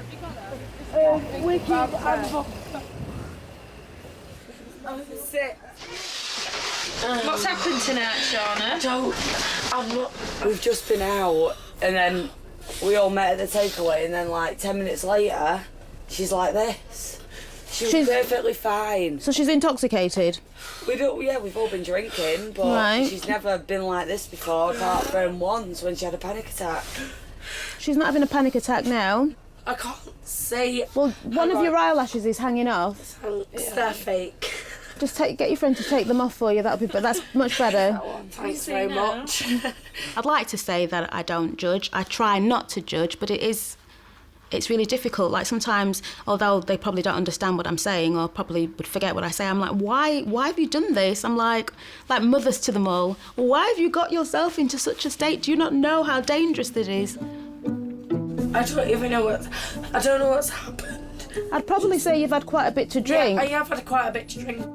I have, and I probably will, spend 100 plus, definitely. I'm quite generous when it comes to the shots and that kind of thing. If it's 5 for a tenner, I'll get 10. Just relax your hand. I'll put it on that one because your nail's missing off of that one. Shots of what? Jaeger bombs. I love them. I can't drink Sambuca. I used to be able to, but I can't anymore. But Jaeger bombs, yeah. They're too cheap. I wouldn't go out and leave myself, you know, not being able to pay my bills or not being able to put petrol in my car or anything, which people do, and I don't agree with that. But if I've got spare money, that's what I'll spend it on. I think it's just what people generally do nowadays. They socialise and they have a drink with it. I don't think there's any harm in it. Other people might disagree. In the past decade, the number of women admitted to hospital after excessive drinking has doubled. They see these female celebrities getting drunk, falling out of clubs and having a good time if that's what they're doing, and that's what they want. And they try and emulate that on a cheaper scale, obviously. I think it's a lot easier now. It's a lot easier to drink. It's a lot easier to drink too much. Is that a good or a bad thing? Well, depends who you ask. I mean... I'm asking you. It's good for me. My nan would probably have something to say, but no, she does live in the olden days. Do you think they missed out? Slightly, yeah. You know, if you're told to go home, make tea, look after the kids, wash up and run me a bath, they do it. I'd stick 2 fingers up and tell them to go somewhere else. It's hard work. This is 20-year-old Shauna Wilcott. When we got to Shauna, she was sitting on the wet pavement surrounded by her friends and the police. Pseudo panic attack, pseudo vomiting. And the next morning, how did you feel? I don't really suffer with hangovers, I'm quite good. So I was all right. Driven up to McDonald's breakfast, back home, back in bed. Have you seriously just urinated in the street? No. In front of these children? No. No, you haven't? No. These children have just seen you weeing in the street. You've had your pants down. When I've turned up... Hi. No, I haven't, so go away. Do you want to give me your details? In the town centre, another Saturday night is drawing to a close. Now, people aren't surprised about what happens. If you see some girl who's outside a pub with a skirt all the way practically up to her neck, who's vomiting everywhere and her mate's holding her hair back, I don't think people are probably surprised. People walk past and laugh. If you were to look round town, yeah, I would say actually there's more drunk females with soberish boyfriends because they've probably both gone out to have a good night and alcohol's taken to her more than obviously the man, and so he stops drinking and starts looking after his girlfriend.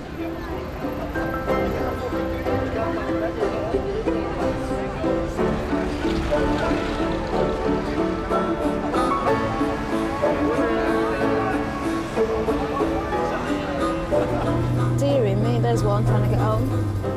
Go to bed. I think they're trying. They just can't put one foot in front of the other. Young ladies aren't much like young ladies anymore.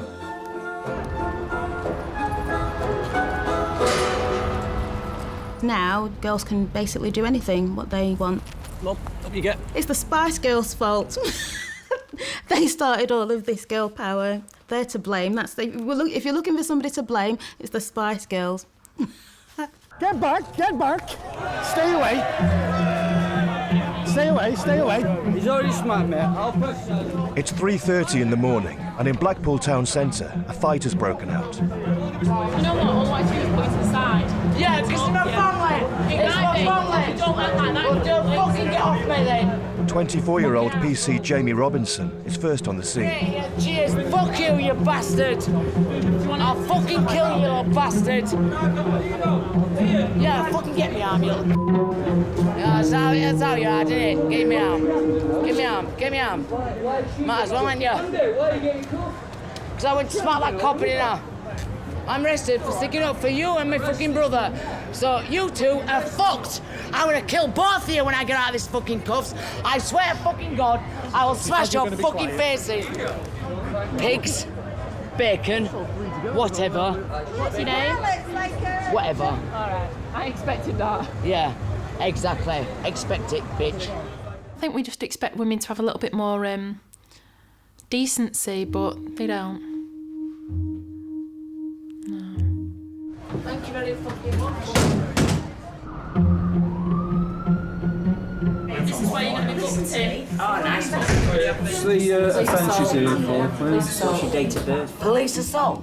Who did assault? As I've pulled her away, her other arm swung round and she struck me to my chin. You lying bastard. If I'd have struck you on the face, I'd have fucking knocked you out, trust me. I've had harder and bigger than you, and I've had men 3 or 4 at a time, so trust me. If I struck you in the face, I'll knock you out. We kind of get the rough end of it. You brush it off, but even the slightest of incident, you always remember them. I can remember incidents that happened 5 years ago, 6 years ago. They always stay there with you in your mind. In the past decade, there has been a 10-fold increase in the number of women arrested for being drunk and disorderly. Can you please ring my husband and tell him where to go home? 8 o'clock in the morning, you're worried about your kids, aren't you? Yes, I am. Yeah. Yes, because they're with my It's a granddad. shame you weren't worried about them earlier on. Shut the fuck up, right? Thank you. This was not an argument. This was an argument that happened between me and my brother and my husband. Well, I've just told you. Right? It's in Yes, public, I am. So it's not your argument anymore, is it? Jesus, motherfucking Christ. Oh, just take it to cell 10. I've had Get the enough. fuck off me, right? Don't be silly. When did you decide you wanted to be a cop? When I was about 4 years old, I remember it. I was in Butlins with my mum and dad, and I entered a little princess competition. And I went up onto the stage, and all the other girls wanted to be a nurse or a vet or a princess. And I went up on the stage and I turned around and I said, I want to be a policeman. And was quite upset then when I didn't win, because I wasn't all this sort of girly girl look. And yeah, ever since then, always wanted to do it.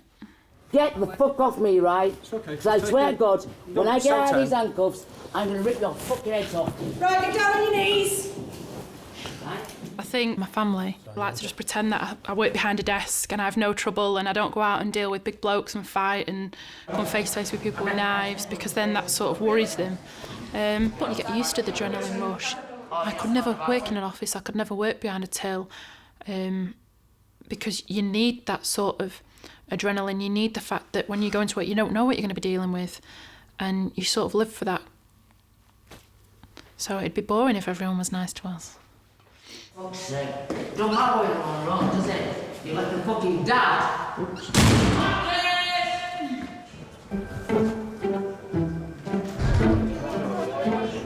Another female is being brought into custody. Just bring her back here. The 17-year-old has been arrested for making threats whilst drunk and disorderly.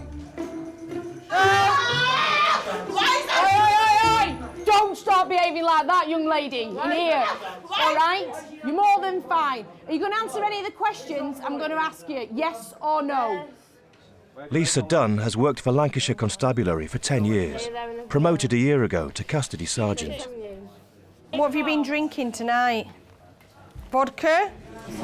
Cider. How much have you had? I need to look after you while you're here. How much have you had to drink? 6 litres? It's rather a lot, isn't it? Have you had anything else other than that cider tonight? No. I went to university, I did a degree in applied psychology, and at the time I kind of wanted to be a bit like Cracker, I suppose. I wanted to be a forensic psychologist. That was my master plan in life. I always wanted to kind of be in the police. So I can't really imagine what else I'd probably do. You need to take some deep breaths, because you're just winding yourself up at the moment, aren't you? Stand up, Ollie. Come on, you'll be OK while you're here. People think we're there just to kind of lock people up, put them in a cell, put them to court or whatever. And there is this perception that, you know, we're kind of a bit bad, we're baddies and we don't want to help people, and actually that isn't the case. And I can think of a girl I've had dealings with. She's 18 now and never really been in trouble before, got involved with her own group, kept coming in, was a bit of a nightmare. And I got talking to her quite a bit, and then she came to see me on a Part 4 bail, and it was like a different person stood in front of me. Just everything about her presence, how she dressed, everything. And we had a good old chat, and now she's like going to college and stuff, and you sort of think, yeah, that is a bit that I love the most, is knowing that actually, maybe just that little bit, I might have had a little influence on somebody being able to do something. And that's definitely the best bit.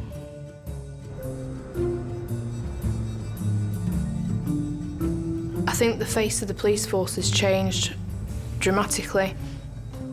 It was crazy, actually, how little policewomen that we had. It was a bit life on Mars. And that was in 2000, you know, really, really recently. When you get more women going out drinking and fighting, it pays to have more female cops on the streets. We have to be the same as the people we're dealing with, otherwise it just wouldn't work. Make sure you take a couple of vans to Queen Street, please. What about some Queen Street, please? Top of Queen Street junction with Abingdon, please.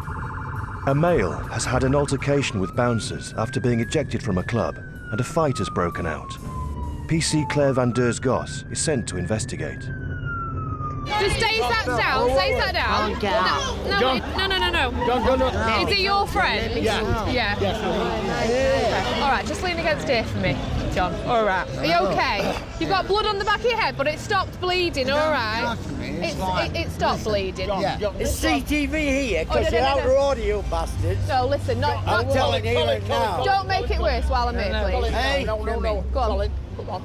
Colin, look after your mate. Look after your mate. Don't cause any more trouble. All ladies have got a little bit more of a card to play, haven't we, in the town centre? Because if I get to a fight, I'll choose the biggest bloke out the group, kind of still on the understanding that you don't hit women. I usually put them up against the wall and say, you're bigger than me, don't hit me. And they don't, which is good, and that'll diffuse the situation. Whereas if you get a big burly copper doing the same, well, the gloves are off, aren't they? I'm sorry, Pet. You're all right. You're mad, aren't you? And I'm sorry, darling. I'm here to sort it for you, and that's exactly what I'm going to do. Please, Pet. All right, yeah, I will. I'm not quite as scared for my health as I think some male colleagues would be. Just because of the reaction I get and my other females get from members of the public. It's definitely different. What's your name? Claire. Claire. What's your husband look like? He's a big rugby player, my husband. Yeah, he's a nice guy. Yeah. I think lipstick's more effective than a taser. Definitely. Bit of Revlon. Bit of Estee Lauder now and then. Never did anybody any harm. He's a nice guy. I'm a good guy, aren't Just sit here for us, please. Okay. Just updating my lip gloss, more importantly. Oh dear. Right, sorry. I've been a police officer for 11 years. I joined in 2001 when I was coming up 21, and it's all I'd ever wanted to do. I don't know why. I never really had any visions of doing anything else but that. I've always been really outgoing, extrovert. I am only little, but I've never ever let that stand in my way. If I want to do something, I'll do it. Yeah, it's actually his back. Reports have been received of a man acting suspiciously in a residential back street. PC Becky Herbert is dispatched to investigate. I think it did surprise some people, just because of the height thing. They were like, do you not have to be so tall to be in the police? How tall are you? If I said I was 5 foot, I'd be lying. I'm just a bit under. So 5 foot. Somebody behind that car. I always find that it works to my advantage. If you're going into a violent situation, people will look at me and just think, I'm not really going to get any bravado or any credit for hitting her or trying to struggle with her. You're right, mate. Yeah. What are you doing? Chill out. Chilling out. Just because of the situation I've found you in, yeah? And that you're behind the car and you sat down with your hood up, I'm going to give you a quick search, all right? Alright. Have you been sick on yourself there? Stand up for us. What's that on you? Is it dust? What is it? What I'm going to do is I'm going to give you a quick search. Are you happy with me searching with you, or would you prefer a male to come and search you? It's up to you. No, it's up to you. Do you want me to search you? Is that all right? Please. Right. Have you got anything in here that's going to cause you any trouble if I find it? It's horrible. It's like you'll stand there and I'll say, "Are you happy for a female officer to search you?" And then they'll go, "You can search me anytime, sweetheart." And I'm just like, you can feel sick just coming up in your throat a little bit. No, don't take it off. I don't want a strip tease. This is the most fun I've had in about 10 minutes? 2-3 years. Really? Oh, yeah.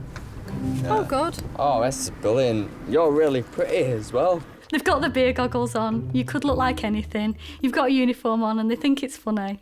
That's it. I bet you think I'm really stupid, don't you? I don't know. I'll tell you what. Go on. If I met you in a bar somewhere, Yeah. you wouldn't know no different, would you? No different from I was what? on the floor, like, being sick and that. I won't go home at night thinking, oh, that bloke I searched thought I was really pretty. Why did you search me? I told you why, and if you can't remember, it's written down. I don't fancy you at all now, unfortunately. Unfortunately? Yeah. I'm trying to be nice to you. You're asking silly questions now. You go back to Hornby Road, okay? Thanks for your time. I think I've only ever arrested 2 people that were good looking in 6 years, and I've probably arrested about 200-300 people, something like that. So that says a lot. She lives 2 minutes away from the hospital. Right, well, we don't come from the hospital. Those vehicles are up and down all day long. Where does the ambulance come from? Wherever's available. Well, from Deepdale. Right, listen. From the main ambulance centre. It doesn't. It's on the road all day long on emergencies.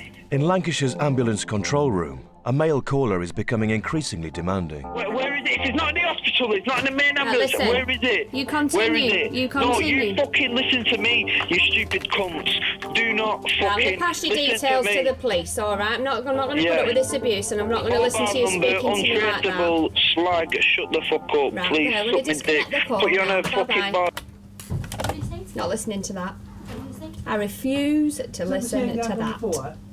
I wouldn't like to repeat some of the things I've been called and some of the things I've been asked. I'm regularly a see you next Tuesday.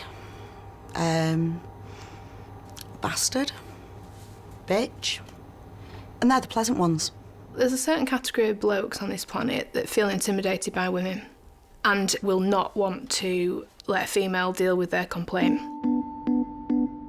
A group of men have been repeatedly calling police from the emergency phone outside Blackpool Central Police Station. PC Lisa Evans investigates. Are you needing the police? Listen, what you need to do is... Well, you're at a police station, on the phone to the police. Do you need the police? 7 o'clock in the morning. What do you need the police for? A lift home. A lift home. Does it look like I have police written on my car or taxi? Taxi. Right, it doesn't, does it? So, go on. Don't push. I'm not pushing you, I'm guiding you. Come on, let's go. You don't have to do that. Don't touch me. Don't stop. Right, goodbye. I didn't shout at you. No, I didn't shout at you. No, I didn't. Stop swearing at me, right? Under arrest for drunken disorderly. You don't have to say anything, but it may be defence if you do not mention when questioned. Something which will later on in court, anything you do say, it may be given in evidence. I don't think he expected the outcome to be that. I think he just pushed it and pushed it and pushed it. I tell you what, I'll fucking kick off in a minute, I'm telling you. Why are you going to kick off? Hey? You're going to kick off about? Stop being... Hang on, Lisa, turn him round, we'll take him backwards. His male ego took over and he didn't like the fact that 2 women were dealing with him. And I think the more the situation went on as well, the more he got angry that it was us 2 that were dealing with him, so he tried to kick off with us more. But I think overall we handled him quite well. Stop being... Right. What are you doing? Carry on being stupid. You're going to hurt yourself, aren't you? Now you can walk through like an adult, or we'll carry you through. It's quite good, really, when you've got somebody in a cuff and they think, oh, I I can have her. And then when they're in the prone position on the floor, they're suddenly eating the gravel, realising, no, they can't take me, actually. He's been asked to leave, but she's told us all to fuck off.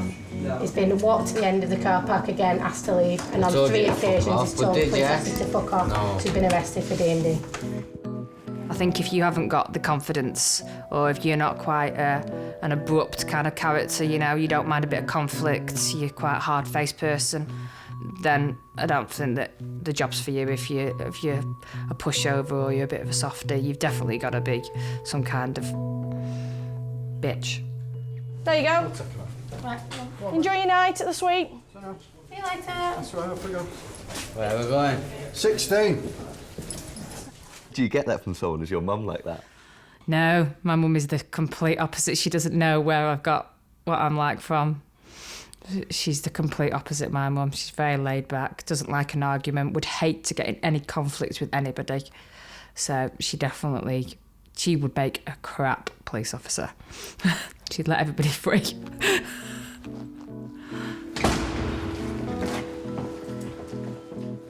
Yeah, I don't think you'd mess with my gran, to be honest. Yeah, I wouldn't have messed with my gran.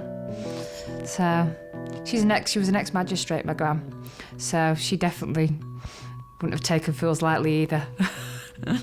Maybe you got it from her. Yeah, maybe. Who's assaulted you? Is it domestic violence?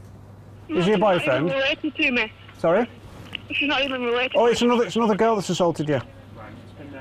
Is that what you're saying? You've been assaulted by another girl? Yeah. Okay. What's the problem there, please? We've got a girl starting trouble, picking up with another girl. She just smacked someone in the face. So a girl has hit someone in the face? Yeah.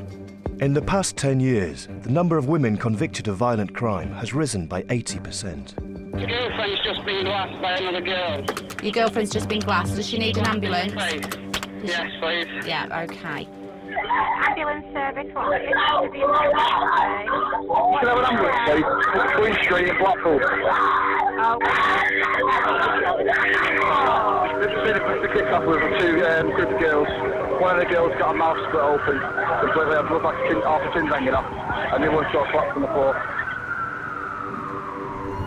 Pamela Mullen and Peter Byram make to the street where the girls have been attacked. By the time they arrive, the attacker has fled, but 2 victims are left behind, both with injuries to the head and face. So what's actually happened? Right, so she's actually grabbed you on the fence, right? It's not a lack that's open, it's more of a puncture. Right. Where a nail's gone into his skin. Yeah, it is, yeah. I would rather go and deal with 2 men fighting than 2 women. Women don't stop. They will just keep on going and going. She did not care what she did to someone. She was poking her fingers in our eyeballs and that. Do you know what I mean? They say women are the worst fighters. She's absolutely horrible.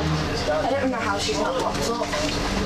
I've been headbutted by a woman, smashed in the face by a woman. I've opened up a cell hatch before now and got smashed in the face by another woman. Yeah, I think women are a bit dirty when it comes to fighting, aren't they? In Blackpool Central Police Station, a female has become aggressive and smashed a window in the main reception area. PC Becky Herbert is first to respond. She gets detained by a member of the public who she lashes out at. So I've got to get hold of her. And she's got, I'll say, a good punch. She got a good punch in. Which has knocked me off balance. And not only has she hit me once, she's then hit me probably 4 times after that, which has knocked me out. I've ended up unconscious on the floor. And at that point, she's kicked me on the floor as well, which I was totally unaware of. It was more of a dent on my pride that it happened because she was a lot younger than I thought she was. Of all the people that I've dealt with, it's a 13-year-old girl that assaults me. Unbelievable. Hello, ambulance. Tell me exactly what's happened. I don't know. You can leave the home. She's dying. She's what, sorry? She's actually dying. She's got blood coming out of her head. A 15-year-old girl has been attacked. Sue McGrath and Kieran Hill are immediately dispatched. When I first started, if you went to a stabbing, everybody knew about it. All the other crews, oh, such as body's had a stab, oh, where was that? But now, it's becoming more common. She isn't. She isn't. Immediately you think, oh, right, it's going to be a serious job. You need to calm yourself down. Are you with her now? Yeah. How old is she? 15. When did it happen? When did it happen? Right, you need to calm yourself. Listen, calm yourself down. Calm down. We're coming as quickly as we can. You need to calm down. Ambulance! We're not. There's a lot of shouting going on. Do we need the police? Excuse, I need to get out. It's my best mate. I can't handle it. I can't handle it. My flat, mate. It's my flat. It never outside. I can't get out. I can't handle it. I know a friend came down the stairs before we went up and she nearly knocked us all flying and I can't go, I've got to get out, I've got to get out. That was the impression we got. We didn't realise it was her that had done it. Oh, what a lovely friend. She don't need any enemies, does she? Luke, it's still pissing out there. She's in a bad way, look. All right, Amanda. What I think we'll do, sweetie, is pop you on the ambulance and we can clean you up properly, OK? Yeah, it is, well, all right, come on, chicken. We'll help you down, come on. You're all right, sweet. She had an horrendous amount of blood on her face, bless her. I feel the same. Whatever had been going on up there was horrendous. It's all right, sweet. That's a bit cold. I'm just pressing on it has almost stopped bleeding, OK? What time did this happen, roughly? Just then. Just now. Me and my mate was having a drink. She's ended up getting a bit drunk and I've ended up talking to this lad that she likes. We've ended up arguing and we've ended up scuffling around on the floor, fighting, and then from nowhere I felt the heat on my face and that's when I knew she stabbed me. What was it about? Over a lad. How long have you been friends with this girl? About 10 years. I've met her when I was about 6 and we've been mates ever since. We used to call each other cousins. Right, Amanda, we'll just bob you up to the Vic then and get that head sorted, OK? Won't take us long. And so you're not friends with her now? Yeah, I'm friends for now.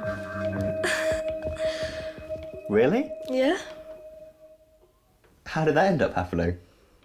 Because it was a drunken mistake, wasn't it? We were both drunk. And I don't tend to hold grudges on people.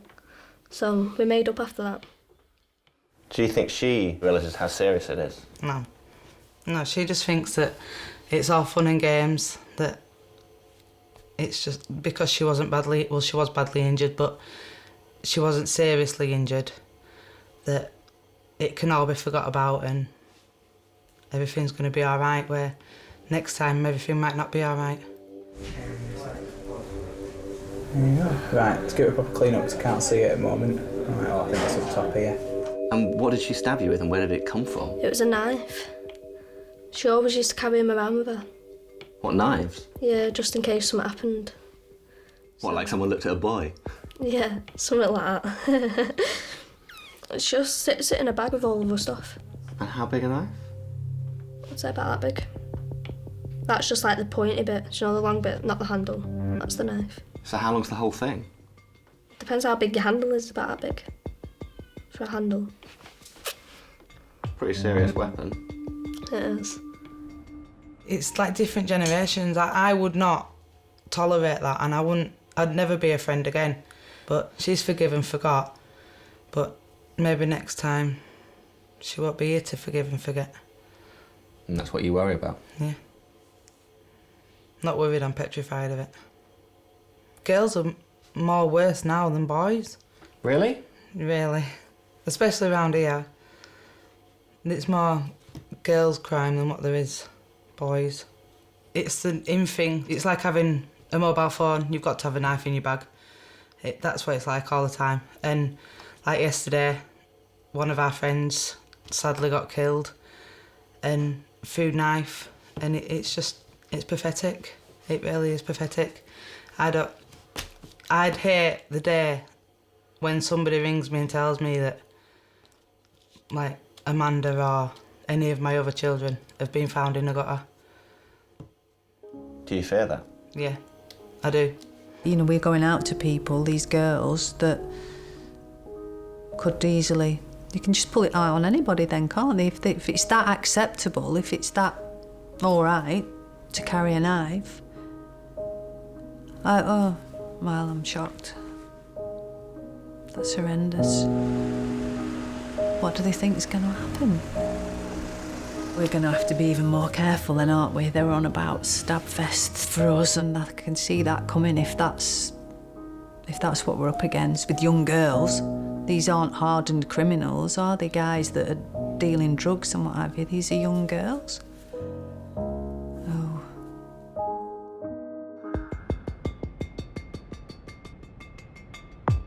Police emergency. Please. 380 North Promenade, please. 380 North Promenade, what's going on there? Katie Guest has just tried to stab me. I've got a knife here, I've got all my stab wounds on me. You've just been stabbed? Yeah. Sue McGrath and Laura Dickinson are sent to meet the police at the flat where the male has been stabbed. How bad are your injuries? How bad are your injuries? Hello? Hello?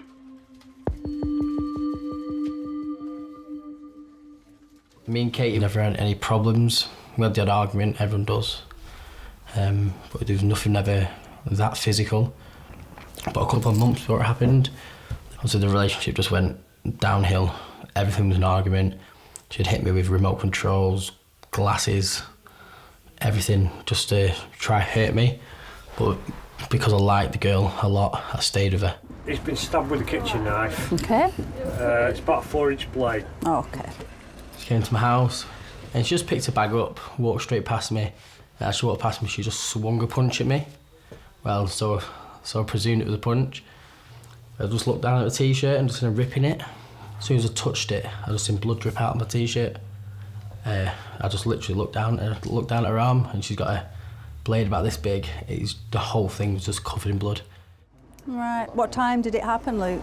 15 minutes ago. It's only just... So it's just, yeah, right. It's all just... It's just an assault then, is somebody... Yeah. Was it your other half? No, just an ex-girlfriend. Just a look camera. Right.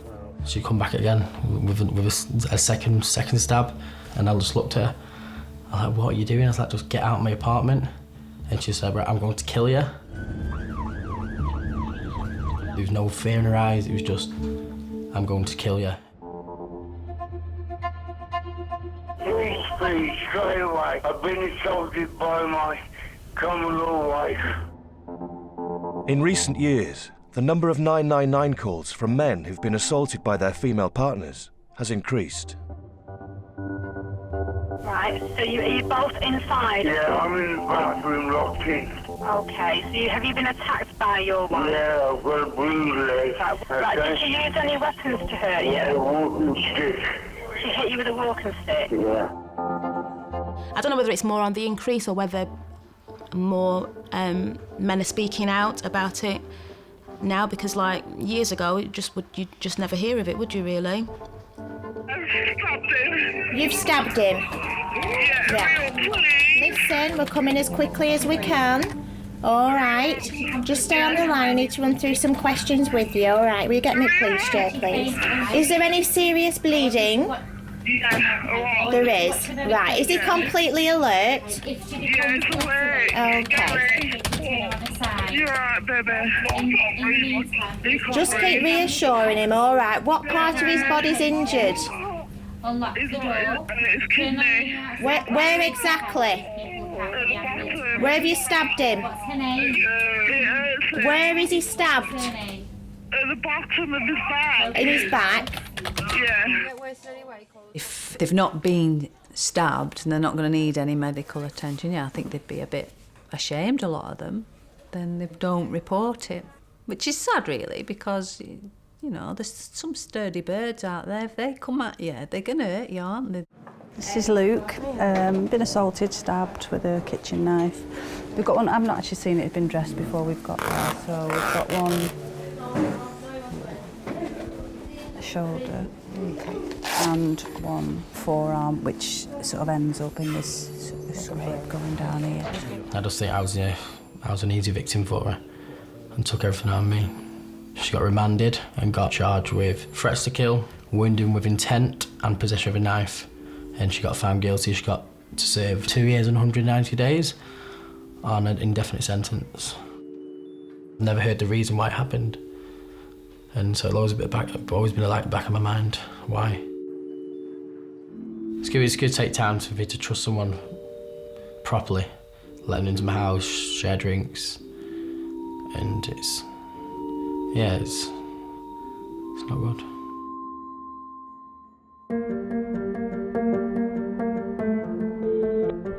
Go ahead, what's the emergency? We're just driving along Lytham Road and a lady ran out of the Farmer's Arms pub and started hitting our car. What's the problem there, please? My boyfriend's girlfriend just wanted to clean his face. I got pulled out. Paula, what's the emergency? Basically entering, please, love. It's a young lady. She's actually just put a brick through the window. She's drunk as a lord. I see both sides of women, actually, in 2012. I do see the bad side of it. You get more women going out drinking and fighting, and they don't really care about the repercussions anymore. I won't know these. But then I also see the career women. My sister's a deputy head. I am a police officer. Don't make me run after you. A lot of my colleagues, sergeants, inspectors, chief cons, various police forces are women, really, really strong role models. So you get that inspiration from women. Stay where you are. Stay where you are. Bob you up. I think we've got more options now than we've ever had, and those rules and boundaries and limitations have gone. I think the world's changed, hasn't it? And we sort of fought for our right to vote, and we fought for equal rights, and I embrace it, I think, in a positive way, whereas maybe a lot of people don't. I think I'd much prefer to live in this culture of equal rights. It is a shame that some women ruin it for us, but that's what we're there for. We're there to try and tackle it and deal with it.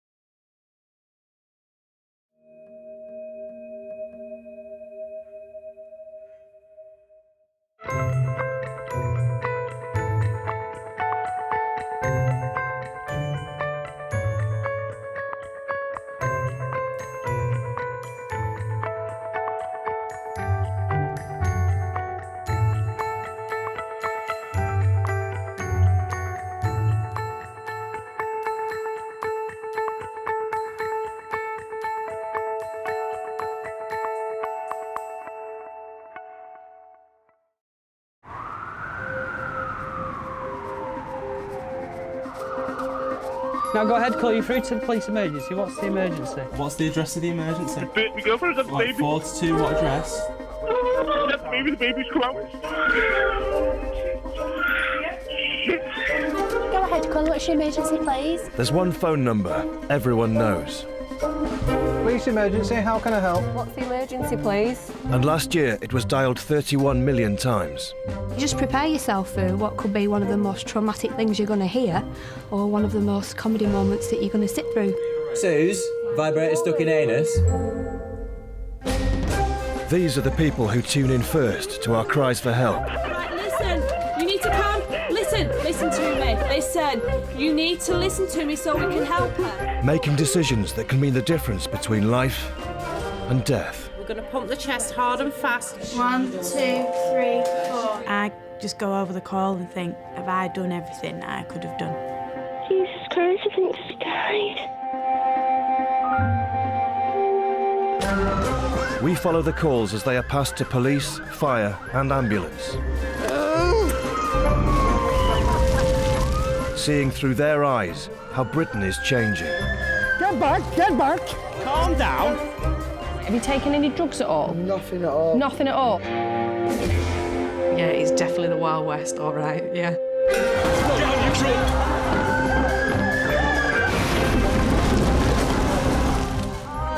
I get to see the side of Britain that no one ever thinks about. Right, mate, we're looking for a guy with a sofa. You've not seen one, have you? I've learnt a lot about what goes on in real life, to be honest. Go ahead, call you through to the police emergency.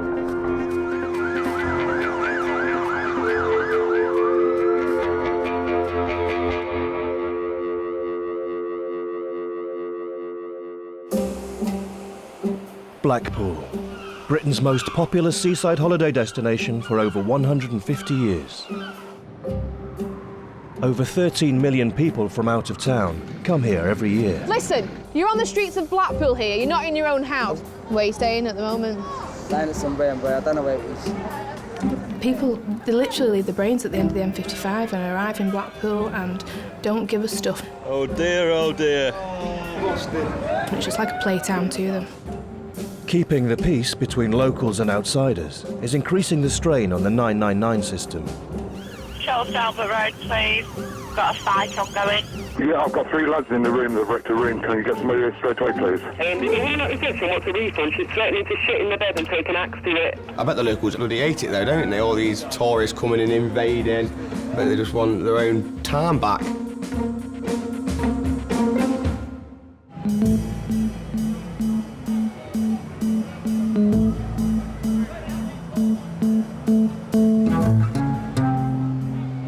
In Blackpool, another Saturday evening is coming to an end.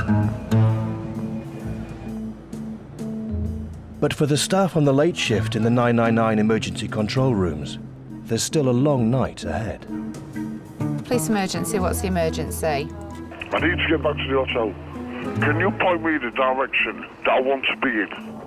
The best thing for you to do is to get in a taxi and they will take you to where you need to go. OK? There is no taxis about. Is there no taxis out? No, everybody's busy. There's no taxi for anything. OK, I can get somebody to you, but it won't be straight away. I'm getting really mad. It's one of my favourite bits of weekend nights, I think. I'm lost, I don't know where I am. Do you know what road your hotel's on? It's on the prom. Right, there's about 500 hotels on the prom. Do you know which end? Do you know what colour it is? Have you got a key? Did you bring anything at all with you that tells you where you're staying? There's a man lying in our garden. There's a man lying in your garden? Yeah, I don't know, he's just lying there. Is he moving? No, he's not moving. He's not moving. You know, I'm not sure whether it's a man or a woman because it's either a man with his trousers down or it's a girl. Right, OK. Residents phone up that someone knocking at the door, you know, trying to get in, where they've obviously just picked one of the streets off the promenade. They think it looks like their hotel, and obviously it's not. It's approaching midnight, and PC Claire van der Gos has been sent to deal with a drunk male who's made it back to a hotel, but is refusing to accept that it's not the one he booked. Have you been in this hotel today? I have, Just yes. stand back and yes. have a look at the hotel. Ferndean, yes, I have been in this hotel. No, it's not. before. No, listen, it's not the Ferndean. That's Ferndale, yeah, Ferndale. Ferndale, yeah. So, should you be at the Ferndean? No, should be in Ferndale. Have you got a key for the hotel room that you're staying in? No, my mate's got it because he's sharing the room with me and he's Right. chipped off. Okay, and Yes. what's your mate called that's made the booking? My mate, Just keep your voice down. my mate who's made the booking? Yeah. Niall Hawkins. Niall Hawkins. Yeah. Have you got a Mr. Niall Hawkins staying here? He has, yes, No. he has, yes. I've he already has. told him that we don't take trash like him. Oh, right. Yeah, right, take right. trash Yeah. like All him. right. What was that? There's no need for Take that, sir. trash. Yeah, There's it's no all right. need for So, that. What? All right. You don't mean anything to you, does it? Right, okay then. So, have you got a mobile phone on you? I have, yes, I have got a mobile phone on me, Right. yeah. Let's phone your friend, shall we? All right, yeah, let's phone my friend, yeah. Right. I haven't got any credit. Come up with 3 mates to watch Forest v Blackpool. Ended up going out on the lash and that. I ended up getting too drunk, they wouldn't let me in the game. Got even more intoxicated and then ended up having that little incident with the police. You can't go in here because you're not staying here. I've got a fucking broom Yeah. box. Have we got a van? I've got, yes, I fucking have. I've No, got a room listen, box. listen. You're on the streets of Blackpool here. You're not in your own house. I've got a room booked. Do not use language like that, okay? Though, you have not got a room in this hotel. I've got a room booked in that hotel. There's 3,000 odd hotels in Blackpool, and they haven't got the gumption enough to think to themselves, I'll remember the name of my hotel tonight. And they don't think that. The proprietor has just said that you haven't, so you haven't got a room in this hotel. Where am I staying tonight then? Well, I don't know. You're staying probably where your luggage is, which is not this hotel. My luggage is in that hotel. I've had it where you've had people at the train station and they're going home and they're leaving all the stuff in a hotel room because they don't know where the hotel is. Not this one. Are you listening? It's Ferndale, that's where I'm staying. No, listen to me. Ferndale, yeah. Ferndale. So your Ferndale hotel is on another street totally. So where is the Ferndale? Ferndale, that's where I'm staying. Say again. St Chad's and Crystal Road. And where's that? I bet the locals bloody hate it though, don't they? All these tourists coming and invading, every different accent you hear. I bet they hate it. I bet they just want their own time back. OK, there's another taxi ride away with some money. Are you willing to take him if you go to a bank as well? I bet they get that a lot though, drunken tourists. I bet it's half the bloody work they do is drunken tourists round here, isn't it? Oh, another tourist, let's go and sort him out. Someone's got to do it, haven't they? Keeps them in work, doesn't it? Will you come in a taxi with me if you want? No, I've got a car, I've got my own transport. You get there, you draw some money out. And pay him and pay the hotel. Brilliant. But listen, I'm not messing about yet. No. Can I say one thing? Go on. This is a hotel where I fucking booked this shit, man. No, listen. We're going to take you to the hotel you've booked, and then you'll notice. It seems they get an excellent service. They do get an excellent service in Blackpool, it's got to be said, yes. In fact, that's kind of the feedback we get. They say, oh, God, you're much nicer than the bobbies in Doncaster or Nottingham or Liverpool. Where have I booked then?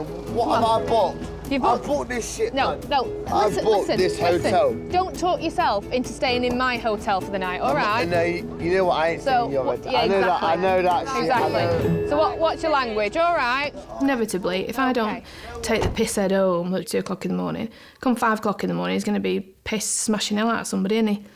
So let's just prevent it, and so that's what we do. We ferry people away as quick as possible. Listen, this man is going to take you to the hotel. Yeah, Ferndale. No, the Ferndale. PC Claire van der Goss has lived in Blackpool all her life. I loved growing up in Blackpool. Yeah, really, really, really loved it. It wasn't like it is now. It was a promenade full of families, candy floss, rock, kiss me quick hats. And now the rock shops that I used to go to as a child, I've now got rock shaped like cocks.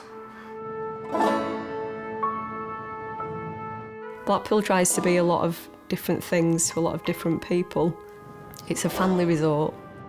It's also a party town. Two very, very different cultures all trying to muddle along. It's quite a schizophrenic place, really.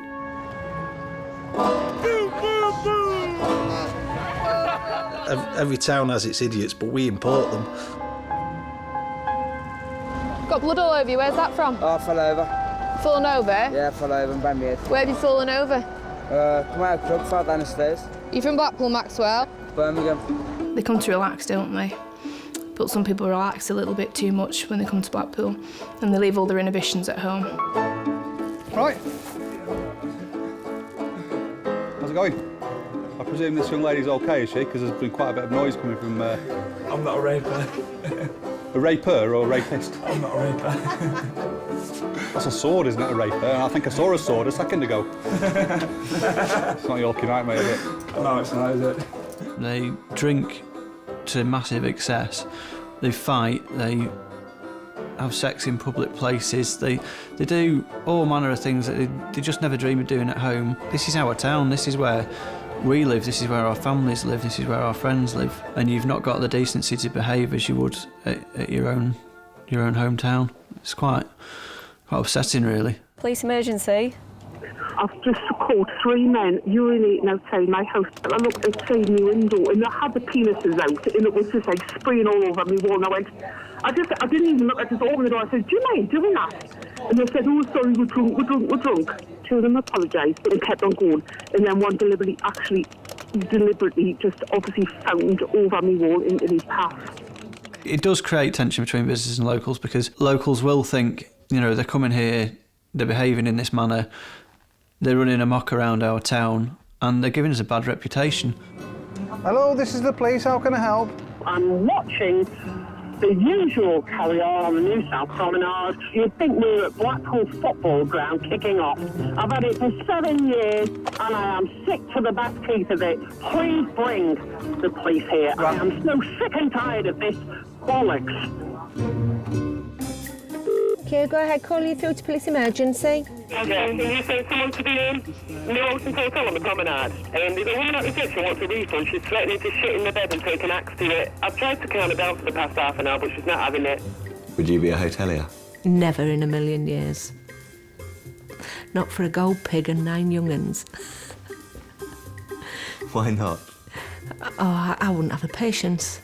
Wouldn't have the patience with them. I mean, for God's sake, they're paying £12 a night in most of these B&Bs. What do they expect? There's not going to be a butler there asking what kind of cigar that they want when on their arrival, is there? And that's what they're expecting. One of my favourite ever calls from a hotel is police had been the night before and thrown out a group who were being rowdy. And the hotelier rang up the next day and spoke to me. And she said, the patrols asked me to call back if there was any problems. I've just been up to clean their room and they've shit in the kettle. They'd gone upstairs to get their bags and their stuff and decided to leave a little parting gift.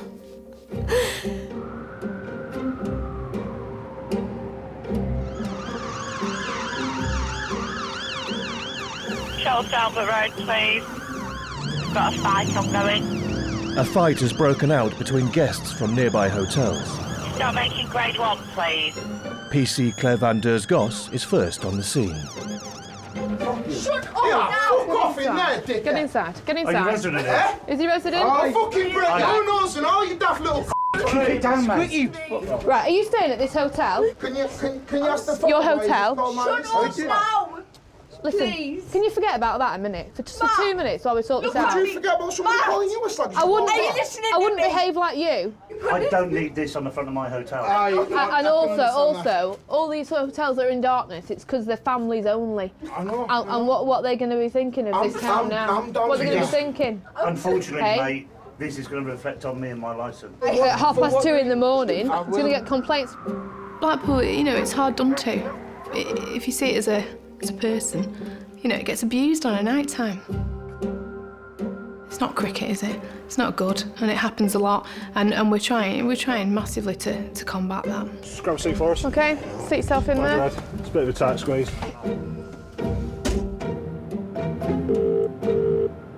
Thank you, police emergency. How can I help? Can I add some officers to the Wilfred Hotel, please? I've just been broke into.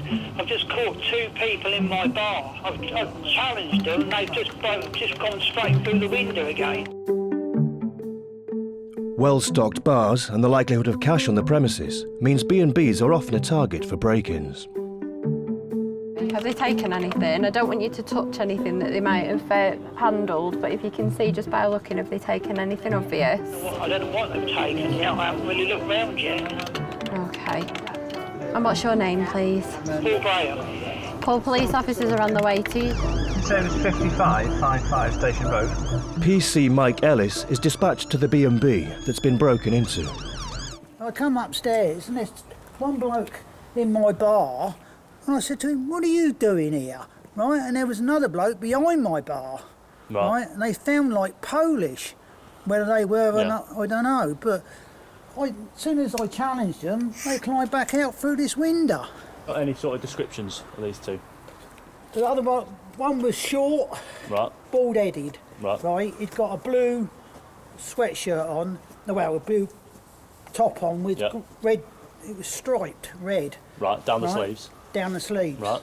Right, he was well built. Yeah. Right, and the other chap, I really didn't take much notice of him too much. He shot out like a bullet out of a gun. Right. More blood. Oh yeah, actually there's a good drip there. That's not blood, is it? No, that's paint from the other side of there, but there's a tread pattern. Are you sure that's not blood? Actually. It is blood. No, it's blood, yeah. It is blood, yeah. Fantastic. So we got some DNA anyway.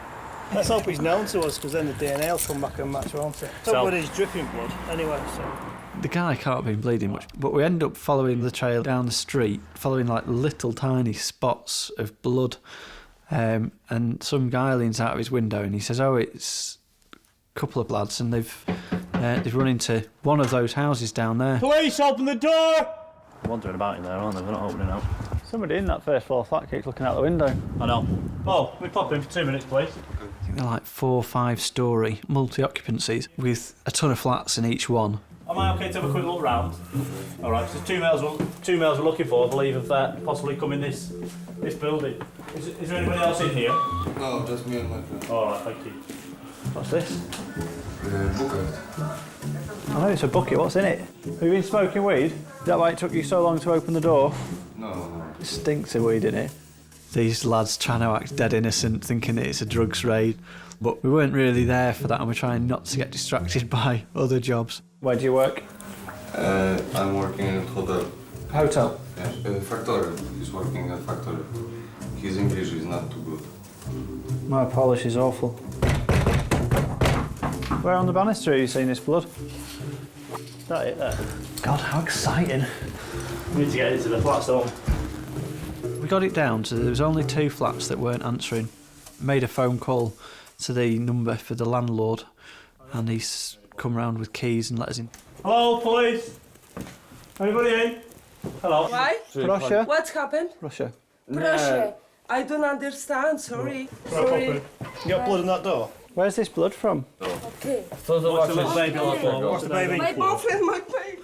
Okay. Hello, guys. Light on, please. Stay where you are. Hey, what's happened? Sorry, kurwa, man. In front of you, please. I speak English. That's my husband. She's got blood on her hand, on her pants. What are you doing? Hey! Stand back or you'll get yourself arrested, and then what's going to happen after your baby? What's happened? Why have you not been opening the door to us? Yeah. We're sleeping. Right. Okay? No. You understand? No, you're lying. Why lying? Yeah. Why? I don't know, but you clearly are because I've been kicking at that door. What you doing? Hey! Yeah, that print's probably similar. Can you just tell me what's happened? Right, unfortunately, your husband and his friend are both arrested on suspicion of burglary. You got big wrists, haven't you? Yeah, just I'll leave it. You understand English? Yeah. Okay, I'm going to go and speak to your wife and tell her what's happened. Yeah. Her husband's just been taken out in the dead of night, and she's left alone with a child, and I felt it was important for her to understand what had happened and to try and explain it once she'd calmed down. Are you okay? Thank you. Yeah. Well, my job isn't to arrest, well, it is to arrest people, but the main part of my job is to look after people and make sure that people's welfare is looked out for. He's going to be out tomorrow morning. Yeah. He'll be back with you before you know it. Yeah. Okay, thank you. Dziękuję. Dziękuję. The 2 males found within the address fit the description given by the informant. Okay. And we found clothing matching the description given. You're not an alcoholic or anything? I'm not an alcoholic. I'm drinking just occasional. Today was my birthday, so you can check that. Happy birthday. Thank you very much. His story was he drank a bottle of whiskey, doesn't normally drink, got a bit carried away, went down to the local club and was just so drunk he didn't have a clue what he was doing. It was a drunken mistake. His wife baked a cake and they went round, apologised, they fixed the window. They were, to my mind, they were genuinely ashamed of what they'd done. The hotelier got an apology and he didn't want to go to court. Best solution always round was that we'd had a restorative justice intervention. Not there to criminalise people.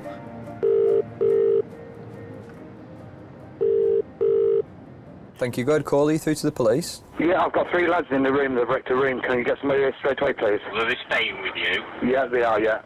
No problem. The room's upside down, everything's everywhere. We'll be with you shortly, all right? All right, thanks. Thank you. PC Dave Donafhy is sent to the aid of another Blackpool hotelier. Hey! Right, wait there. What's happened? What, no. They've wrecked the room. They've wrecked the room? She's amazing. On the dance Trying floor. to keep your voice down, fella. People are trying to sleep. Aye. Charming. I've got credit card details anyway. Right. How much to fix it? I don't know, it's all brand new furniture. So at the minute, we're saying you want them booting? Oh yeah. Yeah? Yeah. Right. And you're gonna take the... Oh, we're going to take all the damage off the credit card now. I've seen bedrooms where they've got like doner kebab meat hanging off ceiling light fittings and chilli sauce up the walls, and people have urinated all over the place. And you just think, what were you doing last night? Do you want to come with me, fella? I'm going to have a chat with them at the van. I can do it without his authority anyway. They'll piss all over the sheets and they'll set fire extinguishers off, draw on the walls, smash beds, smash tellies, and then just leave in the morning. Right, I've just spoken to the owner. Yeah. And he said he's going to take the cost off that Yeah. to pay for the damage to the room. Off your debit card. Up my Right? Otherwise, the way we deal with it is we lock you 3 of you up for criminal damage. Yeah. Lock 3 of us up. Well, no, because then you still have to pay it at court. Listen, pal. There's nothing on that card. I own that card. Right? I want to sort this out by getting a compromise to pay for the damage in the room. Yeah, right? So how much cash have you got on you? And I'll say the same to your mates. Literally. I'm saying the same to your two mates as well. Yeah. Right? We're going to pool the money. Literally. Right. I will empty my pockets now. Okay. Yeah, it's not So stick on the side, yeah. Stick on there. So what have you got there? 10, 12, 13, 14, 15, 16, 17. So you got 18 quid there, yeah? I've got literally... 18 quid there and slummy, right? No worries, 1 second. I'll come back to you in a second. I'm going to say the same to your mates, all right? When would they ever do that in their own house? But they feel it's a free ticket to do it in Blackpool. Because that's the reputation we've suddenly got. And we need to get away from that. You're going to get issued with what's called Section 27 direction to leave. If you return within the time frame, which is going to be 24 hours, you'll get locked up, all right? Right, mate. Listen, you can drop me off at the train station if you really want to. I'm going to watch you go. No, don't you want to drop me off? No. Oh. It was worth trying, wasn't it? You get quite a lot of hotels that'll say no stag and hen do's, but the places that don't accept stag and hen do's in today's current climate are not the busiest of hotels.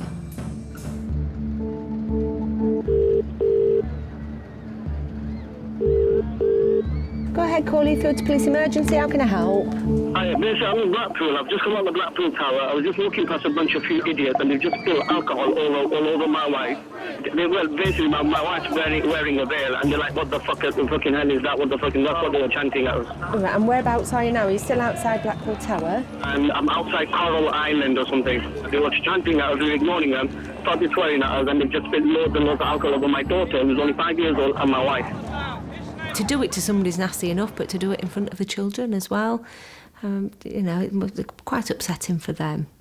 They won't know what to do. They're just children. They're innocent. My daughter's absolutely distraught. She's not my only kid. I've got 5 kids with me altogether. No problem. We'll get someone down to you as soon as we possibly can. That's fine. Thanks a lot. Okay, thank you. Right. Bye-bye. They've just come for a family day out. Let's go to Blackpool. Them children are going to think, well, I'm not going back there. Horrible place.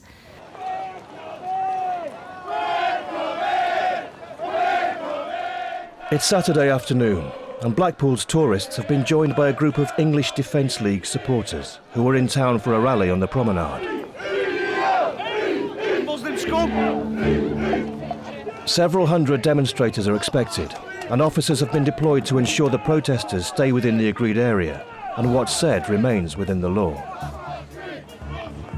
Islam is of the devil. It ain't a religion, it's a cult. We ain't having it. What racist? I have watched a few videos on YouTube of meetings of the EDL. I wasn't swayed to join. It looked like a bunch of quite angry men getting really quite drunk and shouting a lot. This is the time for us all to stand as one. This is our fucking country. Not yours. This is happening all over our country. England, Ireland, Scotland, and fucking Wales. What are we gonna do about it? It's time to fight back. I have my own thoughts and feelings and things, which, I'll discuss with my family when I get home or my friends. But during the time when I'm at work and I'm policing a protest, then I'm not going to get involved, and I don't get involved. What I have to do most of my shifts is get splinters in my arse through sitting on the fence. Okay, it's Birmingham in 2 weeks' time, 29th. Okay, we've got the West Midlands Police to face, and they don't like us, do they? Top marks to everyone for turning up today. You're all heroes. The protests might only last an hour, 2, and then they go off and do their own thing. You know, and off up into town, load of beer. They'll get people from all over the country coming and they'll make a weekend of it. It's not just that night we police them the entire weekend, because what they do is they want to carry on, and for some strange reason they want to fight. It's 7:30 p.m. and a 999 call has been received from one of the bars on the promenade. Security at Yates is just reporting there's problems with some of the protesters. PC Gary Williams is dispatched to the scene. So you might get splinter groups going off who are hell-bent on causing trouble. And if we don't put our foot down early, then it can get out of hand. With the possibility of trouble, all available officers are sent to the bar.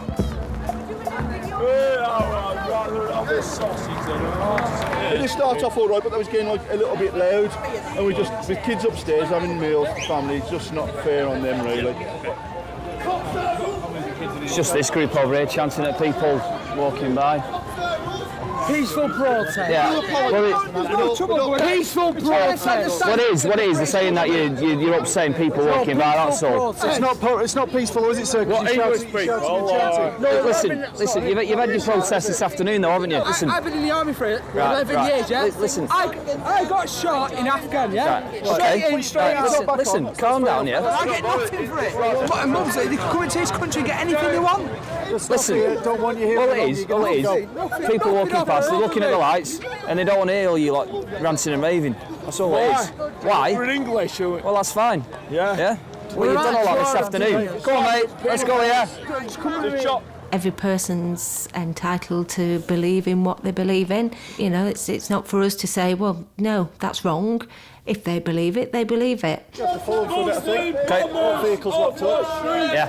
It's a fine line, isn't it? You've just got to balance everything. Lovely people. You've got to please everybody. Hi, service. Hello, fire, it's the police. Hello, what's the problem there? Well, we think the group of travellers that have pitched up the set fire to a load of wood right next to a residential street. Have you got a postcode, please? I do. It is Foxtrot Yankee 3. Yeah, 7 Hotel Delta. That's brilliant. We'll see you there. Thank you. Bye-bye. Where are we going, Bordy? Central Drive? White Watch make for the street where residents are complaining that a group of travellers have lit a fire. We turned into the street. Fucking hell! The first thing you see is 30-odd 20-year-olds. Absolutely loads of vehicles just parked on the road and this bonfire on the spare land.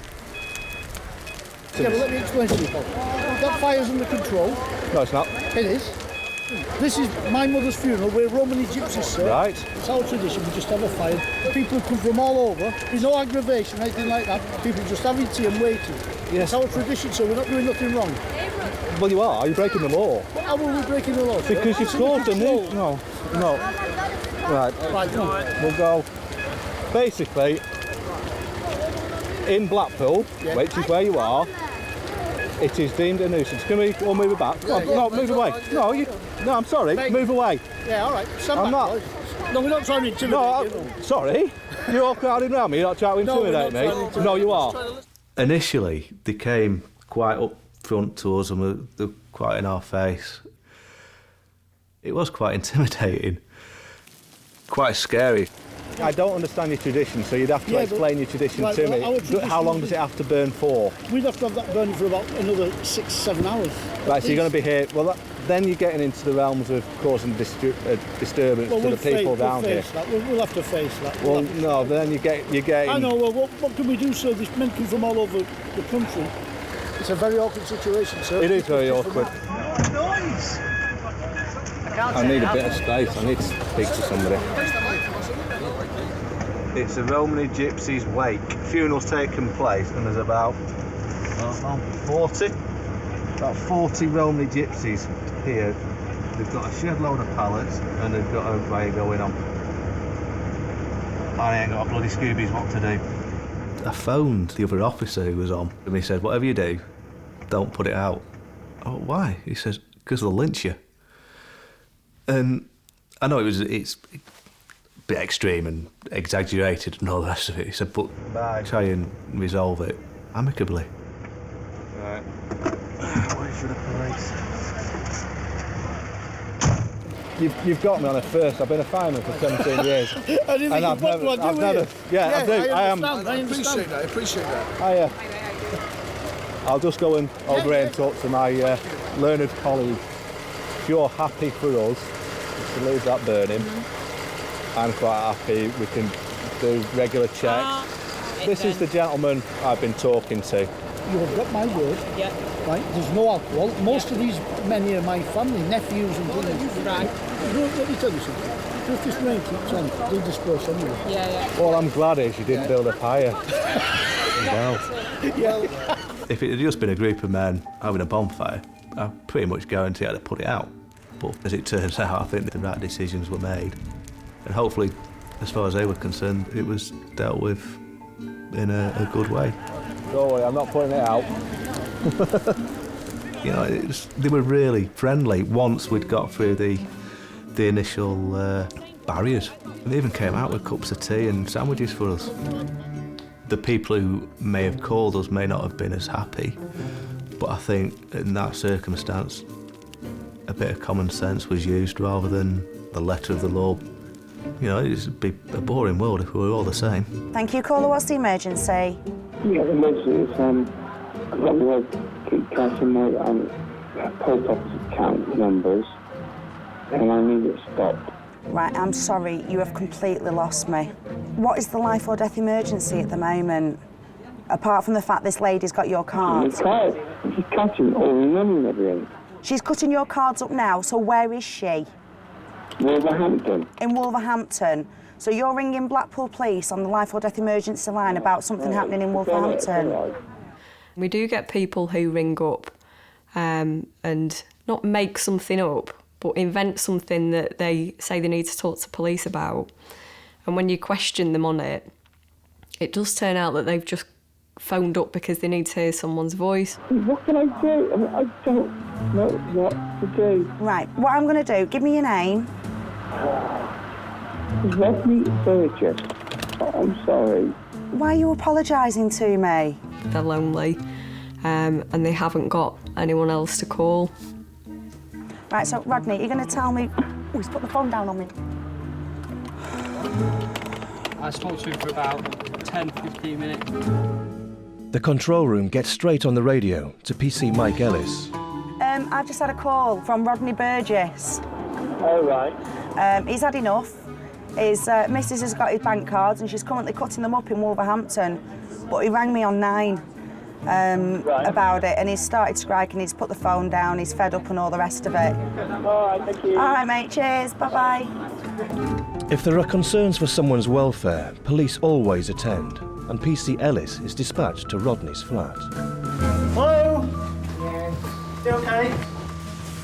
Rodney, did you used to live on Lytham Road? And Yes. prior to that, on St Anne's Road? Yes. So we've met several times before, haven't Yes, we? of course you have, yes. Yeah. Rodney, very, very serious question for you now. Do you have any genuine intent to harm yourself now, or did you just want somebody to come round to speak to you? No, anymore. You don't know? Okay. He is indicative of what we spend the majority of our time dealing with, and it is people who they've washed up in Blackpool and they land with us and they've got myriad problems that they can't cope with on their own, like this particular guy who he just wants his wife back. He loves her and he just wants her back. I love her so much. It's just... Before you told me you wanted me to get her to stop contacting you, now you're telling me you want to get her down here. to sort my marriage out. So he rings the police, because we're going to go round and help him get his wife back. What's your daughter called? Is it Yvette? Yeah. Okay, so we're going to give her a call and see if she can come and see you. I said, I'm just with your dad at the moment in Blackpool. Are you in Blackpool or are you somewhere else?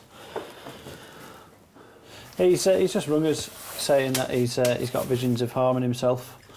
He can't take it anymore. I take it that's quite common, is it? Section him? Oh no. No, I don't think he'd get sectioned, to be honest with you. Okay, and there's no other family members, sisters, brothers, aunties, uncles in Blackpool? They're not near their family, not near their friends. They're stuck in Blackpool with nobody. All they want is a family member, all they want is a friend. Ended up in this alien town, this alien environment where they don't know who to turn to.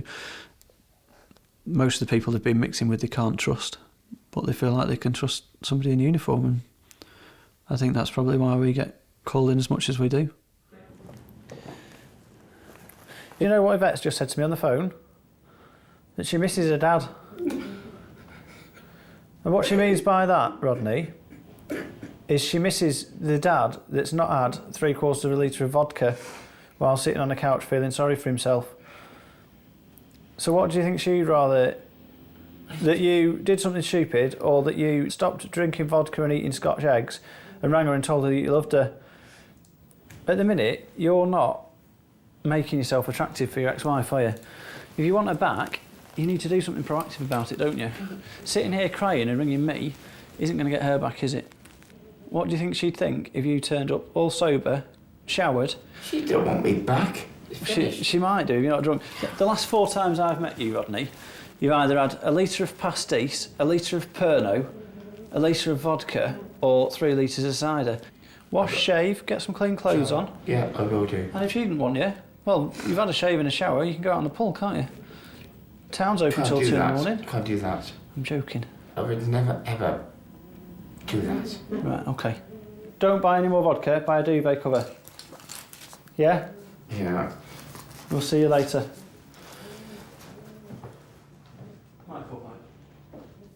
I think the general public would be horrified if they knew how much time I've spent counselling people over their messed up relationships and lives. I just needed their support and their help. I got nothing.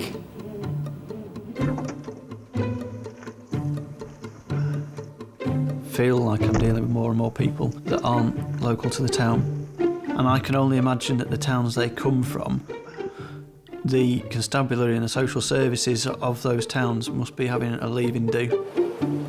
What's happened in Blackpool over the years is rows of B&Bs have gone bankrupt and had to shut down. And then landlords have bought the B&Bs and they've turned them into DSS flats.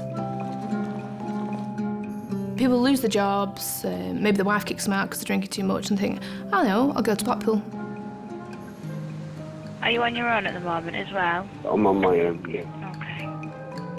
I'm not from Blackpool, from Leeds.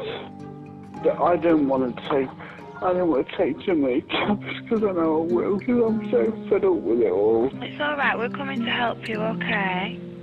We can have these hotels that are full of people who are drink dependent, drug dependent, not working, and that furthers our problem, really. Maybe it's because they're searching for that happy place.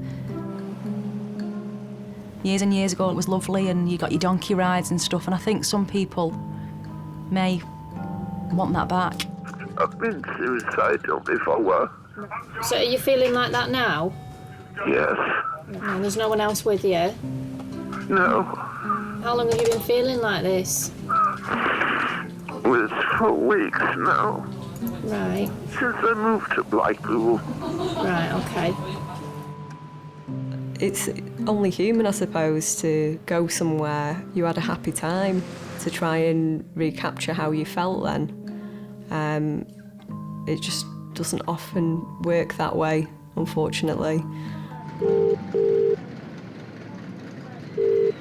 Hello, Lancashire Police, how can I help? Hello. What's the problem, sir? I am absolutely frozen. I'm going to die tonight. Why is that, sir? Because I'm sleeping in a railway station and I will die tonight. Why, because you're cold? Yes. What do you expect the police to be able to do for you? Well, can you put me in the cell for at night, please? Well, no, the cells are for people who've committed offences. It's not as a hotel.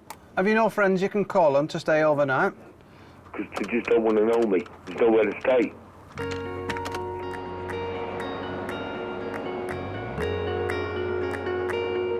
Blackpool's got a massive homeless issue. People think Blackpool is the Las Vegas, don't they? They think the streets are paved with gold. And then suddenly they're here. And it's not what they thought it was. It's a very lonely town if you've not got any support. They've got no friends that take them in, no family to take them in, and they end up on our streets. I take it you've no money? Well, if I get a chance, I'm going to cut myself. If I find anything, I'm going to do it. And I'm looking now. OK, well, I don't want you to do anything silly, mate. All right. Do you understand where I'm coming from? Yeah. OK.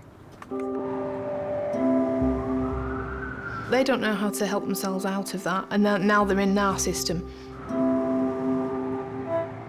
Austerity, combined with housing benefit cuts, means homelessness is becoming more acute across the UK. Hello, Lancashire Place, how can I help you?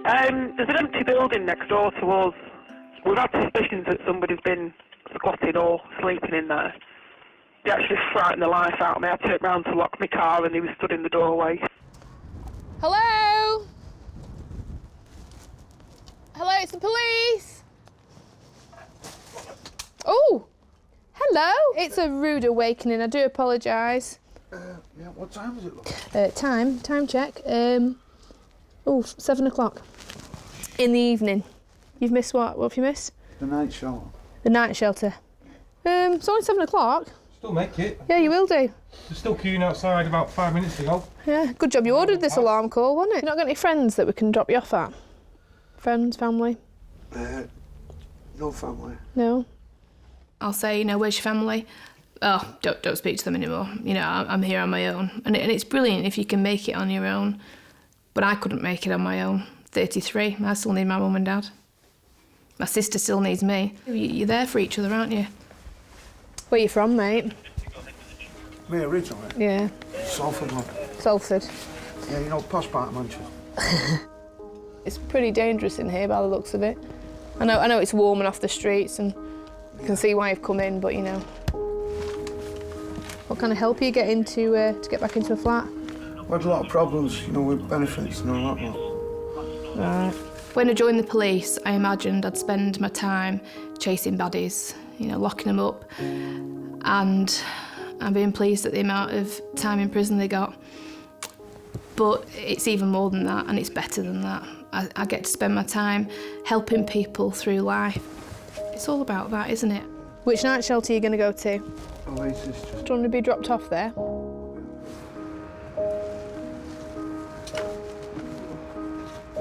I feel incredibly sad for people who are lonely. All right, David? You okay? It's awful. When I know that all people need is a little bit of support and they're not getting it, and there's a possibility that they can and they're still not, it really, really makes me sad.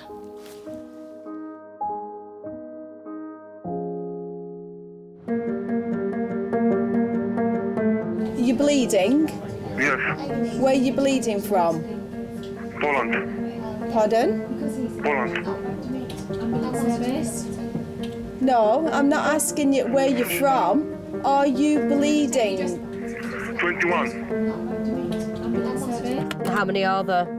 Yeah, it is one. All males, are they? Yeah. And they're actually inside the pub, are they? Well, I've asked them to leave, but they've been abusive. They've thrown beer all over the place. If nobody came to Blackpool, it wouldn't exist. The shops would close, the lights would be taken down. We wouldn't have anything. Call, what's your emergency, please? There's a youth smoking cannabis. Have you just walked past them? Yeah, I've just been out with my niece walking by in the house. Behind now, down the Metropole. I'm deep-rooted here. All my family are here. And I'm doing something to try and change the bad things that are in Blackpool. You hiding your spliff, mate? Hiding your spliff? Yeah, thought you were. Do you want to jump out? I'm able to do that. And it's because I care about it, I think. But what we don't like is people coming, bringing drugs in here, you know, gives us a bad name, doesn't it, in Blackpool? If I went into it tomorrow and they said I had to work somewhere else, I'd be devastated. Absolutely, oh no, I can't even think about it. It'd be terrible. I love it here.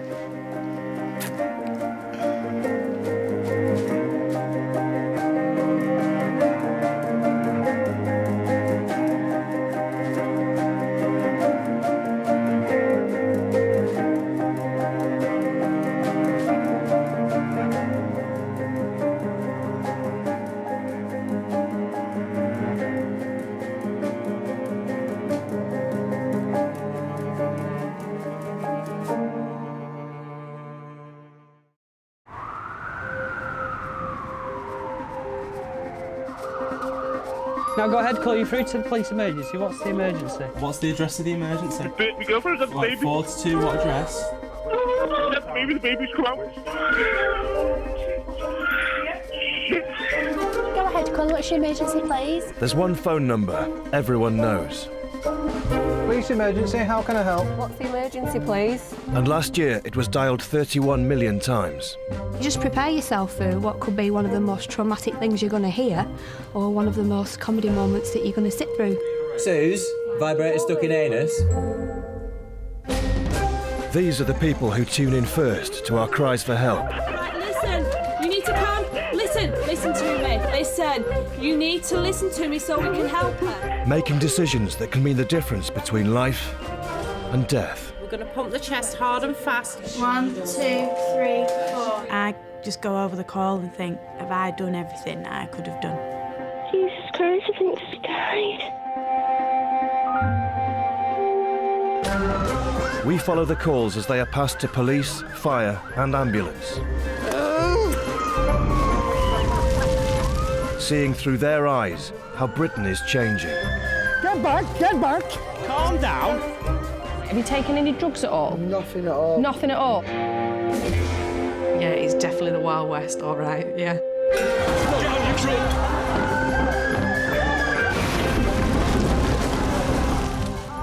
I get to see the side of Britain that no one ever thinks about. Right, mate, we're looking for a guy with a sofa. You've not seen one, have you? I've learnt a lot about what goes on in real life, to be honest. Go ahead, call you through to the police emergency.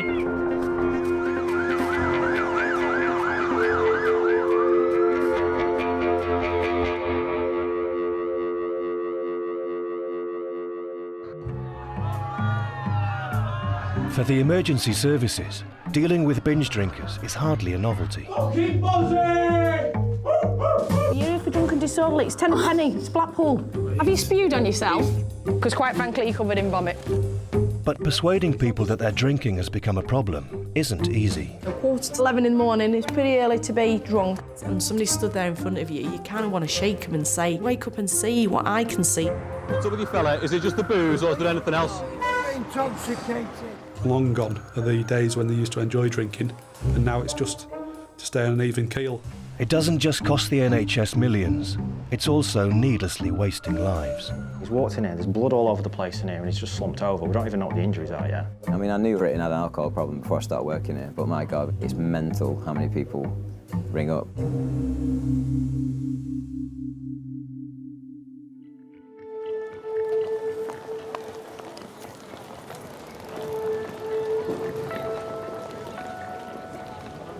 It's pretty much Blackpool's this by day, and by night it's a totally different town.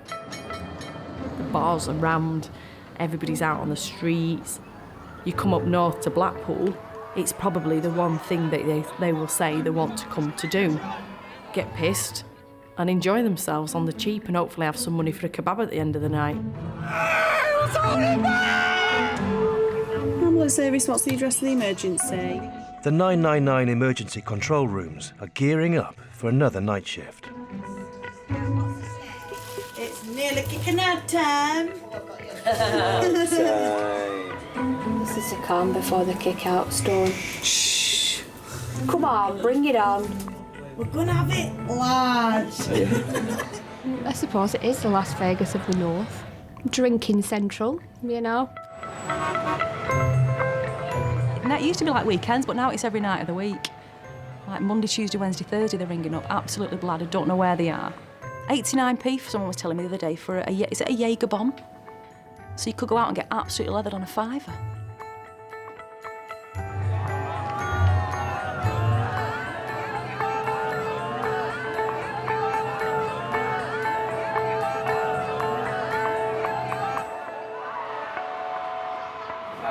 Tea, please. What do you boys want? And time is often called, here in police custody. I don't like it when it's like this because it makes me think that later on's going to be really odd. To be fair, it did. It went quite mad last night. It was quiet, and then it just went bananas. I love custody between 4 and 7. I think that's probably the best time. Can't believe he's just eaten my donut as well. That was the last one. And it is the calm before the storm.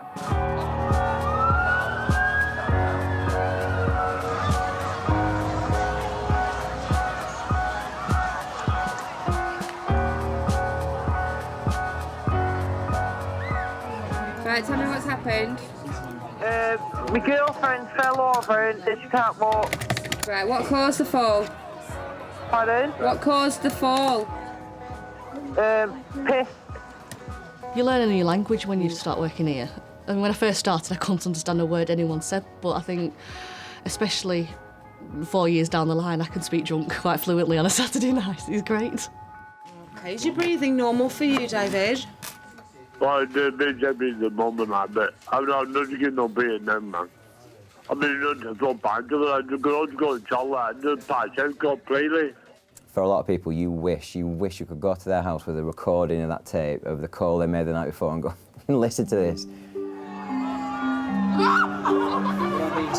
Listen to me. No, you weren't. Listen to me. Sorry. All right. Shut up. Because you used the word pussy in my direction. No. Do you want to argue about it, mate? I'm Because not you've got a gonna police argue. station. I've admitted. Shut up. I've Right. admitted Well, you to used it. the word pussy and you aimed it at me because you didn't think I was looking at you. All right. It's no secret that you're not thinking clearly when you're drunk, but if you get to that next level where you don't know if it's New York or New Year, you know, that's when you can find yourself waking up in a police cell thinking, what happened there? Ben, can I have Mr. 3, please? Come 12 o'clock, that is the witching hour, and it sort of changes. Tell you what, let's get these stinky trainers out of the way first. Have you spewed on yourself? Because quite frankly, you're covered in vomit. It's like a zoo.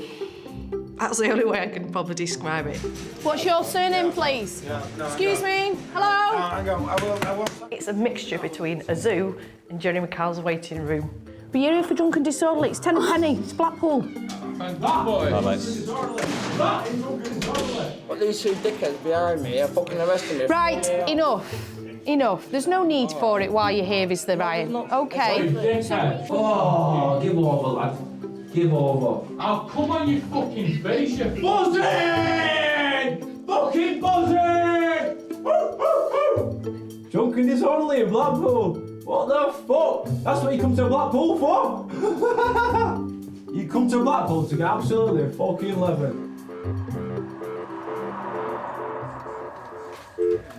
Fire service. It's not only police and ambulance doing the clearing up. And what can you see on fire? Alcohol's a factor in a third of all fatal fires. Cigarettes and alcohol combined are a lethal combination. That is a good majority of fires where people die. If we get a kitchen at 2 in the morning, invariably it's a male who's done himself an injustice with alcohol and decided that he wants some chips. Why they don't buy them on the way home, I don't know. But they decide they want some chips and they put the chip pan on. And then the first thing they do is fall asleep on the couch. A call has been received at 5 o'clock in the morning after a couple are woken in the night by the smell of smoke. My partner woke up saying he could smell smoke, and he said, I think it might be next door. And all the man's windows was just pure black. And he just said, shall I try and kick the door? And I went, no. I said, ring the 999. Ambulance service, what's the address of the emergency? I'm getting a multiple request for ambulances. And I tried to call them, but I was in that much of a state and shock, I couldn't do it. So my partner grabbed the phone and he explained. Wait a minute. Hello, from 7 Kingsley Road, it's number 9. The house is black, full of smoke. It's number 9, right, okay. Yes, there's a man in there, I think. Okay. There's no man lives there. He's woke me up, the smoke coming through my loft. The house is black, he'll be unconscious, mate, I'm sure he will. Right, okay, all right. The man inside the burning house is 64 and lives alone. I didn't really know a lot about him. People said he used to, when he was a lot younger, he had his own business and used to like his drink. Fire service. Hiya, it's ambulance. Can you assist us, please? It's a house fire. Yeah. Okay, and you've just received the call now, have you? Is there any persons reported? Yeah, just people reported inside, yeah. This person's reported. Persons reported means there are people in the property that is on fire. It's the business end of the job. Okay, they are on the way to it now, our crews. Okay. Once it's persons reported, I get into the zone and you just go. You go for it.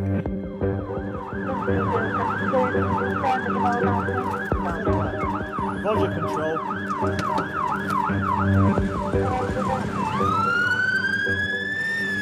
With reports of a man still inside the house, all 3 emergency services must prioritise the call.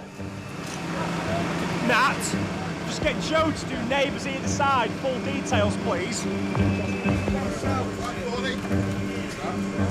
Bill!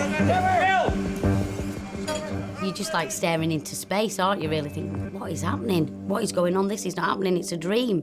You know, it was really... It's frightening. Yeah, and everybody moves so quick, there just seem to be everybody everywhere, do you know what I mean? Doing this and doing that. You get the reel, you get the door ram, all the general stuff. You run about like a headless chicken, really, but you do know your job. You are hyper. You want to save people's lives. Oxygen, first aid kit. Just get out the back door here. There you go.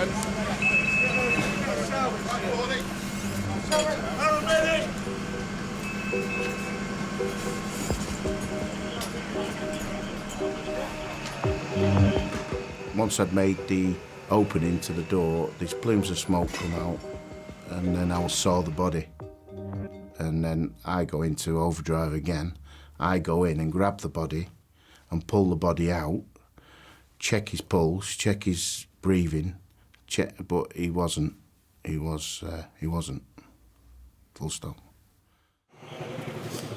Was that foot end? That's foot end, sorry. The rig is actually set in, hasn't it? There, I was going to say, he's still... We're smouldering a bit there still. There's a bit of smoke on him, isn't there? The back of his trousers, probably. There you go. A bit more, it's just come off him there. He's trying to get out, hasn't he? Between 4 and 5, it started. He's tried to get out, fallen. It's just gone round him, hasn't it? I think looking at the state of his house when I was out in the garden, when we first went round, it was that black. You know, I thought if he's in there, he's no chance. So... What a way to go, though. Just like that. It's terrible, isn't it? His skin was all melted and he was burnt, basically. Emotion comes into it when you get back to the station. Emotion comes into it when you're starting to clean the gear that you've wore. You can smell the burning flesh on your tunics. You can smell it on your hands. You have a good wash.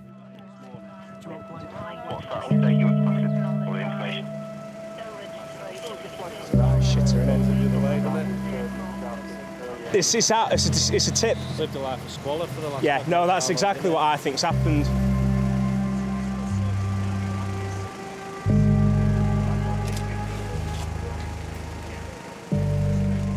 Just ask a question. Of course you can. Sorry to bother you. That's all right. That's my friend there, but is he all right?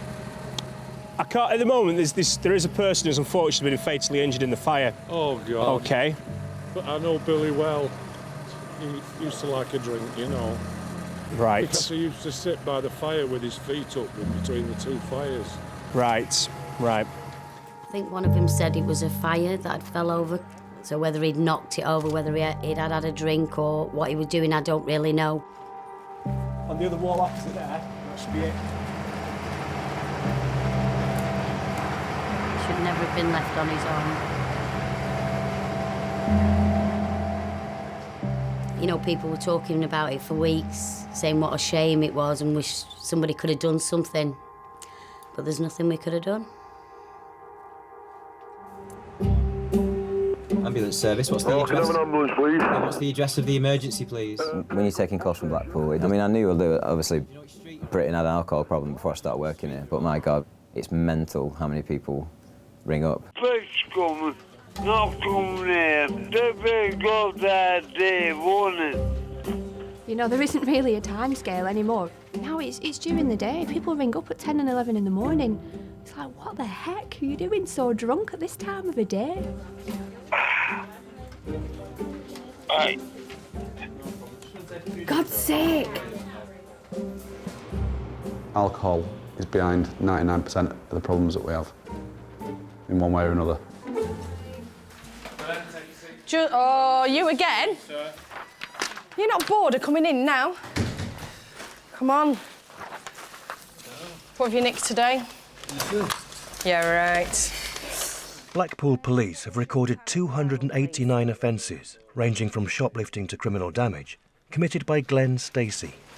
In between being back and forth out of prison, you probably will see him, you know, every few days till he goes back inside, comes back out again. You'll see him nearly enough, probably every 2 or 3 days. I know you're an alcoholic. How much have you had to drink this morning, other than loads, roughly?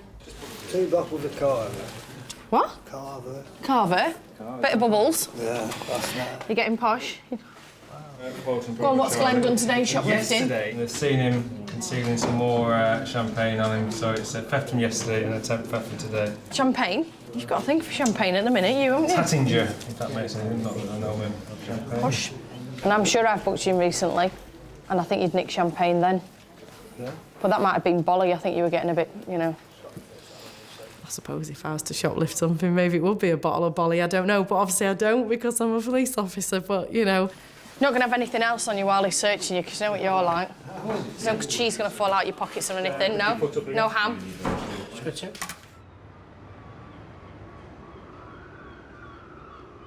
When you visit Blackpool, you see that Golden Mile and you see all the bright lights and all the touristy bit, and that's fine, that's great, it's brilliant. But you turn off and very quickly you're into something very different. There is a lot of deprivation, there is, you know, a lot of unemployment and poverty and, you know, alcohol abuse. And with that comes a certain level of crime. Really? Oh, really? PC Mike Royal has been patrolling that other side of the Golden Mile for 4 years. Well away from the prom, his South Shore beat is one of the most deprived in Blackpool. At South Shore, the sort of general day-to-day stuff is domestics and shoplifting. Tell you why you've been arrested, mate. There's been an allegation that you've stolen from a shop. OK, you've been identified to me. That's why I've arrested you, OK? Yeah. All right. You don't have to say anything, but mate, I'm in defence. You don't mention when questions, something relates to later on in court. Anything you do say may be given evidence. Put your hands behind your back. Do it now. Do it now, Martin. It's on suspicion, right? You've been identified to me. Put your arms behind your back, do it now. She said, help me bag up. I said, yeah, look. Yeah. There's 2 cans in. Yeah, yeah. Right. But before I help me bag up, Martin, don't tell me now. She asked me, right? Martin, she said. Don't tell me now, you're under caution. You got all right? 4 cans We can in your use bag. any of this, mate. Yeah. You'll get your chance at an interview, say it then. Yeah. All right, don't tell me now, because this isn't really appropriate, is it? She said, you nicked 4 cans. I helped me bag up, and there's only 2 in. Right. So she contradicts herself. She said, I got.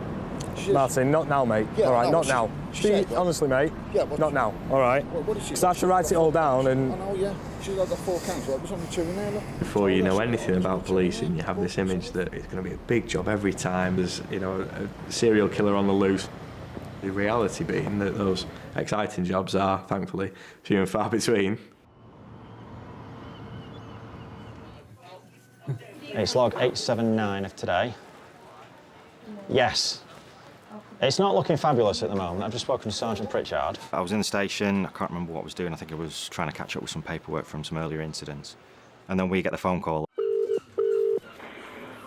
Ambulance, what's the address, please? Hill Street, Which town is that? South Shore, Blackpool. And what's happened? Well, it's a house in 3 flats. A tenant in the top flat He's dead. There's blood all over the show. He's about 60, something like that. We think he's dead. I ran out of the station. Not often I do that now. But ran out of the station, ran to the van. Are you serious? Yeah, we need to move.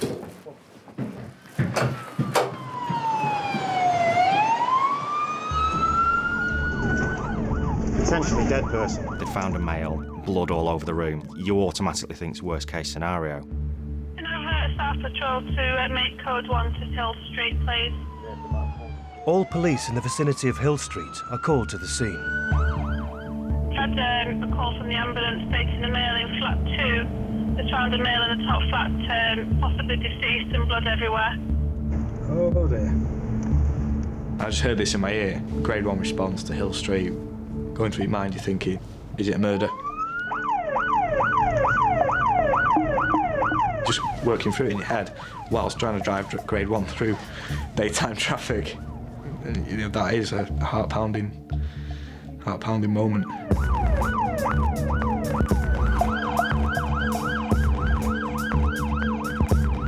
It can be a very big responsibility getting first on scene. If you get in and you're first on scene and you don't do it right, it can completely annihilate any investigation, completely ruin it. You could miss some easy evidence.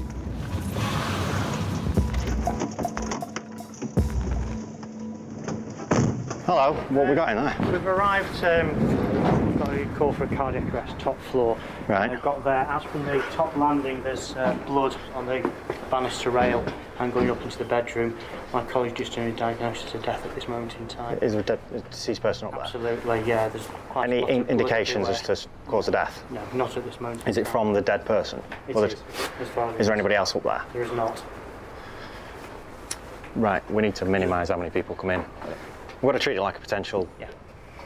Anyway, top floor. Do you want me to go up or not? Stay here for the time being. I'm staying here. Please. You say top floor flat? Top floor flat. Yeah, it does get the adrenaline pumping. What else is there here? Is there somebody still here? Is there somebody with a weapon? If somebody's killed one person, they're willing to have a go at you. As far as you can see.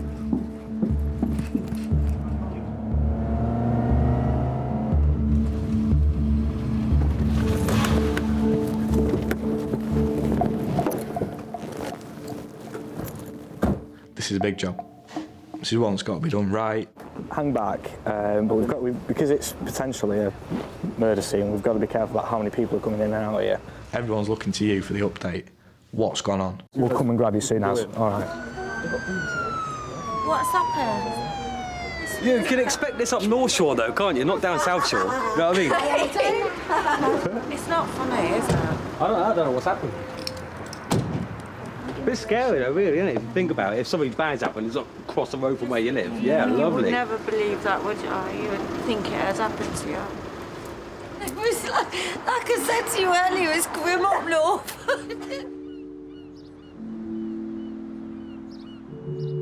When we got there, we sort of went in very cautiously. Once we got to the very top floor, we immediately saw quite a bit of blood on the stairway, a bit on the walls, like hand smears, which again is alarms ringing. Why is the blood out here and then he's gone in there? What's happened? The question on everybody's lips is it a murder? So you're looking for wounds. I mean, we've got blood on the banister coming up here, leading in here. We've got blood to the toilet in there, dry blood there. He's walked in here, there's blood all over the place in here, and he's just slumped over. We don't even know what the injuries are yet. But it's not looking great. No. You're putting all your thoughts into words because your heart's going, your mind's going, and you're trying to master that nervousness. I'll just have a quick chat with you, is that okay? Okay, yeah. Okay. What have you found when you got there? The body was found by a neighbour who sounded the alarm. What's happened? He's dead. He's up there in his flat, on his knees, and outside of his bed. Bed is soaked in blood. Right from the pillar, all the bedding and everything. Oh, wringing wet. Walls, carpets. I live at the back of that building. I didn't know him very well, and I bumped into him a few times when I come out my house myself, and I said a quick hello to him, and he said hello back, and he all seemed friendly. And he liked drinking in the local pubs, but then So do most blokes. So, you know what I mean?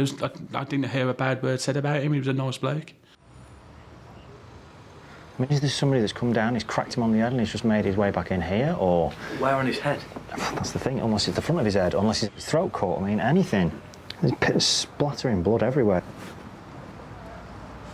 It didn't add up. I said to Mike, right, we need to back off now. There's nobody in here, we've cleared the room, we don't know what he's died of. Back off, secure the scene, get everybody here, because we're not going to lose anything, but we are if we stay in the room and mess it up.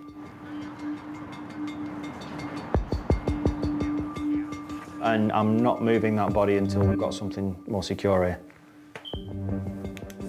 Do you reckon someone's been murdered? Yeah. Ah, yeah. Scary. When I look up the window, I think, flipping heck, somebody died in there. And all the suspiciousness comes into your head straight away, thinking, has he been attacked? Has somebody purposely gone around there and killed him or something? You know what I mean? It's like, you think the worst case scenarios. It's a scary thought, really, because then you think, if he's been attacked, who else is next?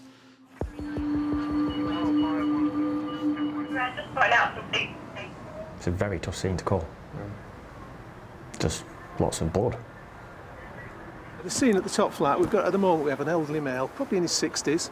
I think we've got a good idea who he is, but obviously we need to confirm that because at the moment he's face down, slumped over the bed, quite a lot of blood around the bed. So at the moment we just wait for the DI to get here and try and establish what's caused the death. So at the minute it's just a case of hold tight. Yeah. It's very sad. Nobody deserves to die in a little flat alone in a back street in Blackpool. It's just a very, very sad thing that's happened. On Hill Street, Blackpool's murder detectives have arrived to try to piece together how the man in the top flat met his death. We want to know if there's a murderer on the street. And that house at bottom, right, I've got cameras on, so we might have the murderer on film. Oh my God, how good would that be? I was thinking, has someone been murdered on the street? I'm like, oh, and he's like diagonal to me, weren't really far away from me, you know. This street is better than Corrie. It is. It really is, honestly. It's so exciting sometimes, isn't it? There's always something going on. Yeah, always. I'm going to respectfully request that once you've finished your cigarettes that you can go back in, please. OK, no problem. All right. Do you all live in this property? Yeah. Yeah, no, that's fine. OK. Yeah, no, that'd be good. Thanks very kindly for that. Appreciate that, thank you. That's because they want to bring the body out and don't want us to nosy. You don't see them every day. I've never been to a funeral, you know. Haven't you? Never. Well, he probably hasn't got any friends. Go and That's go what to I his. think. And, you know, if I could say, well, he weren't a bad old stick, really. If I were out on my doorstep, I'd see him walk past. Every single day, the same thing, pub and drunk on the way home. You'd see him staggering home. Blackpool is a rough town. People were saying that he was jumped off on the South Pier and battered about. So... Violent crime rates in Blackpool are twice the national average. Hi, it's the ambulance service. Hiya. Got a notification of a guy that's been assaulted and has got a broken nose. Oh, right. It's unusual for Blackpool. We love a fight in Blackpool. Like, there's always a fight. There's always a fight. Hello, can I have an ambulance, please? The gentleman's been assaulted.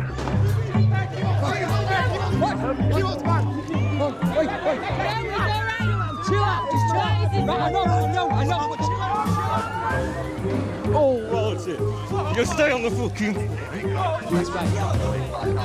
The people we deal with, thankfully, aren't normally highly skilled, completely sober, warmed-up athletes that want to fight with us. It's the reverse.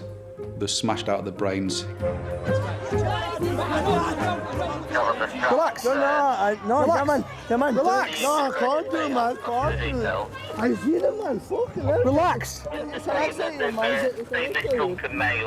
We're well versed in dealing with that, you know, and I'd like to think we're pretty good at it. I'm going to give you one warning. Carry on mouthing off. You won't be going any more licensed premises. Do make myself clear. I think we do it very efficiently, and we're a smile on our face as well. Officer, I'm telling you nicely. Well, I'm not telling you nicely. Well, they're fucking hurting me, mate. Well, fucking, I'm not fucking bothered. you want to speak to me like that? Well, officer, please. Well, no. No. You carry on being aggressive, then you're going to be restrained against the vehicle. I'm talking to you, though. Yes, you were. Well, I'm not pissed. I was talking to my mate that was behind No, you weren't. No, you weren't. And you had a warning, and you didn't listen to it. Fairness, mate. Snobs. Job quit. Didn't even know what I'd been nicked for you. Yeah. What? Being drunk and disorderly in a public place. Right, while we're here, please. Just for little idiots like this arresting me for nothing. Stupid things. Called me a fucking wanker and spit on the floor. As a result, he's been arrested drunk and disorderly in a public place. Excuse me. Hello. No, hang on. I won't sack you. But fuck you. Fuck you too. I beg your pardon. Lesser language. In Blackpool, dealing with people who were drunk in the town centre, that's ten a penny. We deal with them day in, day out. They're easy. You know, we can deal with them. They're straightforward. The problem comes with people who are alcohol dependent. Good evening, Mr. Horrocks. You're here for breach of the peace, which, you know, 11:15 in the morning. It's pretty early to be drunk. I think they're a little bit concerned about you.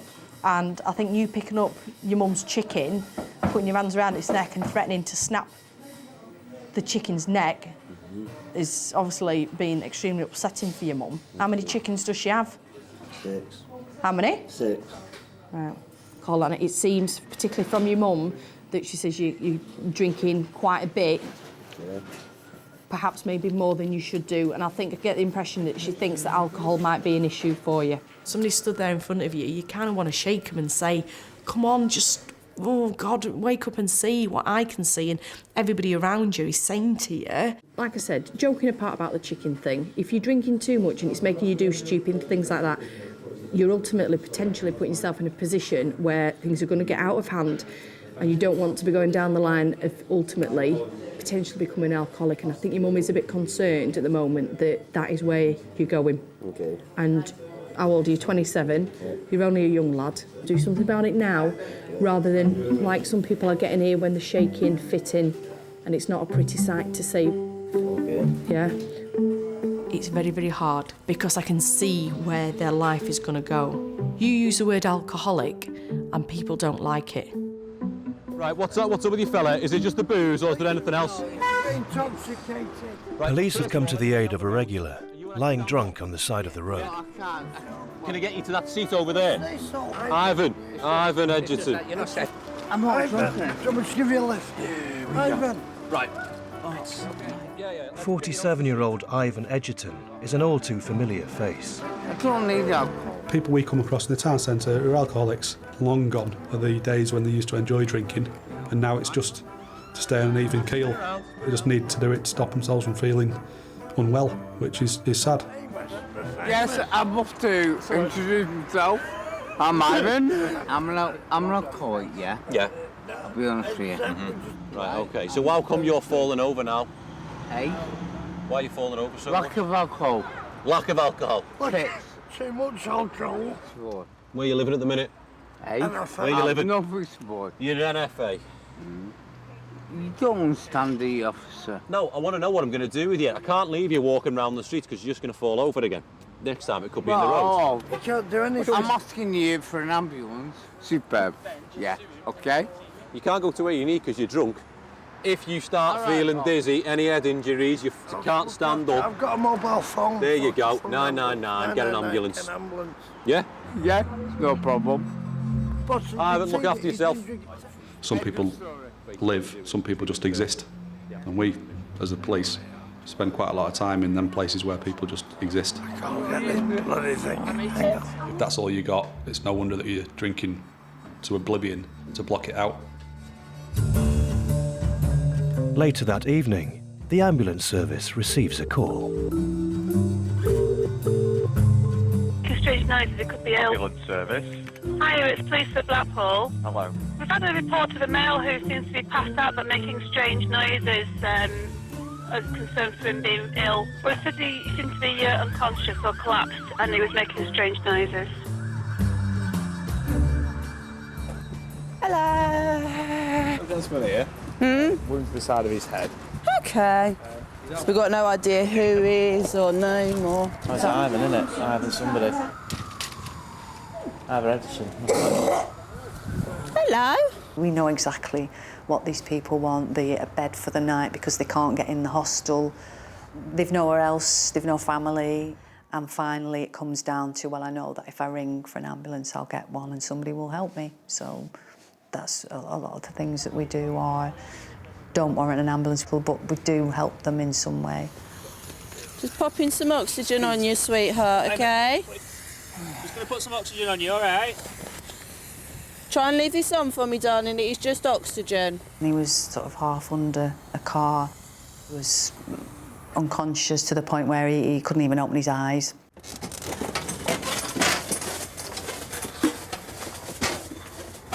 He'd had so much alcohol that he was probably fast asleep. He looks like he's sweating, but he's not got temperature.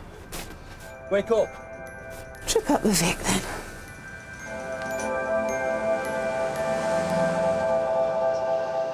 Of course, he wasn't as unconscious as he was have us believe. So, can you pull over, please? Are you going to sit back down on the bed and put your seatbelt back on for me? Where do you think you are? No, you hold the bowl, because I do not want what you're spitting out your mouth. Please. Please?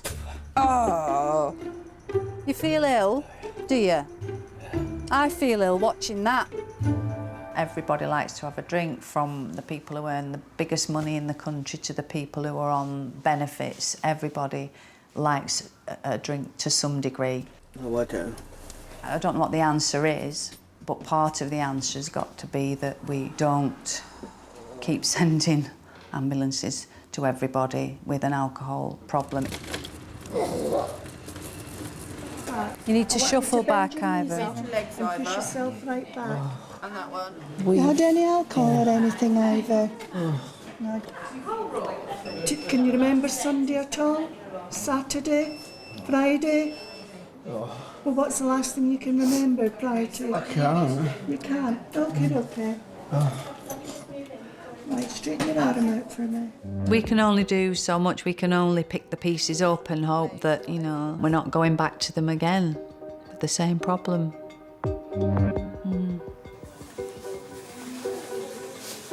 It's difficult to stand there and watch somebody's life fall apart in front of you. You know, it impacts on you as well, and you take that away with you. You must go somewhere. You can't just deflect seeing somebody's world fall apart in front of you. Oh, yeah, Sometimes just having a laugh with your mates is a good way of diffusing the stress. I don't really know. Sometimes in the bottom of a pint.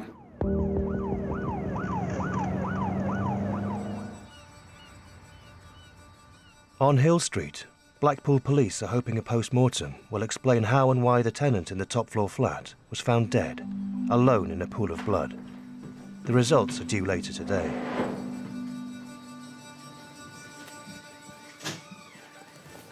Detective Chief Inspector Andrea Barrow is in charge of the case. Right, what I wanted to do is just, will you just go back, tell me from when you got the call and what you saw when you got there? And we've gone up into the hall, up the stairs, and as we've got to a sub-landing just before the top flat, it's been a pooling of blood, about 6 inches across, some blood on the walls and on the banister. That's all leading up into the flat itself.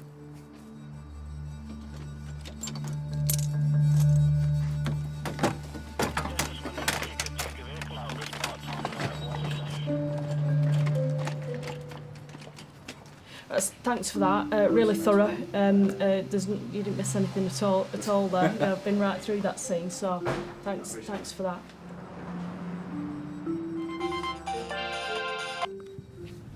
Hi, Dave. Okay, I've just left the post-mortem now. Yeah. He's got a fractured nose and he's got some lacerations to his face and he's basically bled to death. So what we're saying is the injuries that he's got, we don't know how he's got those injuries, but they would be consistent with a fall or something similar. That's correct. It turns out, he was quite a heavy drinker. He was on some sort of medication to help thin his blood. Quite a lot of people do, especially that are alcoholics. And it turns out, I think he just bumped his nose. I'm out.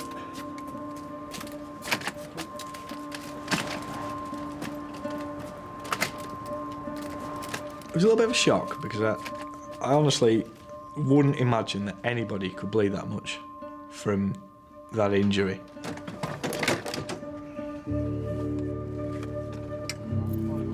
Yeah. I think it's more the fact that he's died and no one's been able to help him. No family, no friends, and he's, you know, died on his own. I think that's quite a sad aspect to it.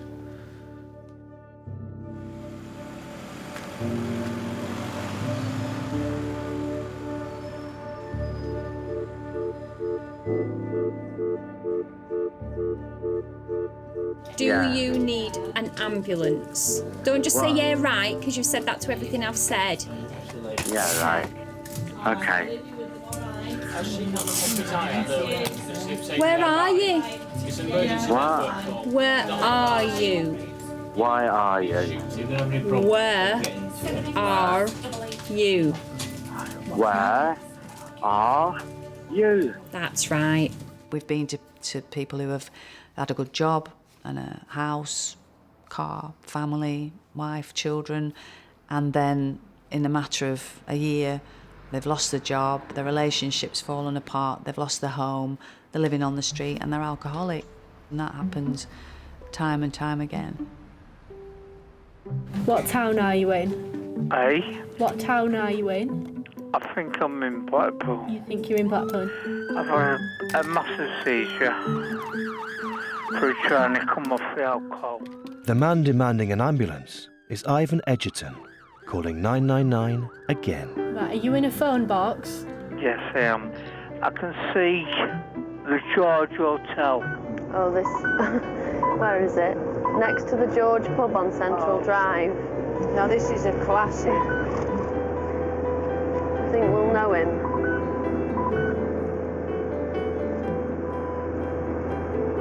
It's likely, isn't it?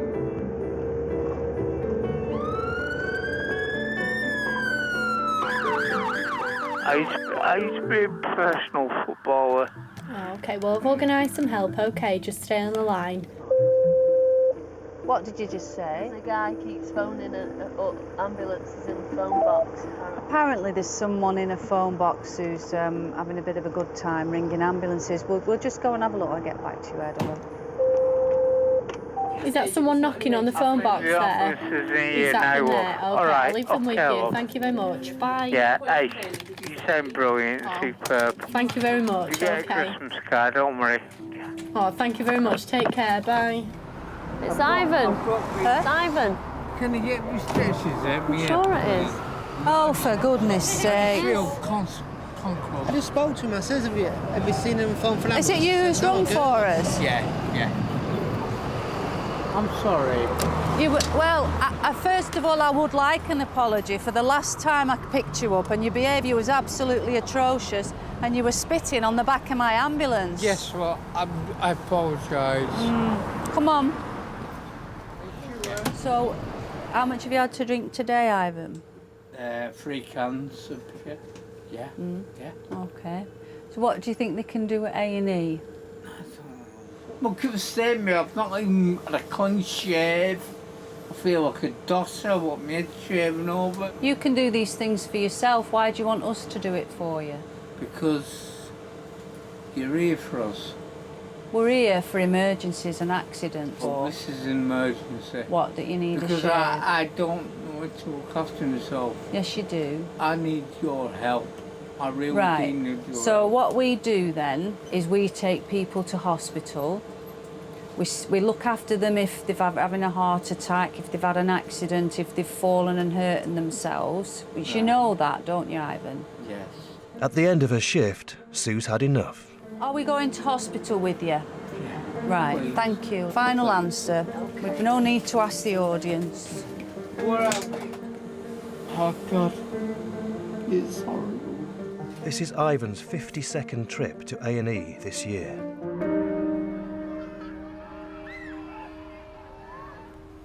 All right. Stop going on. Do you know, there's nothing worse than women bulking. Bulking? Is that nagging? Yeah. Nagging? That's what we do. Come on. Oh, yeah. He told us he used to be a professional footballer, and so we didn't believe that. It was like, really? Okay. And then somebody has actually Googled him, and it's true. He really did used to be a professional footballer. He tells us he used to play for Leeds, I think, or something like that.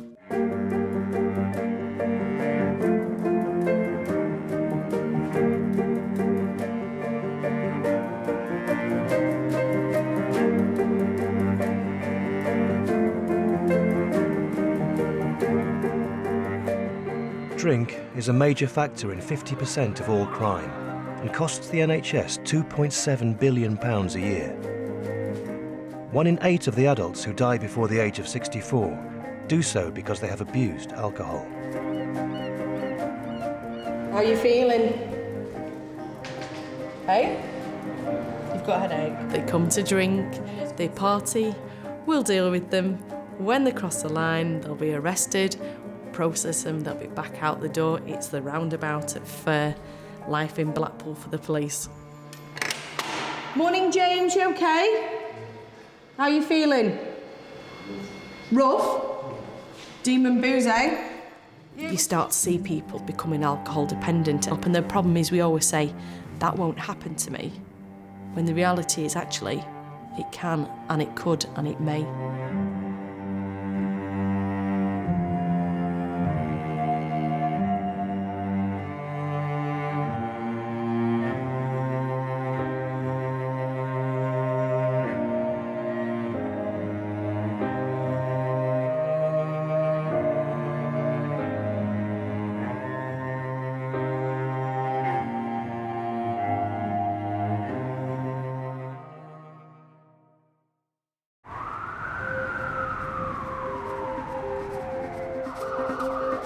Now go ahead, call you through to the police emergency. What's the emergency? What's the address of the emergency? My girlfriend's got the baby. 42, what address? The baby's come out.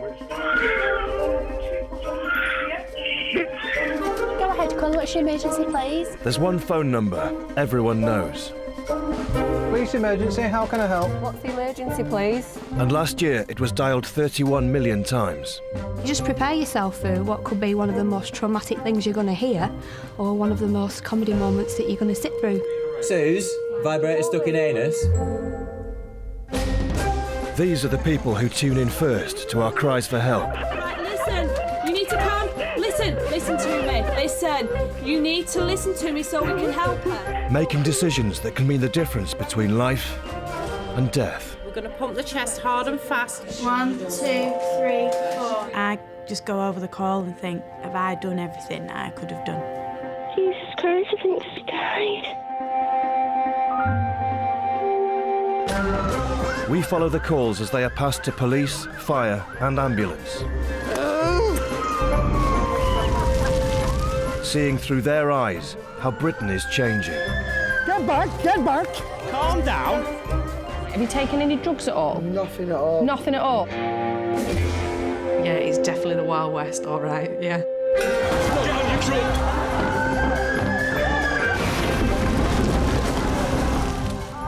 I get to see the side of Britain that no one ever thinks about. Right, mate, we're looking for a guy with a sofa. You've not seen one, have you? I've learnt a lot about what goes on in real life, to be honest.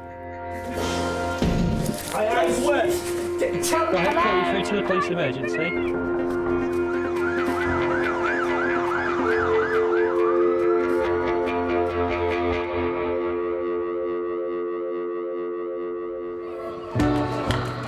Relationships are supposed to provide happiness and security. We just bounce off each other, we always have. A bit like sumo wrestlers. Yeah. But when things spiral out of control, You're on bail. You're on bail for hitting the girl already. more of us resort to dialing 999. I've got a bit of a problem. She's keeping my kitten and she's running at me back. The emergency services are left to pick up the pieces, It's hit you, okay. protecting us from those we once loved. We'll get in the van now. They've not invited us to their wedding, but they'll invite us to their arguments.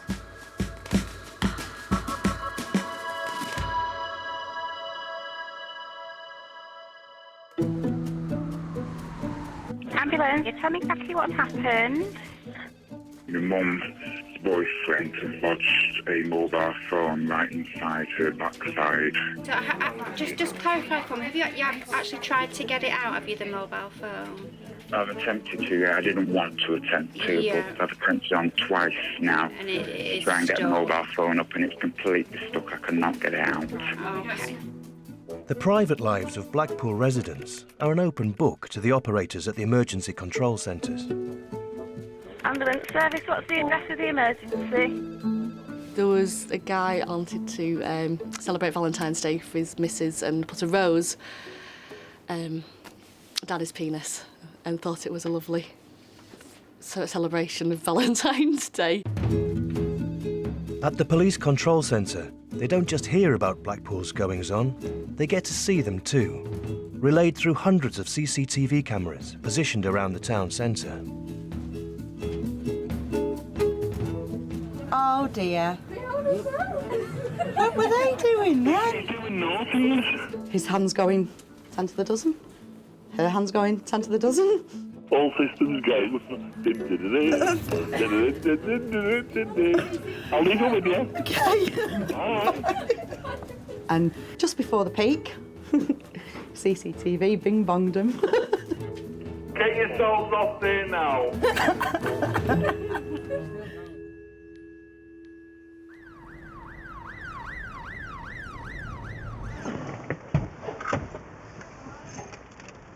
Pass us my Lucasade, please. My little swamp duck.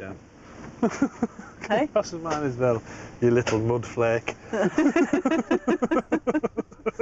Very fortunate because the love of my life, I work with him. Paul, side by side. So 24/7 we're together. Some people will probably go, oh my God, how do you do that? But it works for us. We just bounce off each other, we always have. A bit like sumo wrestlers. Yeah. With working with Mandy for so many years, she was my best friend. It just seemed like the natural step to ask her to be my girlfriend. It's got all the same interests and all the same likes. Yeah, it's quite boring. Yeah, it's quite boring. We're clear. Whoa. Excuse me. After this one. There are points in this job when you look at each other and you think, what are we doing? I wonder who else is doing this. Is this what you call a good relationship? In the middle of the night, running around? Ambulance emergency, what's the address? The guy collapsed on the road. You don't know if he's been knocked down or he's drunk or drugged up, but he's on the floor. He's completely wasted.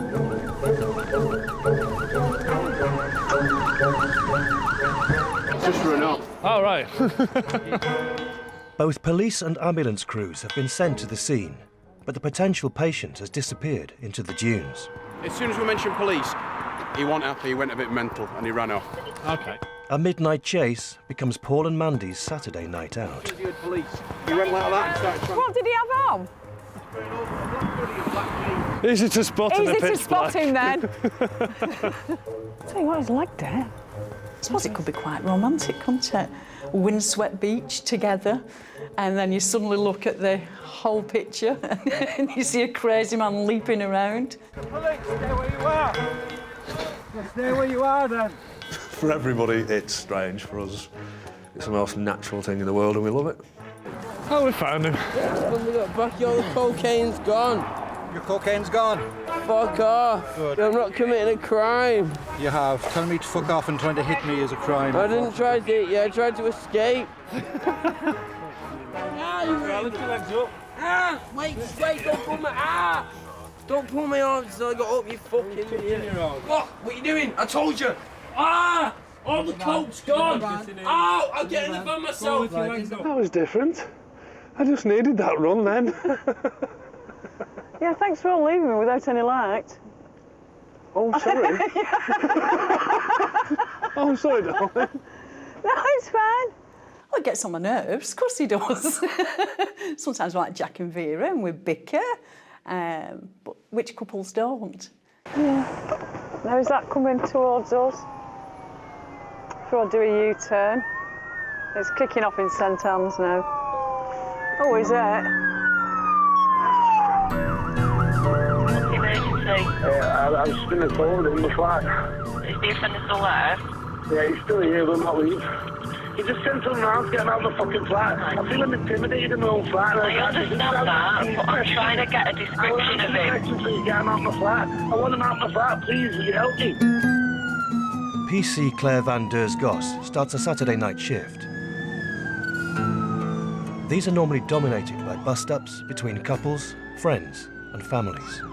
If there's a domestic situation, don't ask me why, we just all fall into brackets and that is my bracket. I'm everybody's social worker. You know, they just aren't 999 to get me, that's all. She don't know. I wasn't thinking of that when he was fucking punching me in the face. Right, there's no need to swear, okay? What's he wearing?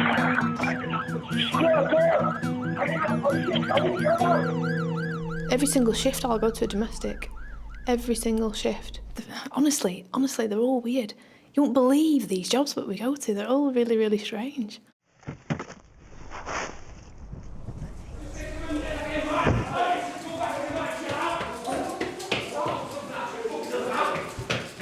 An argument between a young couple and a friend who's been staying at their flat has erupted into violence. You go over there. Go over there. The police, you all right? What's your name? You with one of these guys in here, are you? No, you have a little handgun. No. I'm trying to talk to her. Yes, I know she is. Get back in there. I'll speak to you in a minute.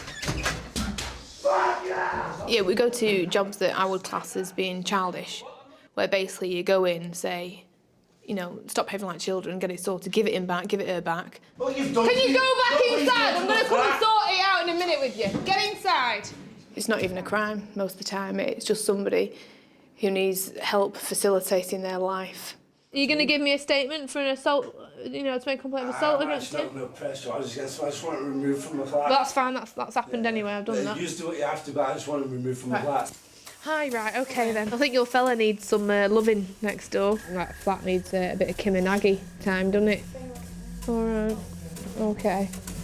We enter their life for a short spell. Pretty much iron it out as best we can, get them in contact with the right people, then out we walk again. I spend more time with my shift than I do my husband, definitely. The only time I see my husband is after I've done an 8-hour Aslan shift in the town centre on foot in the middle of winter and my bum cheeks are freezing and I'll get in and I'll see you know, how long it takes him to realise that I've pressed him up against his back and woken him up when he's on an early shift. I've got a bit of a problem. She's keeping my kitten and she won't let me back. So I was wondering what I can do about it. What do you mean she's keeping your kitten? Well, she's keeping me out of her house.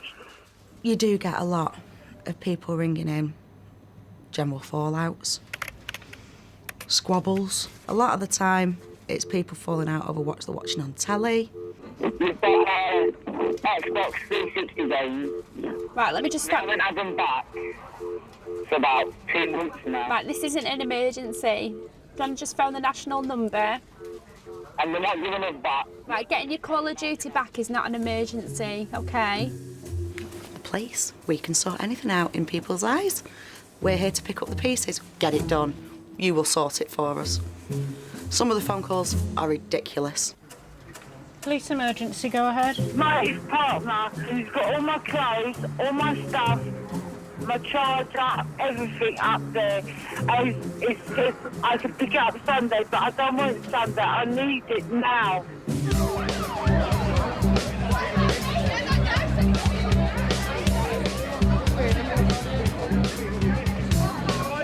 People shag a lot after dark in Blackpool down alleys. There's fluids knocking about all over that town centre on a night time. Yesterday we had a guy pleasuring himself on his driver's seat into a Tesco carrier bag.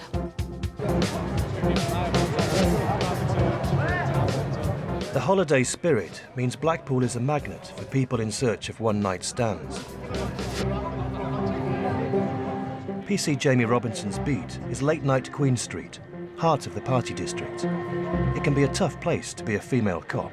You going to walkabout? No, I'm not, mate. No. I'll get you a drink. I'm all right, thanks. What's your favourite drink? My favourite drink, Amaretto and Coke. Do you want Amaretto and Coke? I'm all right, unfortunately. I'm not in fancy dress and we're not allowed to drink. Are you actually working? I'm actually working. Okay, sorry. I thought it was in, like, police fancy dress. No. Didn't you, Josh? They'll ask you if you take your baton home, they'll ask you if you take your handcuffs home, and it can be quite difficult sometimes if you're trying to tell someone off and they're just laughing in your face because it actually turns them on a bit. It's not the reason why I joined. The police around here are beautiful and Honestly. lovely, very generous and lovely women. Police. And men. Men. Women here. And men. Police and men. Blackpool. Women. Police and men. Do me a favour, put your pants up.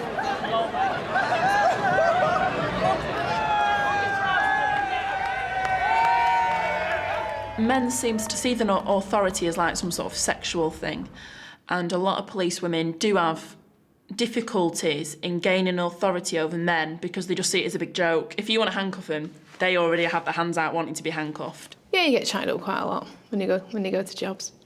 You know, they're not made of wood, are they? You're going to be issued a Section 27 notice and you're going to leave the town centre now.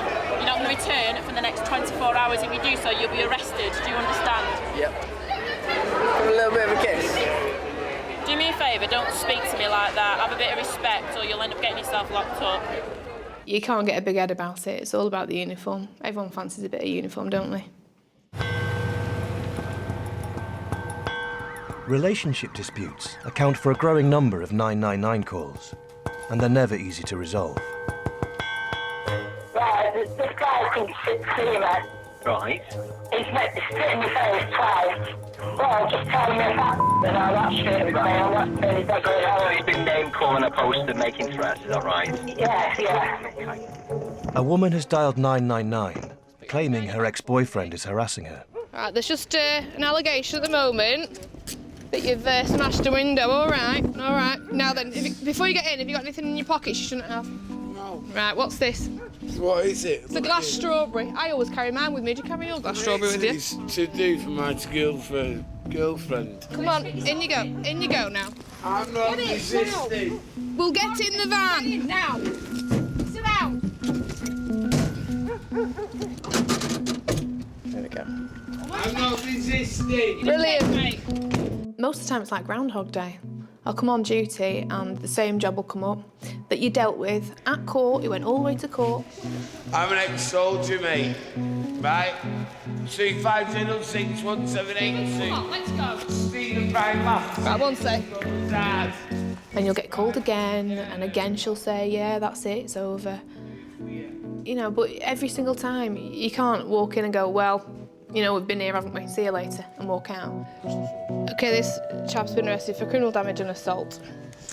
Criminal damage and assault. Oh, I haven't. That's exactly what you've been arrested No, I'm for. not. Right, No, fair I'm enough. not. OK. No, I'm not. This is my turn. In a minute, you're going to get yours. No, I'm not.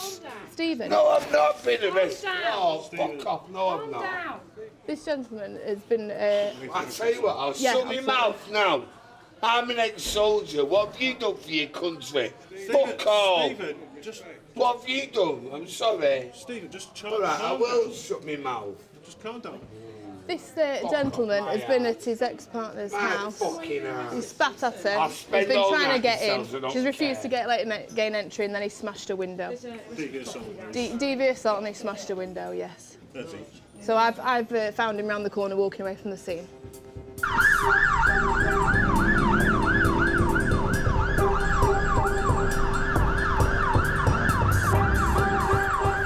Police informed, domestic in progress. It's another non-complicated night for us, dear. What's happened inside here? If she's taken an overdose, I need to sort this out. When Paul and Mandy arrive at the house, they find a marital dispute where the wife has taken the husband's antidepressants. Sorry about the dog. No, it's all right. Alone. I just want a fucking bag. It's your fault and it's his fault. But no fucking coming home. Listen. Leave me alone. Leave me alone. All we're here to do, Chuck, is to make sure you're all right. I'm fine. You Such shouldn't a be minute. such a fucking shit husband. Right, fair dues. It's your fault. How many you took? 7. Because Seriously? you've been a prat. Seriously, yes How many or are you no? supposed to take? None. Well, there you go. it's natural for us. It's just our life. It was our life before we got together. And now that we are together, I mean, I can wipe the blood off her face, she can wipe the snot off mine, and it's just something we just get on with. It's a bit frightening, really, isn't it? If that's what marriage does for you, a bit worrying. Paul's asked me loads of times to marry him, and I keep saying no. It was getting to the stage where it was probably at least 3 times a day, just to annoy her, because I know it annoys her. Not every marriage is like that. I'll be reduced to Lamborghini and white lightning. Shout how much I despise and hate you. Yeah. I'm really, really not sure what difference that ring's going to make. My fat medic wedding. Do you think I'm getting married?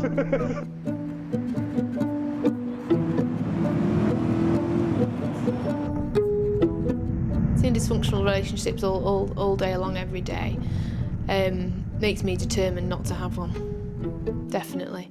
You know, makes me determined that my children will not see any arguing or anything like that. PC Claire Van Deurs Goss has been married to another Blackpool copper for 6 years. Romance in our house is slightly different to most people. Last Valentine's Day, he bought me a new handcuff key. I think you've just got to appreciate who it is you're with and the time that you spend with them. It's not hard to be a good wife. I know what I'm doing. Right, OK, you're under arrest for an assault, OK? For assault? Yeah, for assaulting this lady. So you don't have to say anything, remain harm in defence. Don't mention when questioned something which later on in court. Anything you do say may be given in evidence. Do you understand? OK. I don't have to put Jeremy Kyle on the telly at home. In fact, it's banned from my house because it's like being at work. In fact, I'll often say to people, you know, you look like you could be on Jeremy Kyle. It's ridiculous. But then they don't take it as an insult. I'd take that as an insult if somebody said that to me. Yeah, baby. I love you too, man. Chill out, man.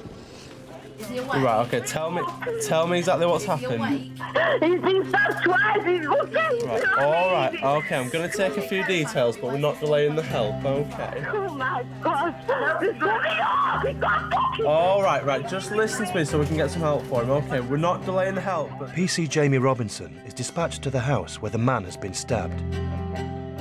Around the area of Queen's Park, which is a renowned area of Blackpool, it can be quite a troublesome area. Listen, right, it's my brother, right? Right, I understand, right, just listen to me so we can help him. Just listen to me so we can help him. It's not right, it's a big fucking hole in his stomach. Right, is the attacker still there? If it's a real adrenaline pumper and you know that it's really kicking off, there's fighting, there's weapons, then it does, your whole body starts to tingle a little bit. You're dead! Right. Hello, can you just listen to me a moment? You're dead! Not dead, I mean you're a dead man! Right, he's yelling at someone, so I think the attacker is still there. Is the attacker still there? The attacker's just fucking got off now. Things won't fucking... He's gone? He's fucking here now. What, the attacker's gone? The ambulance at this address, now!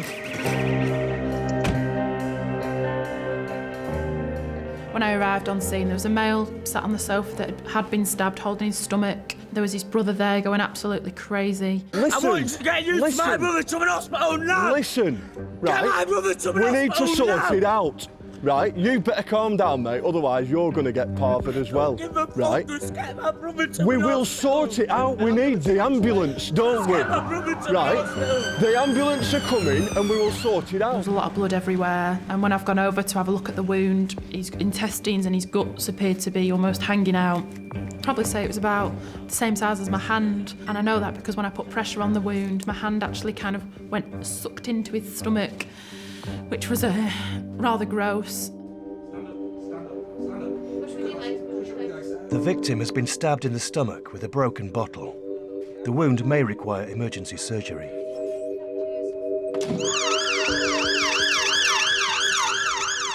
I want to see my girlfriend. Jack, as soon as she arrives, Jack, I'll let you know. Do you have any allergies or anything like that? Oh, wait, what's that? I just felt something drip. It's like blood. She's here. The victim's pregnant girlfriend, Faye, arrives in A&E. Does family go round to ITU? Fucking see the bastard. What he done to me?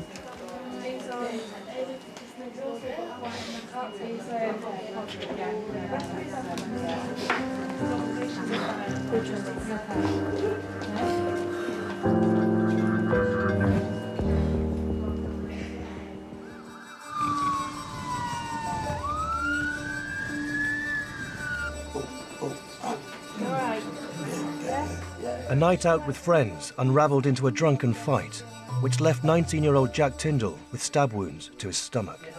Well, that's horrible, that, isn't it? Oh, it is. Is that fat? That yellow stuff?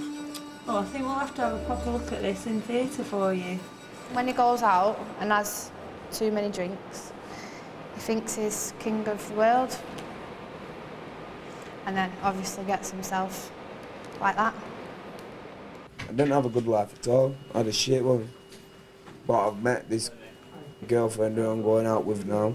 She's made me happy. If it wasn't for her, I'd probably be back in jail.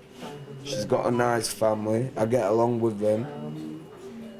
Basically, if it wasn't for my bird now, I'd be fucked.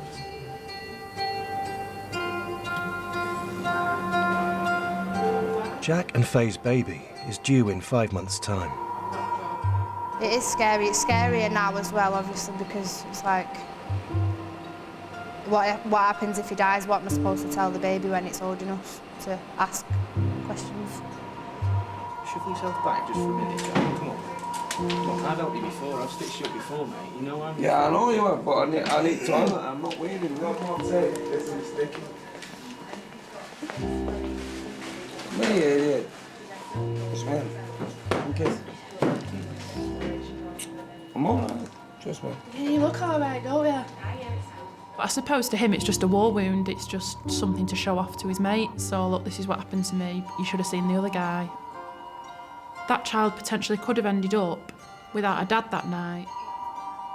Now I've got a fresh start, you know, something to look forward to in the future, you know what I mean? Like, I'm never gonna be like the person I used to be, not a chance. I'm gonna be more grown up and just start acting like a proper family, you know what I mean? Well, just that, like. Not a bad boy. Just a tit.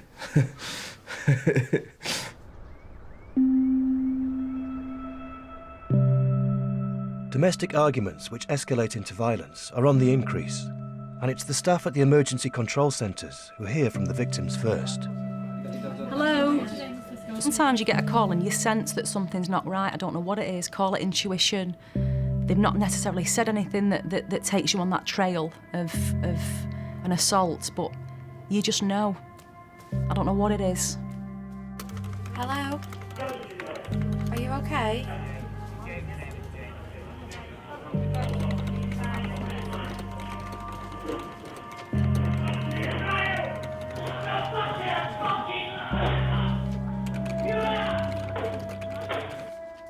Last year, reports of domestic violence rose by 35%.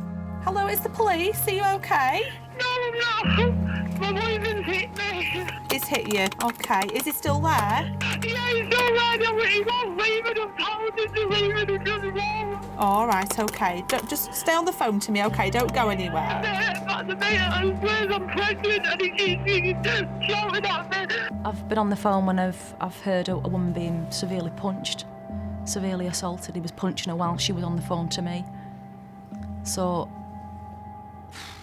I've just felt helpless. Hello?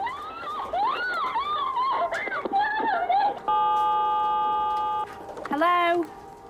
This person's on the phone to you and this person's chasing after them, and all I can say is, like, get somewhere safe, you know, get in the bathroom, lock yourself in the bathroom. We've got the police coming, you know, everyone's coming to you as quick as we can. But they're terrified on the phone to you. It's just horrible. My partner's had a few to drink and he's sort of lost it and I'm really scared. Have you been injured at all? Yeah. Do you need an ambulance, love? Yeah. What's your name? What's your name? Hello? Hello? Yeah, it's not nice what goes on behind closed doors. Most of the murders that we go to are domestic related. It's kind of the old cliche, if I can't have you, nobody else can. When they've said, right, that's it, we're splitting up, and then she'll get a new partner and he's jealous about that.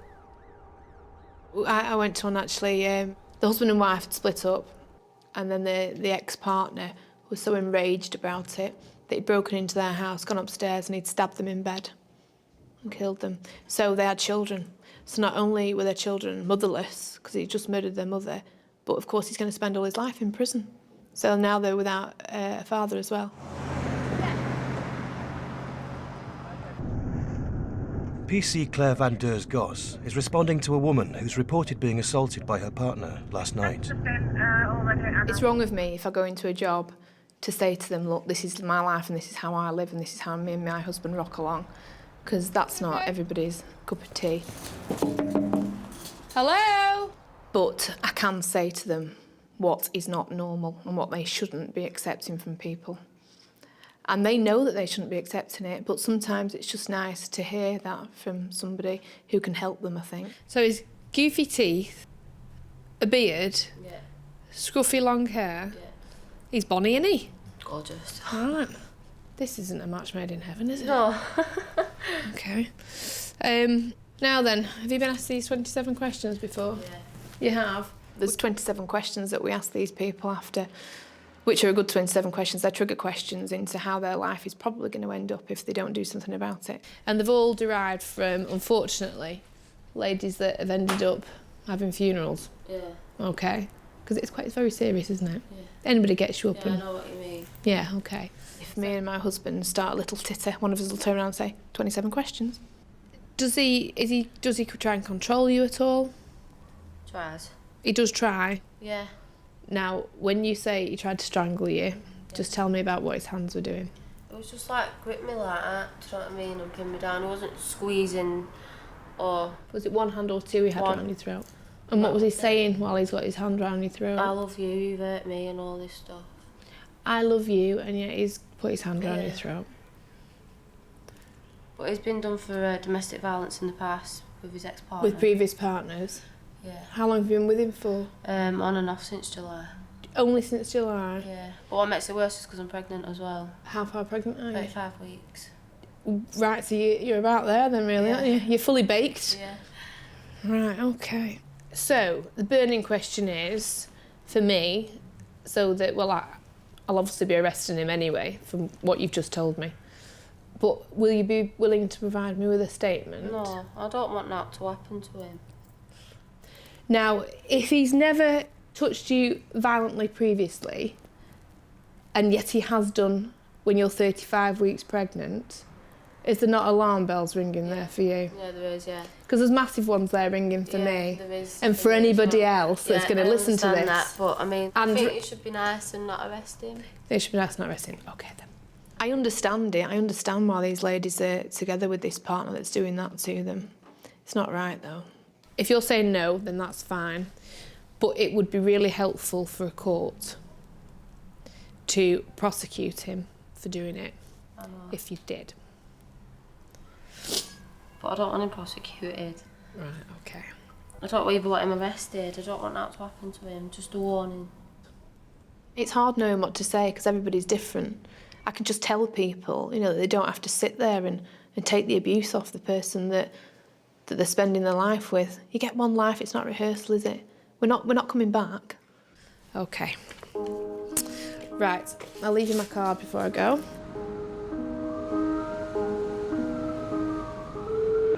Ambulance service. Hi, ambulance is police at Blackpool. We've had a 999 call from a lady who's crying on the phone to us. Her ex-boyfriend has headbutted her, knocked her teeth out and broken her nose. The patrol has just landed on the scene asking for an ambulance.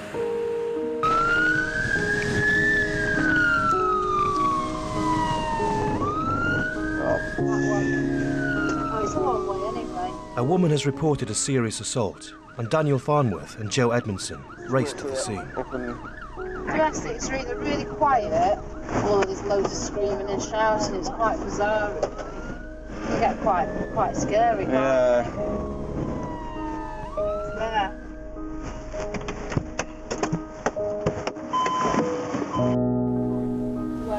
doing, everything.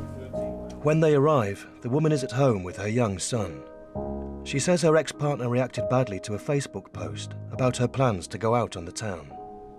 It's an obvious there. Ouch. There.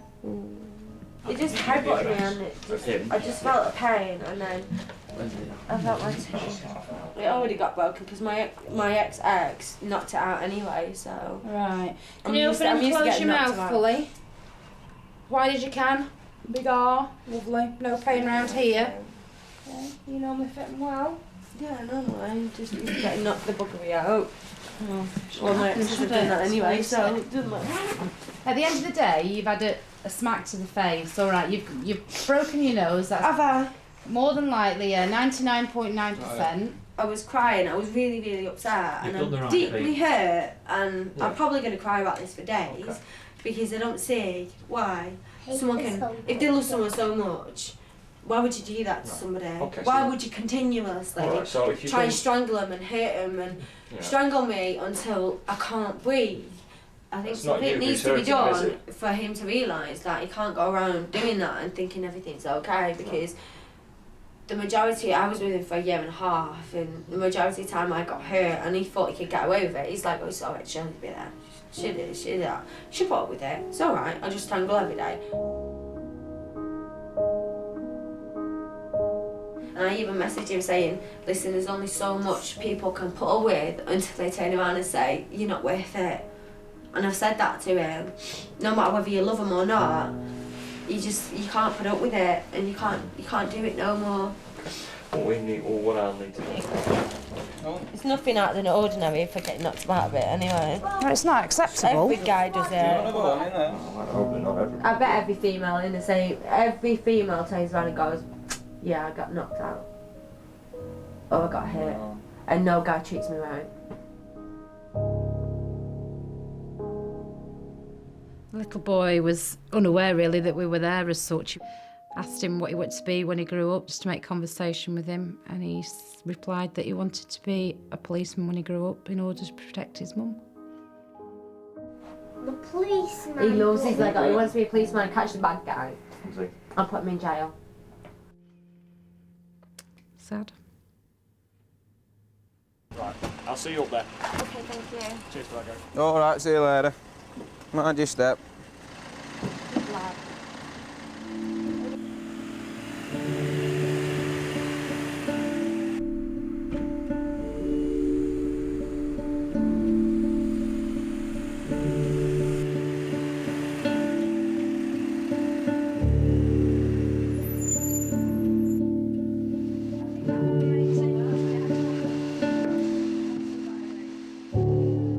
Tell the ones that it's happened to before because they're not worried about if the nose is broken or what the face looks like, whereas the ones that maybe it's happened for the first time, they're really upset, really distraught and wanting a mirror to look at and to look at their injuries, whereas this lady just wasn't bothered. You know, it's happened before, it'll happen again kind of thing, and that was her attitude, unfortunately.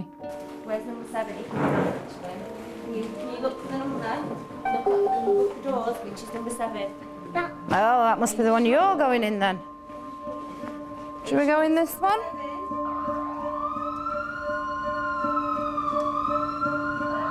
It's like she said, it's just life, it's normal and it's wrong, it's sad, it's awful.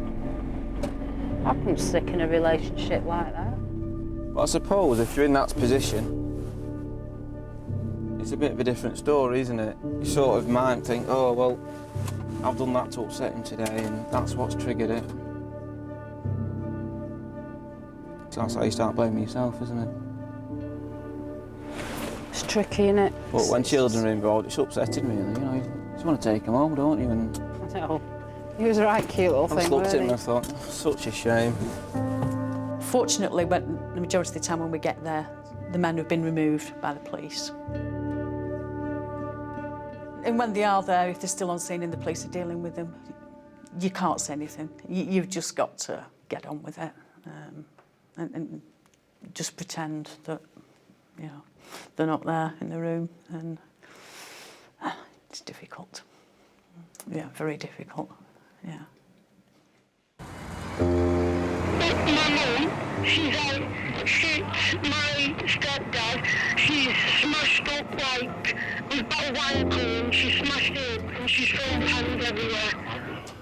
How old are you? I'm 12 years old.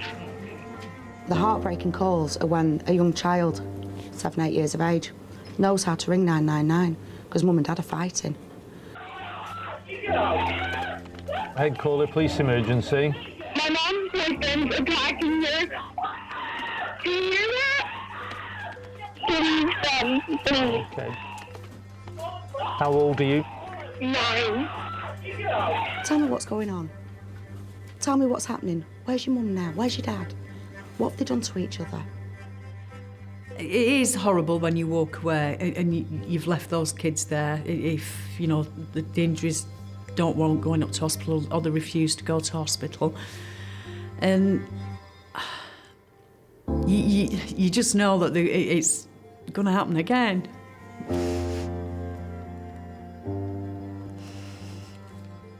I've had them where Dad's got a knife. Why has your dad got a knife? Why is a 6-year-old child on the phone to me telling me Dad's got a knife and he's attacking Mum? That's wrong. Children shouldn't be witnessing things like that. Hello, Lancashire Police. How can I help? I need you here now. What's the problem? I'm kicking off with my mum. Little stepdad is kicking off with my mum. Dad's going to drink. Right. Look what you're doing to this little one. What are you trying, you know? They're innocent. It's not their fault they've been sucked into all this madness. If you don't do it for anything else, do it for them and just get them out. Because they deserve better.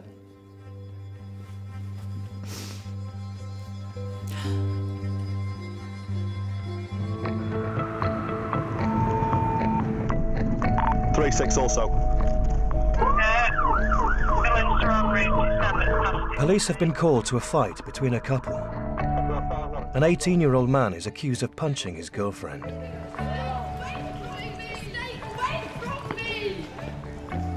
What you're on about? You've hit me 3 times!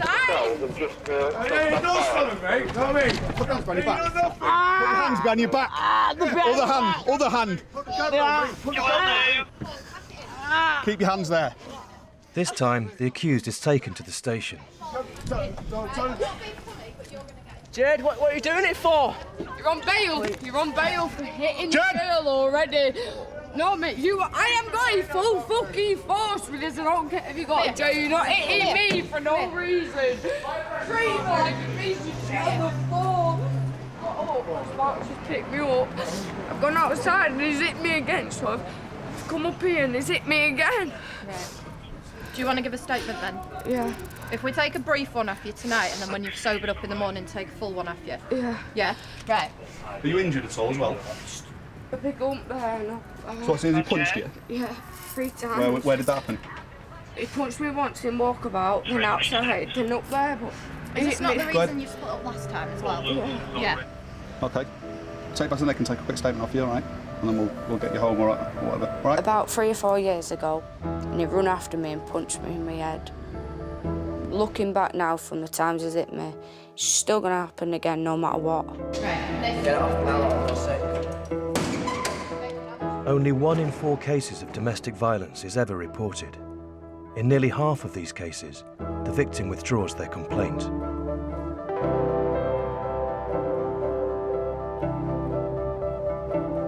This male's partner has said that she's been assaulted by him. He's punched her to the side of the head a few times. Jade is determined to press charges. If he can hit me, then I could sit and do a statement against him. So that's how I looked at it.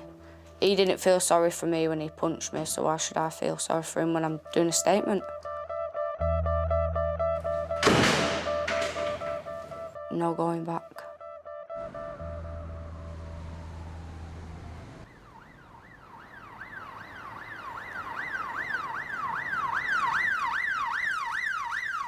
First day was something special that I'll never forget. That's ingrained. Brand new rookie on the station. Absolutely terrified. The station officer said, "Oh, and this is Mandy, who you'll be working with. This is your partner."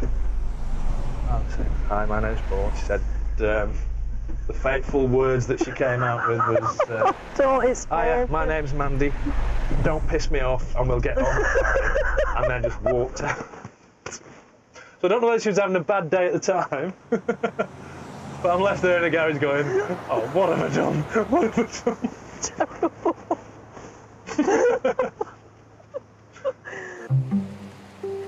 For Jade, pursuing charges paid off. Her boyfriend received a 6-month suspended sentence for assault and a restraining order. No girl deserves to be hit, no matter what they've done.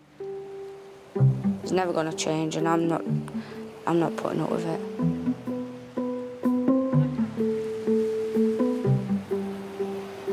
I'm making a start of my life and just leaving behind. I don't know, 13 years. Never worked with anybody for 13 years before in my life. Have you seen the new update on this, by the way? No. Test your brainwaves now. No, it does not. Does? Yes, it does. Watch. Is it going to be a blank screen then? Shush, this is serious. Right, that's my thought in. So I was just wondering.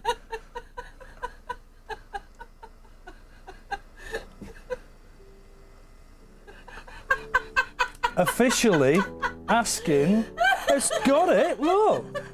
That's perfect, that's exactly what I was thinking. Silly fucker. I just wanted to know. I know I'm the happiest man in the world already, but officially, will you marry me? I'll even go down on one knee. This is official. Will you legally make me the happiest man in the world?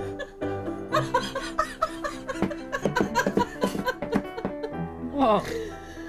The ring might be jelly, but the sentiments are real. Yes. No.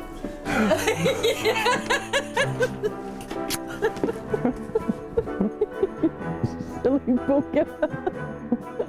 If you live your life where you're going to look back and say, I wish I would have, then you've missed the point of it. We do see a lot on our job, and it just stops you in your tracks. And I guess you tend to grab life firmly with both hands. It's too short to be arguing with people. It's too short to be fighting with people. Because you only get one chance.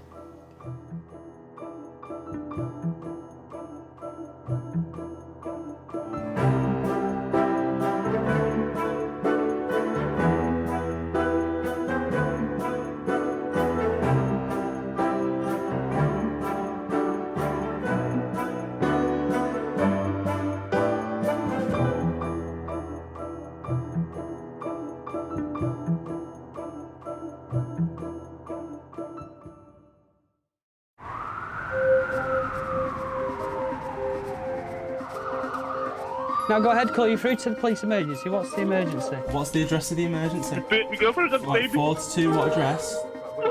That's the baby, the baby's come out. Go ahead, call. What's your emergency, please? There's one phone number everyone knows. Police emergency, how can I help? What's the emergency, please? And last year, it was dialed 31 million times. Just prepare yourself for what could be one of the most traumatic things you're going to hear, or one of the most comedy moments that you're going to sit through. Suze, vibrator stuck in anus. Don't let her have anything to eat or drink, 'cause it might make us sick. We have been with the people who tune in first to our cries for help. Listen, you need to calm. Listen to me. Listen, you need to listen to me so we can help her. As they made the decisions that made the difference between life and death. We're going to pump the chest hard and fast. 1, 2, 3, 4. I just go over the call and think, have I done everything I could have done? Jesus Christ, I think she died. We followed the 999 calls made from Blackpool as they were passed to the police, ambulance and fire crews we were following. Get back! Calm down. Have you taken any drugs at all? Nothing at all. Nothing at all? Positive. Yeah, it's definitely the Wild West, all right, yeah. Now we can hear from them how Britain and their job is changing. I get to see the side of Britain that no one ever thinks about. Right, mate, we're looking for a guy with a sofa. You've not seen one, have you? I learnt a lot about what goes on in real life, to be honest. We give the 3 emergency services the chance to look back at the jobs that have changed the way they relate to the people they're helping. And we explore how the meaning of an emergency is shifting. From an individual cry for help, get me somewhere safe, to a demand to fix our avoidable and self-made problems. I suppose it's a bit like gold mining. You shift several tons of muck and crap to find, you know, the tiny flecks of gold. And it's worth it. In this week's episode, we review some of the key events filmed for the series, focusing on the stories that show how their world is changing. Go ahead, colour. What's your emergency, please? Lancashire's 999 call-outs are dispatched by separate control rooms for each service. Try and put as much pressure on that as you can. They are the first to tune into every personal drama. Tell everyone there is nothing they can do for him while he's having a fit. He has to have the fit. If you start with them, you see how the 999 service has changed. Before I joined the police, I used to work in a call centre, and I was absolutely shocking, you know, and that was without the pressure of 999 calls raining in your ears all the time. Police emergency, go ahead. You're a big fat pig! Often, all too often, the calls that are received and fielded ain't an emergency in any way, shape or form. Hello? With the people who are turned for help at 4 o'clock in the morning when somebody's got a puncture or they don't know how to work the microwave. I'm not in a credit muffin. I've never done any sleep. Right, OK, I appreciate what you're telling me, but this is a life or death emergency line, not an I've got no credit line. My perception's changed so much from when I was younger, and I would never have dreamed of ringing an ambulance unless somebody's head was hanging off. Well, I've got a bit of a problem. She's keeping my kitten and she won't let me on his back.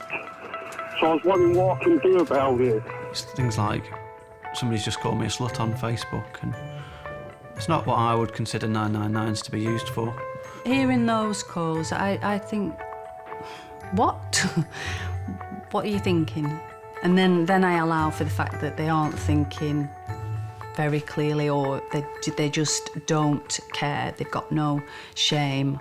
We've got Xbox 360 games, and they're not giving us that. Right, getting your Call of Duty back is not an emergency, OK? The call centre is exposed to all of it, from the don't waste our time sort of calls to the most harrowing. Are you right by him now? Yeah. OK, listen carefully. I want you to get your son flat on his back on the ground and remove any pillows from under his head. You've got to be switched on, because when that call comes in and it's something serious, you know, you've got to make sure all the bases are covered.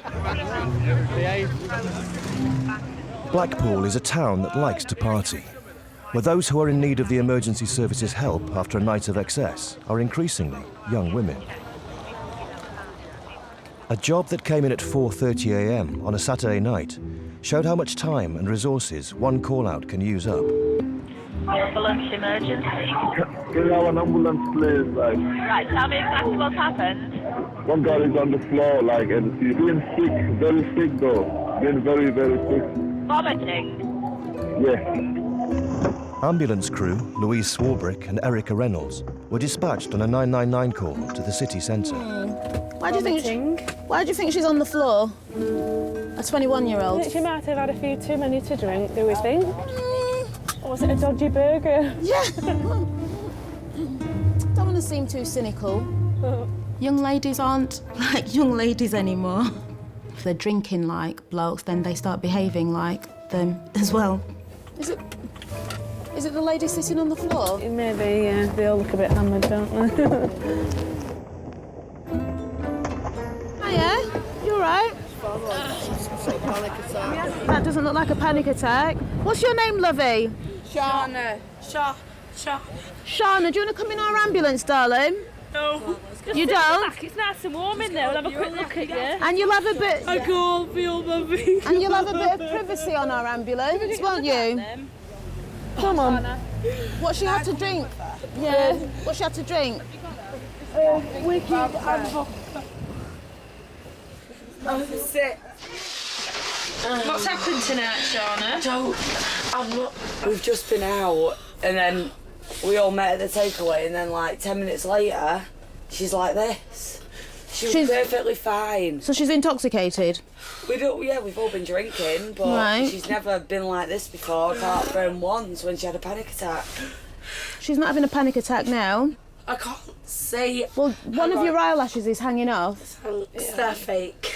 Just get your friend to take them off for you. That's much better. Thanks very much.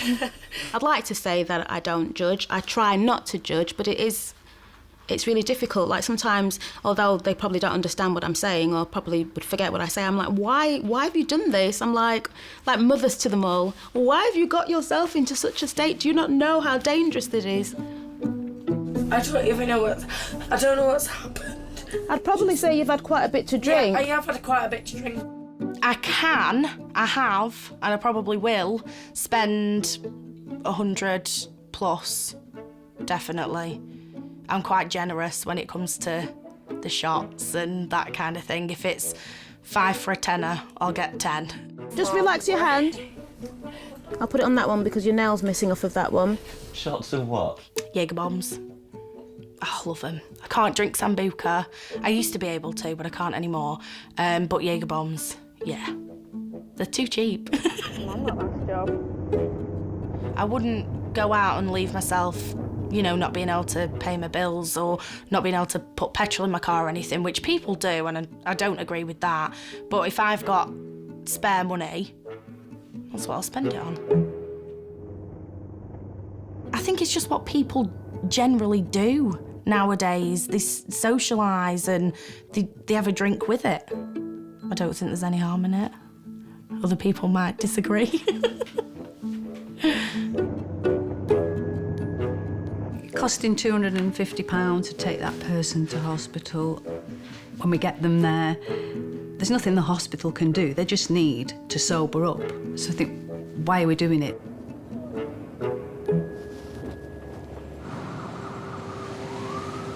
Persistent callers presented a problem that cost the emergency services dear. I think somebody once told me that we only deal with 5% of the population or something or other. So to deal with only 5% is, you're probably dealing, like you say, with the same people, day in, day out. One woman's address in Blackpool was heard over and over again. 31-year-old Lindsay Taylor was one of the most persistent 999 callers of all. We've had Lindsay Taylor on the phone in relation to Andrew, her ex-partner. He's turned up at the address, causing problems. He wants to get back with her. Jesus. Lindsay's one of our regular users. I think that's the fairest way to describe Lindsay. I don't think there's a Bobby who hasn't been to Lindsay's address with her on-off partner due to the issues she's got. Her life totally relies on 999. Every time anything happens, she picks up the phone to 999 like somebody might pick up the phone to Dr. Miriam at the Mirror or something. Fucking hell! Oh, is it you again? It is me again, how are we? We all right? Whoa! Stop it, Lindsay! No, police officers! Stop it. No! The police! The police! Oi! Andrew, go outside like I told you, please. Lindsay! You're right, you are. For God's sake. What for? Lindsay, put your cigarette down for us because you're under arrest. What for? You're under arrest on suspicion of giving section it you. Put 47, the cigarette in DV there. assault. Oi, Lindsay! I can blow £150 in about half an hour. Serious. I'm not a cheap date. Stop it, Lindsay!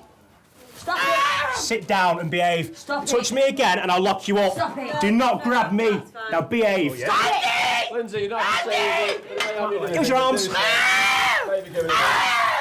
fucking twat! Yeah.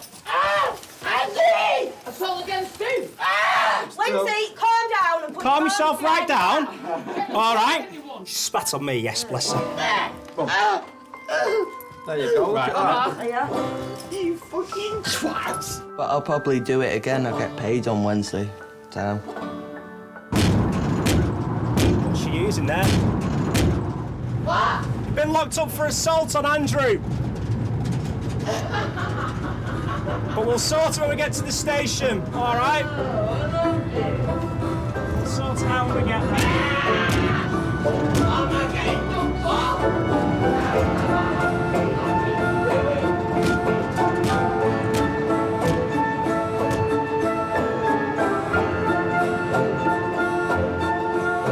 Cup of coffee with sugar?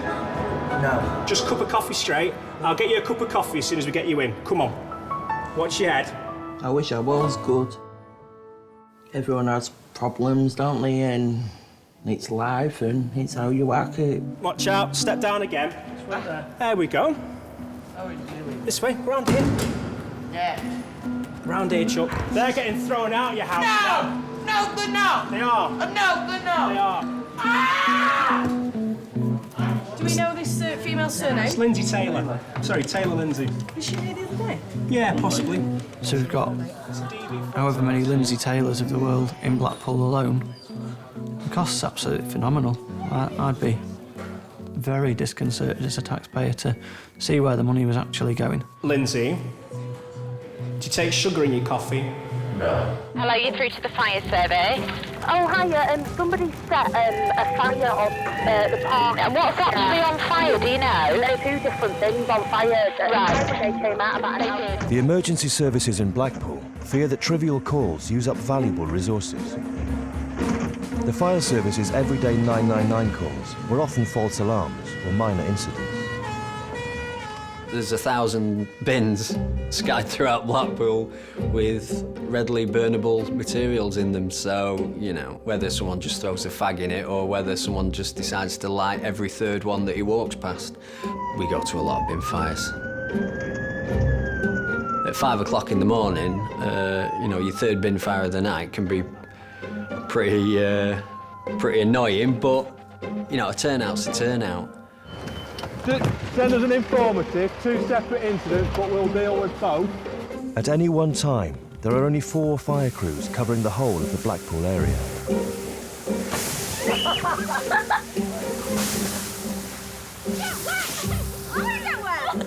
Do you know who did it? Do you know idea who did it? I don't live in that, I don't know. And you wouldn't tell me if you did you? Would you? I would actually, yeah, 'cause I don't know anyone else. Paul? FDR3, rubbish, deliberate, please. 5 minutes, 1 hose reel. But when calls flooded in about a major blaze, all available crews were immediately dispatched. Hi, service. Oh, sorry about you. I don't know if you've had this reported, you probably have. I'm in Coronation Street in Blackpool. Yeah. The air is just full of smoke out there. So social club? Yeah, right. Sometimes you're turning out to something and nothing, and other times you think it's something and nothing, and it ends up quite a big job. Yeah, it's just smoke from Traders Club. It's off Central Drive. Yeah, is it an inter-road area? 45 firefighters were sent to the incident at the Trades Social Club in Blackpool.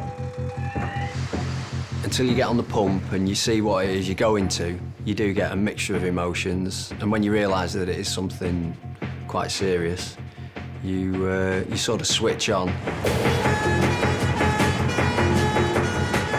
Oh, there's definitely adrenaline rush, without a doubt, and pretty much within 2 minutes of being on the road, we could smell it. The first thought was it is a large fire, and it'll probably get bigger before it gets smaller. Once you're up, get yourself down here. When we saw the smoke coming out of every single gap and window, we knew that it was going to be a long night. Jesus Christ. We're just recovering jet at the moment, so just hang fire.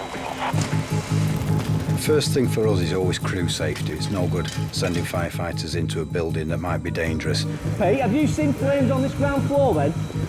The next thing we look at is if there's anybody trapped in the building.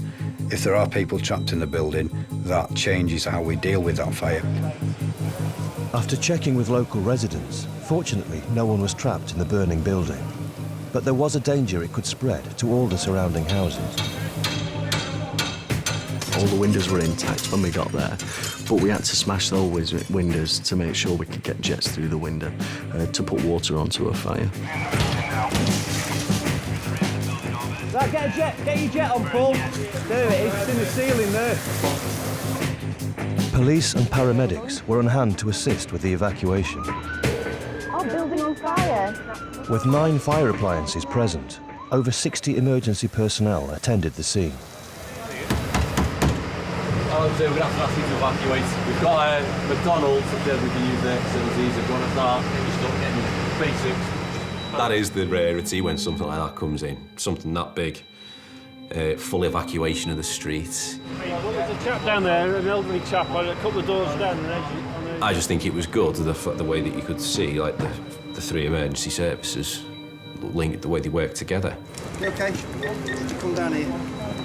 I was having a lovely dream, and I thought the knocking was in my dream. Well, the lady's at the window. But then it kept persisting, and I thought there's something wrong. So I went downstairs, and he says, "I'm giving you 5 minutes to get dressed." And then I saw all the smoke coming past. I thought, "Oh my goodness!" Apparently somebody's having difficulty breathing in here. We saw a light on upstairs, and we were thinking the worst at the time, actually, thinking that this elderly gentleman has been overcome with smoke as his bedroom window was open. Hello? Hello? It's ambulance, sweetheart. We just wanted to make sure you're okay. I bet this is a bit of a shock for you, isn't it? Yeah. Been walking up to police and ambulance coming in. They're all gathering in McDonald's down the road. After 4 hours, the fire teams believed at last that they had the blaze under control. We knew it was going to be hard to deal with because of the access. We're going to struggle committing breathing apparatus crews in there to put the fire out, which was really the only effective way of doing it. People have thought they've knocked the fires out, it'll be fine, it'll be right, and sometimes it does go wrong. Right, we've opened this up at first floor level, and there's no flame at first floor level. It is definitely contained to the ground. At the back? Yes. It's showing burning at first floor level. Is it starting to show there? Yeah. The fire crew gained entry to the ground floor and were confident that the fire was contained. But there was a danger that letting air in the building would stoke the flames. It was breathing in there and searching for something to feed it. It was waiting for the oxygen to feed it, and that's exactly what it did. I was right.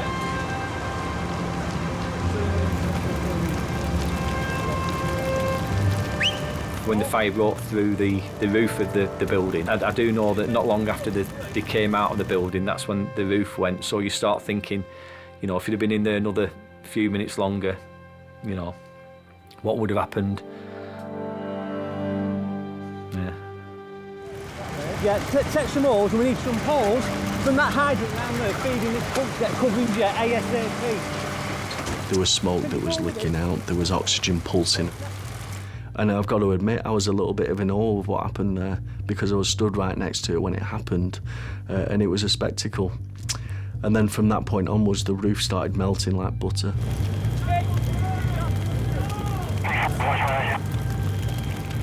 I could feel the energy, and I could feel it from the outside, not only looking at it, but actually feel the waves that it was giving off.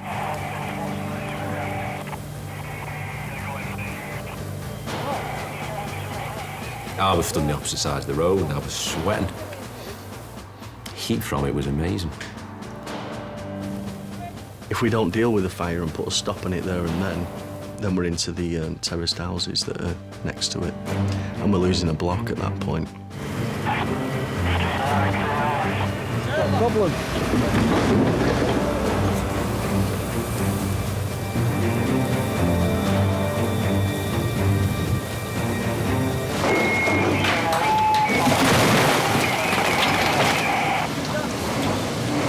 Yeah, no. Yeah, go ahead.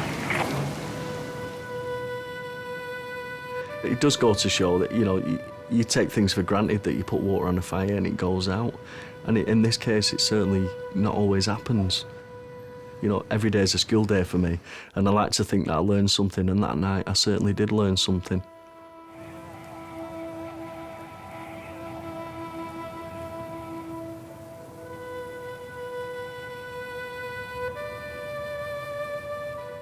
By 8 a.m, the fire had raged for 4 hours.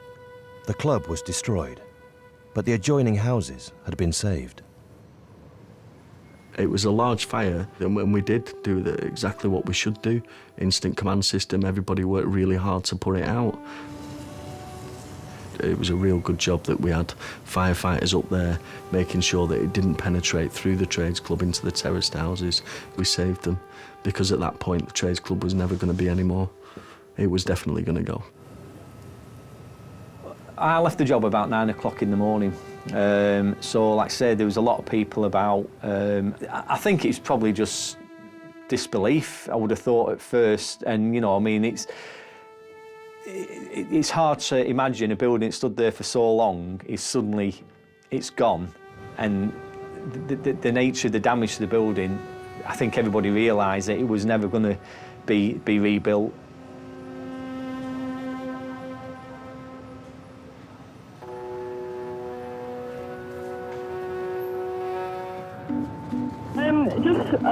I know you're very busy tonight. It's just to make you aware that there's kids throwing fireworks in the street, and the one's just nearly hit my gran with my baby in. For the emergency services in Blackpool, an increasing proportion of their work related to the behaviour of young people. I remember a 15-year-old from Chorley.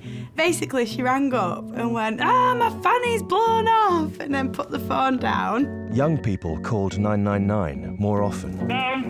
Hello, am I speaking to an adult?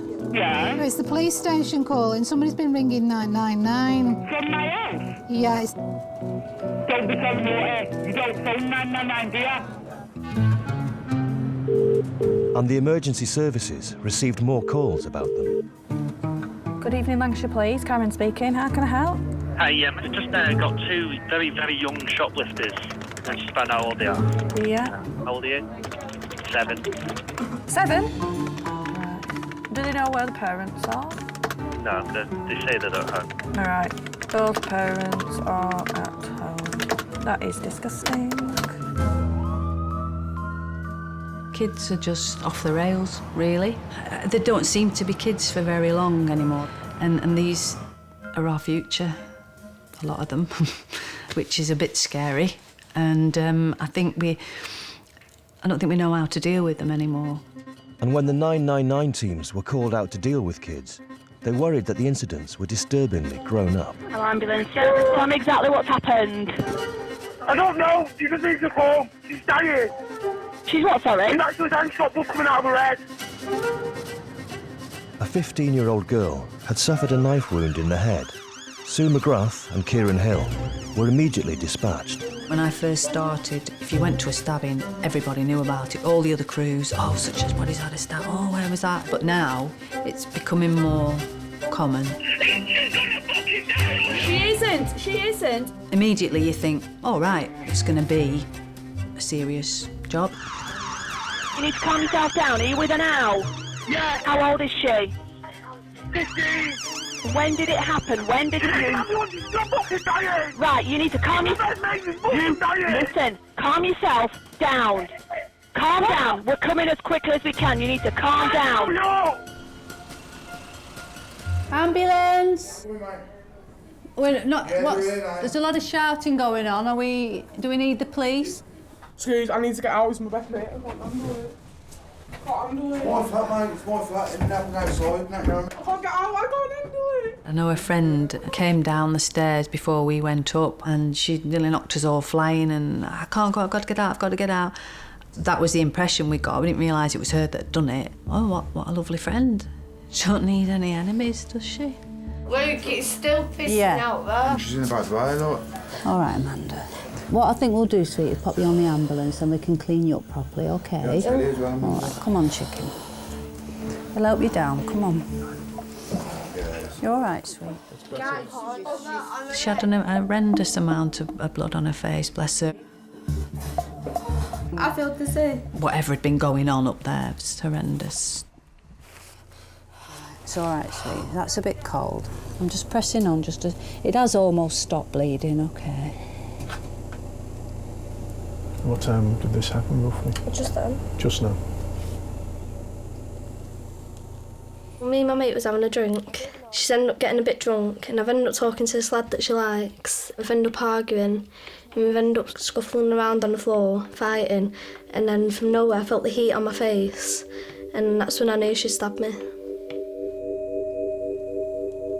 What was it about? Over a lad. How long have you been friends with this girl? About 10 years.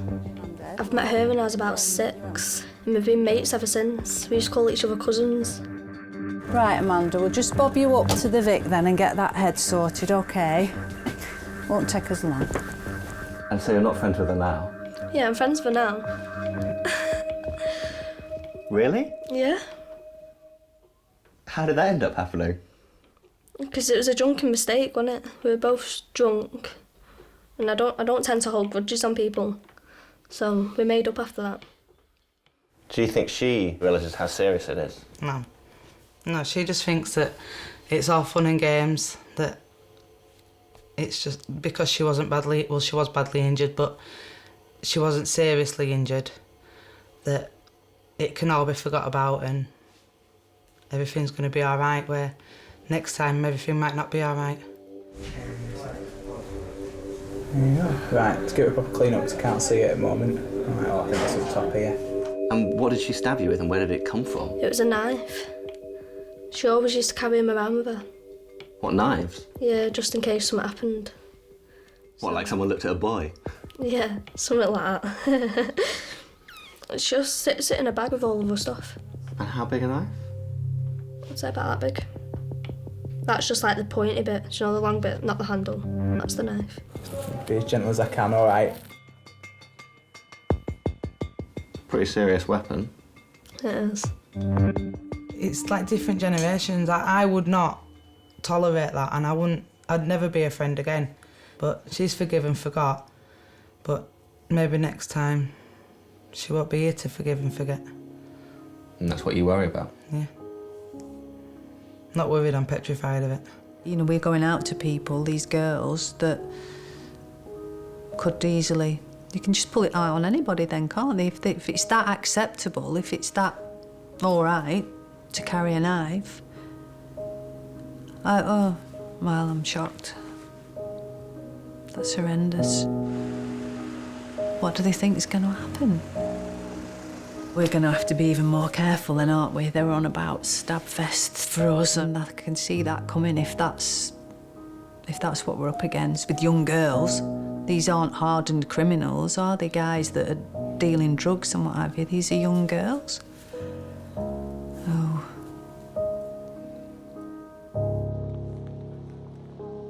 Poor parenting from a couple of generations back is now responsible for a massive, massive amount of how much we have to deal with because people haven't been brought up with any level of discipline.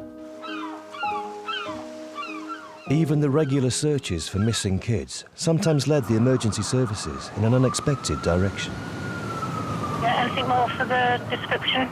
The two 12-year-old twin females with long blonde hair. The number of children that we have go missing is phenomenal. Last weekend, 5 children went missing in the space of 2 hours. 4-year-old, 5-year-old, 6-year-old. And then the following day, there was a 3-year-old lad went missing on Blackpool Promenade, followed by another 3-year-old lad, followed by a 5-year-old from the Pleasure Beach. And you just think, how are this many children going missing? He's managed to lose his children, his 2 children. He sent them off to the beach and carried on drinking. And now the tide's in and he doesn't know where they are. 3901. Stupid question, I'm sure, but have they got mobile? 7603. How long ago? So you last saw him at 5:15. 17:15, so 2.5 hours. We've got patrols out looking for your daughters, but there's obvious concerns about their welfare because the tide's come in and you've no idea where they are. Have you been drinking? About 4 pints. About 4 pints? All day, yeah. And where do you live? Pardon? Are you local? No, I live in Bingley. They're staying at the... I'm from Bradford. They're staying at the Cliffs. Bingley near Bradford. What's mum's name? Victoria. We'll take a seat in my car and then we're away from all these drunken morons. Are they allowed to go out on their own when they're at home? They don't normally. They normally go out with their mates. It depends. Right, but they do go out without adult supervision? Yeah, well, they do go out to meet the mates, yeah. Some daughters back. How long are you away for? Just for a weekend. Some daughters back. 945. Can two Tetra, please? Hey, Sarge, I'm just wondering who we've got available to start flyering the arcades and stuff for these posters.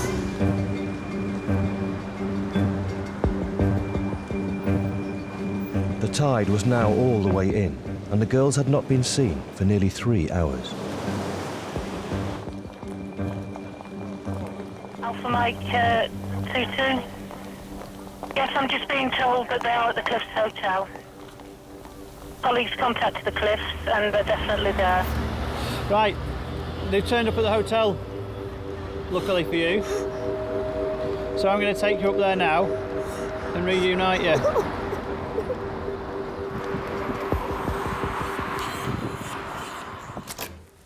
Hello? Hiya. You all right? Yeah. Which one's Lauren? Me. Gabrielle? Yeah. Hiya, you okay? Yeah. What's happened? Well, we were out in Blackpool, obviously, and Dad said he was staying at this pub, and then we told him we were going to the beach. Yeah. And then our big ball went into the sea. Right. And so we went in and got it. So then we were really cold, and then we went to the pub and he wasn't there, and so we got the bus, and we came back to the hotel, and we've been waiting here for about 3 hours. Right. I need to have a chat with your mum and dad. I'm just waiting on your mum getting back. Hopefully this is her. Because we've been very worried about you. We've had a lot of police out looking for you in the last 20 minutes. Is it Vicky? Vicky, do you want to come around this side for me so I'm not having to twist and speak? Because I need to speak to everybody. I'm a bit concerned about what's happened today. Because you've been drinking. And to my mind, you're a bit drunk. Okay? Have you been drinking as well, Vicky? I had a couple of drinks, that's all. Right. I've only had a couple. I know you're on holiday, and I know you want to relax, but we've had a near disaster today. These two today have been in the sea while you have been sat in a pub.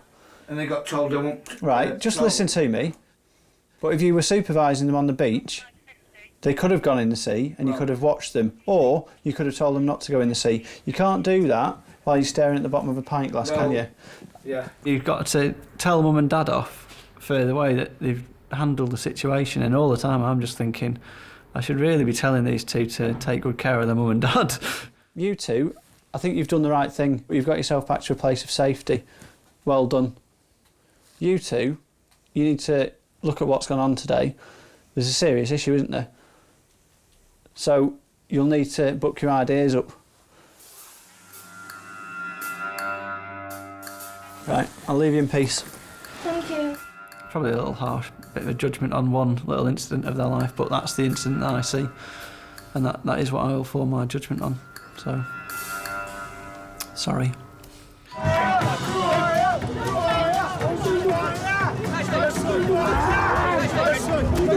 It's on, walk away. It's going that way, lads, please.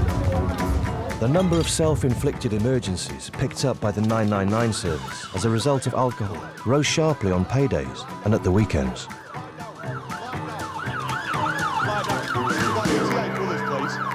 He's outside on a bench, shaking. Like, we asked him if he'd taken anything, and he just said 5. 5? Can't stand up. Yeah, I don't know, like 5 pills or 5 what, I don't know. Policing Saturday night in Blackpool was the toughest and busiest shift of the week. ¿Qué pasa? It's 10 now. You're number 10. In the queue? In the queue. Oh, cool. Because it's busy and... Oh, yeah. Oh, yeah. Many revellers ended up in custody and were dealt with by Sergeant Lisa Dunn. Come 12 o'clock, that is the witching hour, and it sort of changes. Tell you what, let's get these stinky trainers out of the way first. Have you spewed on yourself? Because quite frankly, you're covered in vomit. It's like a zoo. That's the only way I can probably describe it. What's your surname, please? Excuse me? Hello? I will. It's a mixture between a zoo and Jerry McCall's waiting room. Oi, Vicar. Oh, give over, lad. Give over. I'll come on your fucking face, you buzzard! keep buzzing! Joking is only in Blackpool. What the fuck? That's what you come to Blackpool for? You come to Blackpool to get absolutely fucking living. I suppose it's a bit like gold mining. You shift several tons of muck and crap to find, you know, the tiny flecks of gold. And it's worth it. And a single call had the power to change one ambulance crew's view of their job for good. Tell me exactly what's happened. Well, I've got Mr. Lee Knowles here. He's he's schizophrenic and he's really freaking out here. I need some help. He just doesn't believe that he's who he is. Is he thinking about committing suicide? Are you all right, Lee? It's a bit itchy. Yeah, all right. All right, Lee, just speak to me a minute. You're all right? Does he have a weapon? No. It is not known but possible that he's violent. He doesn't have a weapon, it's not a suicide attempt, he's not completely alert. The patient is in security and freaking out. There you go. Lee, would you like to try and speak to this lady on the phone? Right, yeah, be nice. Be nice. Just tell me what you need. Hello, love. This is the ambulance service. Is it Lee? Look, I'm feeling very itchy and not very happy. You're not feeling very happy? No, but this other person's got canned foods. I'm telling you, he's not... sorry, love.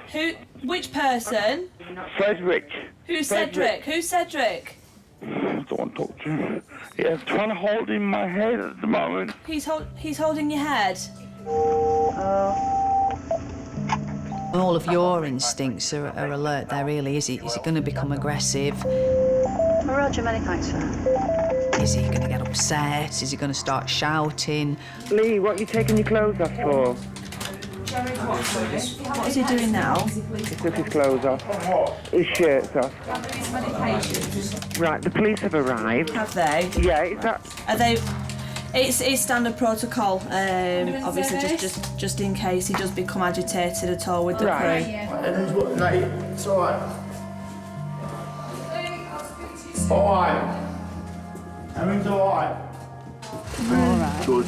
Have you taken anything tonight? Just not Your normal medication? Yeah. All right. Let's sit you on here, sweet. Let's sit there for us. I need cold. Do you want to put this on? I need cold. Lee, are you cold? I need cold. You need the I need cold. cold. All right, sweetie, that's... Lee? Are you hearing voices? Yeah. What they're saying? Out. You hear about split personality, and I just remember his head going back and his eye, and those eyes, and just even the lines on his face changed. He just looked like a different person, completely different person. Where we are, 86 million. In drugs? Getting drugs? I haven't. Getting drugs? What's your name, sweetheart? Sorry. What's your name? Oh. My name's Frederick. Frederick? Frederick. Okay, Frederick. Yes. Yes, guns. You have guns, don't you? You're right, Lee. Are you going to take a seat again? I like guns. Guns? Yes. You've got any guns on you? No, I haven't, Lee. Shit. Lee, do you want to just go back in the ambulance? Sit down. Lee was childlike in a way and upset. Frederick was a more of a... You were getting ready to restrain him, really, rather than look after him, because he was in charge. Or he thought he was. We're going to get you some help, aren't we? Once in A&E, Lee was no longer Sue's responsibility, but she stayed with him and helped to look after him. Sorry. Shut him up, please. You don't need to apologise, do you? Shut him up. Please We'll shut try him up. to. We'll try to. Don't think I'll ever go to anybody like him again. That's the sort of job that you do. You sort of you get a buzz after that. Be patient with us. More water. You want some more water? Sorry. It's all right. You don't have to be sorry. I know. You don't have to be What sorry. he's like. He keeps laughing at me. I know he does. He's horrible, isn't he? Come on, sweet.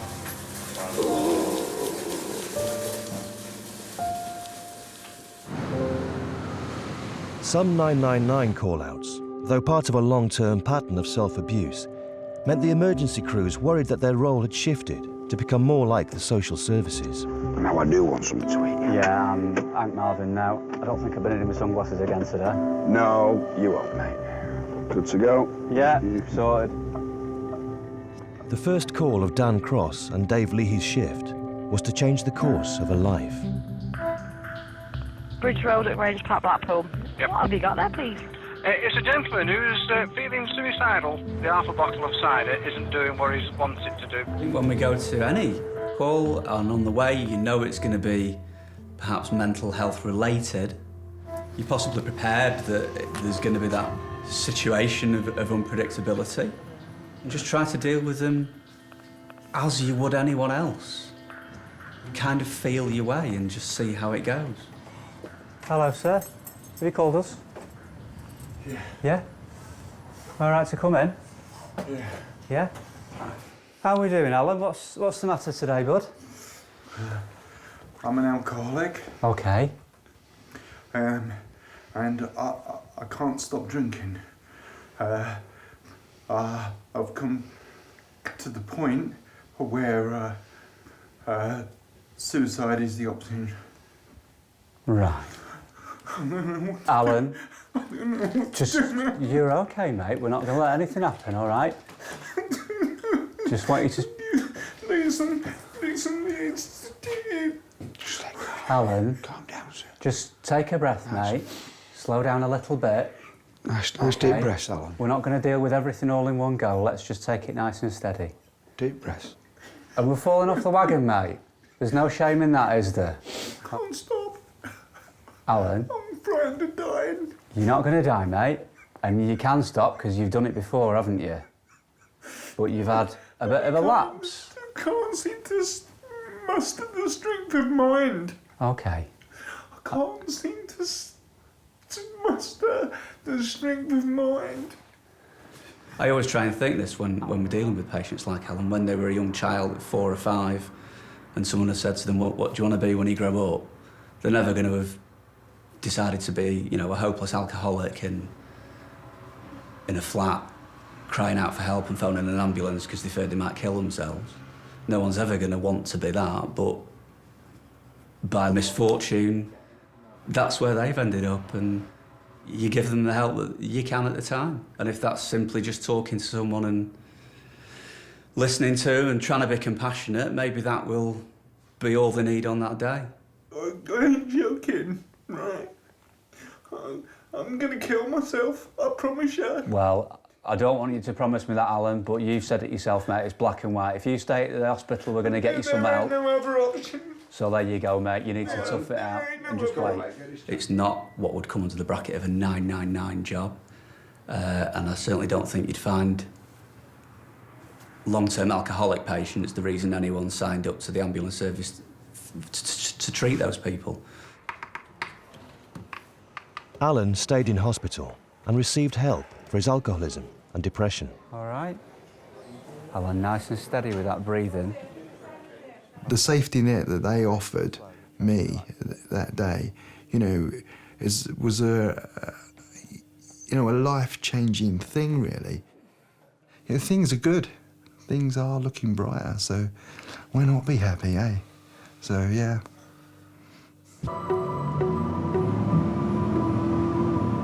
We're an emergency social service now. Some incidents I've gone to and I think, well, what would this person have done? If they couldn't have rung us and we didn't go, who would they have turned to? We've helped them, we've made a difference to them, they've been nice to us, and you can come away thinking, well, yeah, that's topped my happy batteries up. Every now and again, yeah, after a busy Saturday late shift or whatever, I'll sit there and have a beer and just maybe think that, life ain't too bad. I think it's the mark of a civilised society that we look after those that are, if you like, the weakest or those that are in need, and be it the health service or the welfare state or whatever, should be there to look after people. I think it's a great thing that we have in this country, and it's something that we should be proud of. It feels like, it probably isn't, but it feels like we are this like last-ditch attempt at saving the nation from what it's becoming. After all the shit, still After all the shit, yeah. It's absolutely 100% worth it.